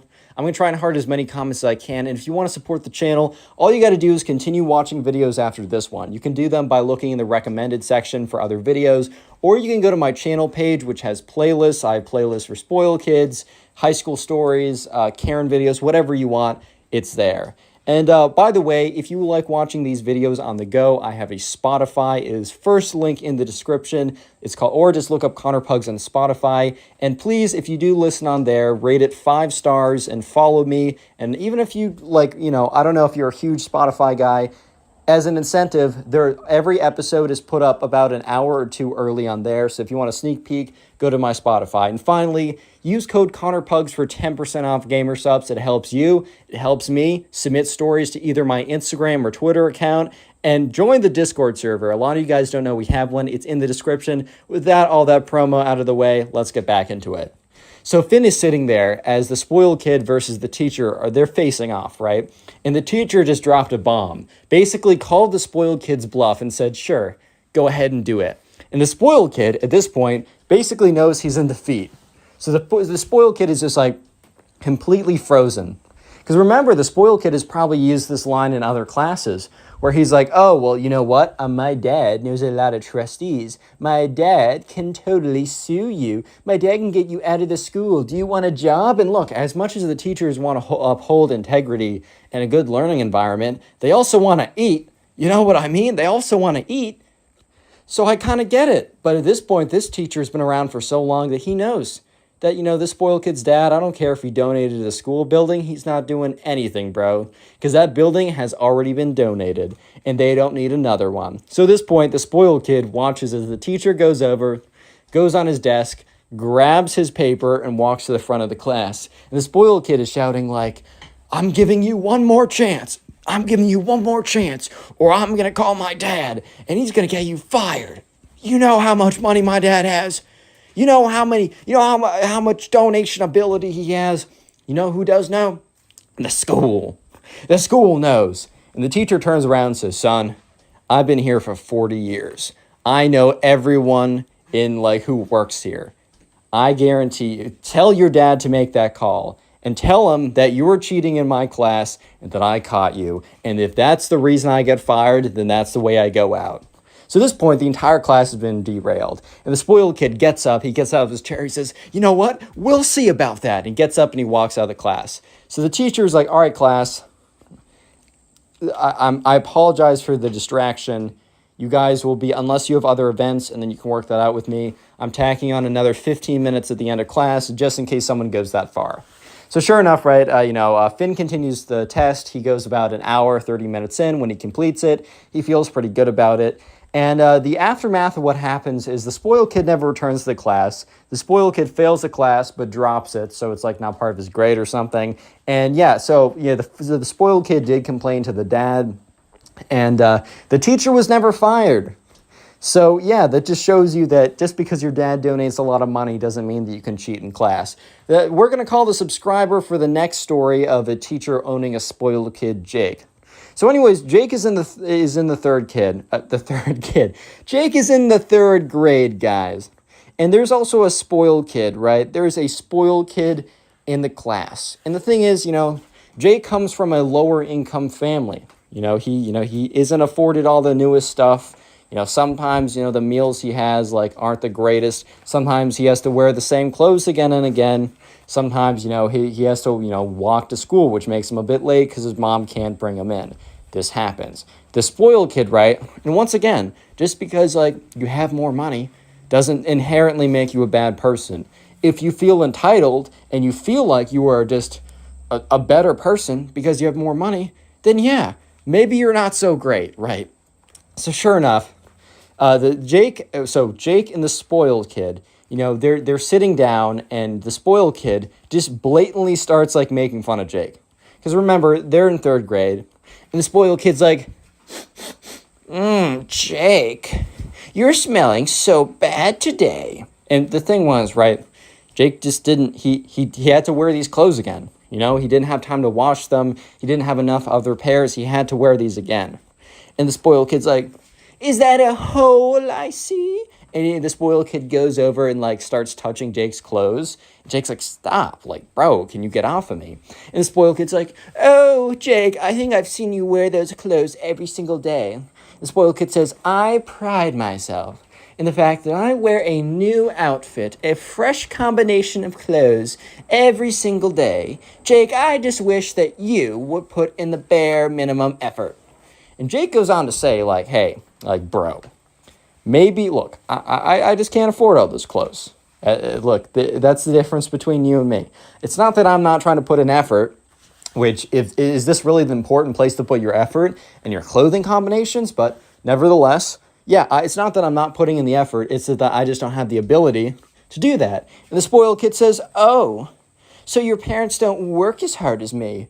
And the thing is, right, Jake did not like to hear this because his mom worked 2 jobs. That's not what you want to hear. And she was the only one in the household who was making money. So Jake was not a fan of this at all. And Jake was like, dude, it is not a thing about how hard you work. And the spoiled kid's like, well, then why do your parents make less than mine? And just so you guys know a little bit of context, in this class, there was something called a star system. If you guys watch SpongeBob, think about the Buddy Stars and Miss Puff boating class. It was the same deal. I bet the teacher liked SpongeBob and was inspired by it. Basically, when you did good things, you accumulated Buddy Stars, such as continuously turning in your stuff on time, being good in class, just doing good things. And if you did bad things, you lost them. And after a certain point of Buddy Stars, you got certain privileges, such as, extended recess. You can choose not to do. There's some homeworks that you didn't have to do if you had enough Buddy Stars, stuff like that, right? And the thing was, the spoiled kid was just a little bit over the extended recess number of Buddy Stars. And all of a sudden, right, the teacher has been listening in, not all of a sudden, but throughout this conversation, the teacher who assigns and takes away the Buddy Stars has been listening to the spoiled kid berate this kid, basically, for, not being in the same financial situation as him. And Jake goes on to say, bro, this isn't cool. Mind your own business. I'm just going to go work on the thing. Because they were all assigned to work on some, arts and crafts project while they did, and that's why the spoiled kid actually came over and started taunting Jake, because he had nothing better to do, because he finished his project. And the spoiled kid's like, oh, let me look over. Seems like a lack of talent from you. Why is that, you might ask? Well, I think it's because, you're just not as good. Because, I don't know, there's other indications that make me feel that way. And Jake's like, what? What do you have to say now? And the spoiled kid's like, well, I kind of think that, how rich you are is kind of, directly proportional to how good you are as a person, like how much value you have. I don't know if he said directly proportional, but you guys get what I mean. And Jake's like, bro, like that's insane and insensitive. And the spoiled kid's like, I don't know. I mean, if you look at my arts and crafts over there, it is just significantly better. And it was not significantly better. Maybe it was like a little better, I guess, right? I guess subjectively, one could say it was better. But, like, come on now, bro. Like, let's chill out for a second. But sure enough, the spoiled kid goes on to be like, you know, maybe you should have more respect for me. Maybe, Jake, you should have more respect for your financial elders. Which, when I got a DM about this, and because I got in quotes, financial elders, I thought that was the funniest thing ever. Because you always hear, like, older people or younger people saying this expression of, like, you got to respect your elders, like, and that's because, like, there's a lot of compound knowledge. They just happen to know a lot from experience. In some cases, not everyone who's old is smart or knows a thing or two or is wise, but a lot of them are. But respect your financial elders. Basically, the spoiled kid took a actual saying that makes a lot of sense and I think is a good rule to live by, and just basically morphed it into his like crazy conception of if your parents make money, then their descendant is just immediately a fantastic person who is better than everyone else. And at this point, right, the teacher's heard enough. And he walks over, he's like, spoiled kid, I've been listening to this conversation for the last 10 minutes. And you could see the look on the spoiled kid's face like, oh boy, I'm in trouble now. And the teacher's like, I just can't believe you truly believe these things. Like, these are really offensive notions. And Jake is kind of sitting back with a little bit of a smirk on his face because he knows for a fact what is about to happen. And the spoiled kid also knows what is about to happen because whenever the teacher confronts someone saying something not very nice, he immediately goes to the buddy stars. And the spoiled kid's like, because the spoiled kid just went over the threshold for getting enough buddy stars to have extra recess. The spoiled kid's like, no, it's not what you think. It's not what you think. I swear. It's not what you think. And the teacher's like, I'm sorry. I heard what I heard. And the teacher starts walking over to the buddy star system. And the spoiled kid turns over to Jake and is like, you did this. And you did this specifically because you hate me because I have more money than you. And Jake's like, dude, I didn't do anything. I just had a conversation with you. And they both turn around as the teacher doesn't take one buddy star off, but takes 3. And just for a little bit of context, to get over the allotted number of buddy stars to have extra recess, it was like 4. So taking 3 away, so he had 5 before, he was now down to 2. And getting buddy stars was super, super hard. And so at this point, like, Jake is like, oh yeah, bro, like this is fire. Because like he thought he was going to lose 1 buddy star, but he lost 3, which is like weeks and weeks of effort. Anyways, the moral of the story is don't think you're better than someone else because of something that you can't control. And also don't think you're worse than someone else because of something you can't control. Or even things that you can control in a lot of cases. Anyways, let's go on to the next and final story. I wanted to call the last person Princess Bubblegum because I was on the whole like Finn. You know what? Because I did Finn and Jake. I wanted to call the last person Princess Bubblegum. But who's gonna stop me? No one, not you. So I'm calling the last subscriber Princess Bubblegum, and you have to take it with a straight face. I'm doing this with a straight face. So I'm doing this straight face. Princess Bubblegum, there was a spoiled kid in class. And this spoiled kid in class, basically... So Princess Bubblegum was new to the, let's just say the 7th grade. I didn't really get a specific grade that she was in, but we're just going to say the 7th grade because judging by the rest of the story, it makes about sense there.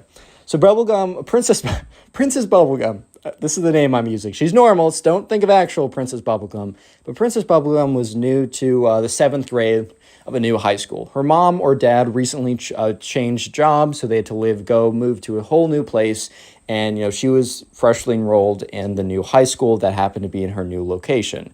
So anyways, right, she's getting there. She walks in, and on the first day, she sits down. She's nervous. I mean, who wouldn't be nervous, right? It's a nerve-wracking thing. And she sits down, and the teacher's like, hey, everyone, I'd like you to welcome... And says, hey, what's your name again? She said, Princess Bubblegum. I'd like you to welcome Princess Bubblegum to the class. Everyone's like, hello, Princess Bubblegum. Welcome, right? And there's also a spoiled kid in this class. And we're going to call him Spoiled Kid. And the Spoiled Kid had like slicked back hair. He wore sunglasses in class, even though his teachers told him many times, like, dude, can you not do that? That looks weird. And he's like, no, you can't stop me. And like they got him in trouble a few times. But now he just like permanently wears like, I don't know, aviator sunglasses, trying to be like, you know, the coolest dude ever. He's also got a super fancy watch on that he got for his like 13th birthday party, or his 13th birthday from his parents, which I don't know about you, but I think I got like a Star Wars action figure, which it was fire. I'm sure I loved it. Like, don't get me wrong. I would have liked that a lot more than a watch, bro. But I'm just saying, who's dishing out a Rolex to some like 13-year-old kid? Anyways, though, the Spoiled Kid's like, what, like immediately, as soon as like the teacher wasn't like teaching class, like there was some lull, or maybe they're like, oh, go and do some project or something. The Spoiled Kid immediately sits next to Princess Bubblegum, is like, what's good, baby? My name's Spoiled Kid. Obviously, you know, says his real name, as Princess Bubblegum's not her real name, but she's like, oh, hi there. My name's Princess Bubblegum. You know, I just moved into the town, and therefore, like, I'm starting high school here. I don't really know that many people. Like, how's it going? He's like, it's good. My day was okay, but then it was great when you blessed my presence. And she's like, okay, nice. Anyways, though, you know, I'm excited to be here, and is there anything I should know before I move in? Like, I don't know. Is there something I should know about the town, or a good place to go? He's like, oh, baby, I know so many good places. You know, I know so many good places that I could take you. I can drive. And she's like, what? Because the thing is, right, you know, she really can't, he can't actually drive legally. I think he's like 15 or something. And she's like, wait, you can drive? He's like, well, I mean, not legally, but yeah, I do. Basically, Dad just lets me, like, he's a leftover G-Wagon. He just lets me ride it around. So, babe, if you want to hop in my new whip, just give me a call and I totally got you. And she's like, okay. At this point, you know, Princess Bubblegum was starting to realize that, okay, maybe this guy has other intentions that I kind of didn't even realize at first. Like, okay, let's try and back out of this respectfully. So then the Spoiled Kid goes on to say, so, baby, what are you doing tonight after school? I can definitely take you out on my new whip. At this point, the teacher starts to, like, overhear this conversation. And Princess Bubblegum is like, well, you know, I should really be home with my parents. You know, we're still unpacking, still getting acclimated. He's like, okay, babe, so what about this weekend? Yo, how's that going for you? Baby doll. He just starts saying stuff like that. And she's like, well, I don't know, this weekend, I just don't know if I should be going out. The Spoiled Kid's like, babe, you know that I got that bread, right? And she's like, sure, okay. He's like, babe, I don't know. I know you want me. I just don't totally get why you're just not going full in. Why you're just not embracing my love like you should. And she's kind of just like, yo, what? At this point, the teacher started to be like, hey, bro. And sure enough, you know, Princess Bubblegum's like, hey, look, appreciate the offer. I just don't want to be in any relationships this early. I just got to get to know people. I want to make some friends. I'd love to be your friend. And not really, but like, I'd love to be your friend. Okay, she didn't say not really, but you know what I mean. She's like, you know, I'd love to be your friend, but I think I have to just start as that at a minimum. I can't rush into a relationship. And the Spoiled Kid is like, gets really upset. And he's like, what? Dude, did you not hear me? I literally have a G-Wagon to ride around in. I have the fattest whip ever. Do you see the ice on my wrist? He like whips around his hand with this like Rolex on. He starts shaking it around. And he's like, I just don't get it. Like, why do you hate yourself? Because you obviously hate yourself if you don't want to go with me. Because, dude, I have a fat whip and drip on my wrist. And at this point, the teacher steps in. He's like, hey, Spoiled Kid. Spoiled Kid's like, sup, teach? He's like, please don't, like, stop pressuring this young lady. She made it very clear that she's not into you. And just because, you know, you have a quote-unquote nice whip, whatever the kids are calling cars now these days, and that you have a nice watch doesn't mean that, this lady's going to like you. She's made it quite clear, and at this point, you're just making her uncomfortable. Teacher completely came out of the blue and just, boom, explosion, right in the spoiled kid's face, basically. And every single person turns around and looks at him. And the spoiled kid's like, Teacher, I don't think you understand. She definitely is into me. So the teacher's like, all right, well, Bubblegum, not to put you on the spot, but are you? And, Princess Bubblegum, a little annoyed by the spoiled kid, is like, no, I'm sorry. Spoiled kid's like, you'll regret this when I got an even hotter babe in my whip. And he goes to the back of the classroom. So after class, Princess Bubblegum is approached by a group of girls. And, Bubblegum kind of knows, like, Mean Girls, I don't know, high school dynamics or middle school dynamics. She's just expecting to be bullied by these girls, but the girls come up and they say, I'm so sorry about Tyler back there. Let's call the spoiled kid Tyler. She's like, it's okay, it's whatever. And they're like, no, it's not. You're new here. Like, that's not okay for him to make you feel uncomfortable on the first day. You know what, girls? We've been talking about it, and we want you, Bubblegum, to hang out with us. Bubblegum's like, oh, like, thank you. And from that day on, Bubblegum met her new group of friends. And Tyler, the spoiled kid, still to this day has unsuccessfully seduced any women with his fat whip and his Click on the video on screen right now. wrist. I know you'll enjoy it. Just click it. Do it.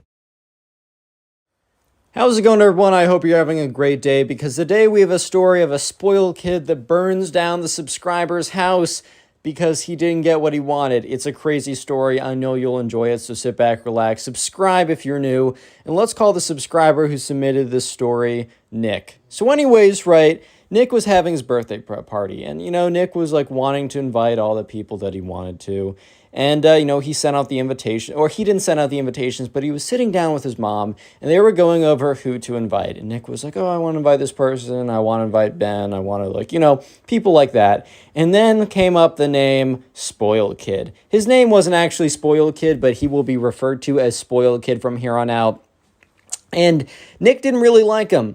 And it was for good reasons. I mean, this kid was a massive jerk. He was super entitled. He was never told no. And nobody really liked him in the class. However, Nick's mom was like, no, Nick, buddy, I really think you should invite him. I was hearing from his mom on Facebook that he's really struggling to make friends.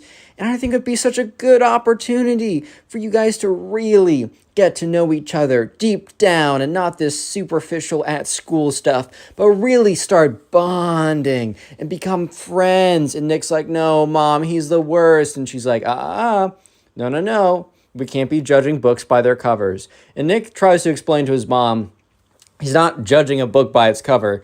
He literally knows this kid. Like, he's been doing stuff. He's been, in school with this kid for many, many years. This is not out of the blue. This kid has been a jerk for a very, very, very long time. This is nothing new. And, no, absolutely not.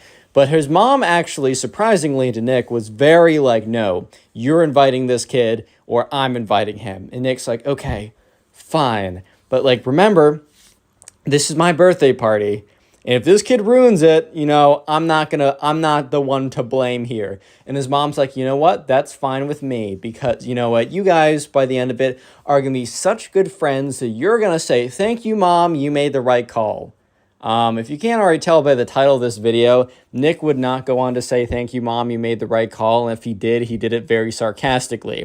So anyways, the day the birthday party arrives, and Nick is pretty excited because they have some activities planned. He's just kind of waiting around for people to come, and slowly but surely, people start showing up. His friend Ben shows up, Steve, all these people, they all show up, and Nick's having a really good time. And about 30 minutes go by, and Spoiled Kid doesn't show up. So Nick is like, oh, looks like he's a no-show. That's just too bad. Nope. The door opens up, and the Spoiled Kid walks in. He's like, sup, guys? And everybody turns to Nick. They don't even turn to the Spoiled Kid. They turn to Nick, because everybody doesn't like this kid for good reasons, right? And they all kind of look at him like, bro, what are you doing inviting this kid, bro? What are you doing inviting him here? Why? Seriously, bro. Why did you invite him here? I just don't understand why he's here, man. Why would you do this to us, Nick? Why would you do this to us, man? So anyways, first activity was they're all going to play on the Xbox. And the idea was that, Nick had these multiplayer games, or these not multiplayer,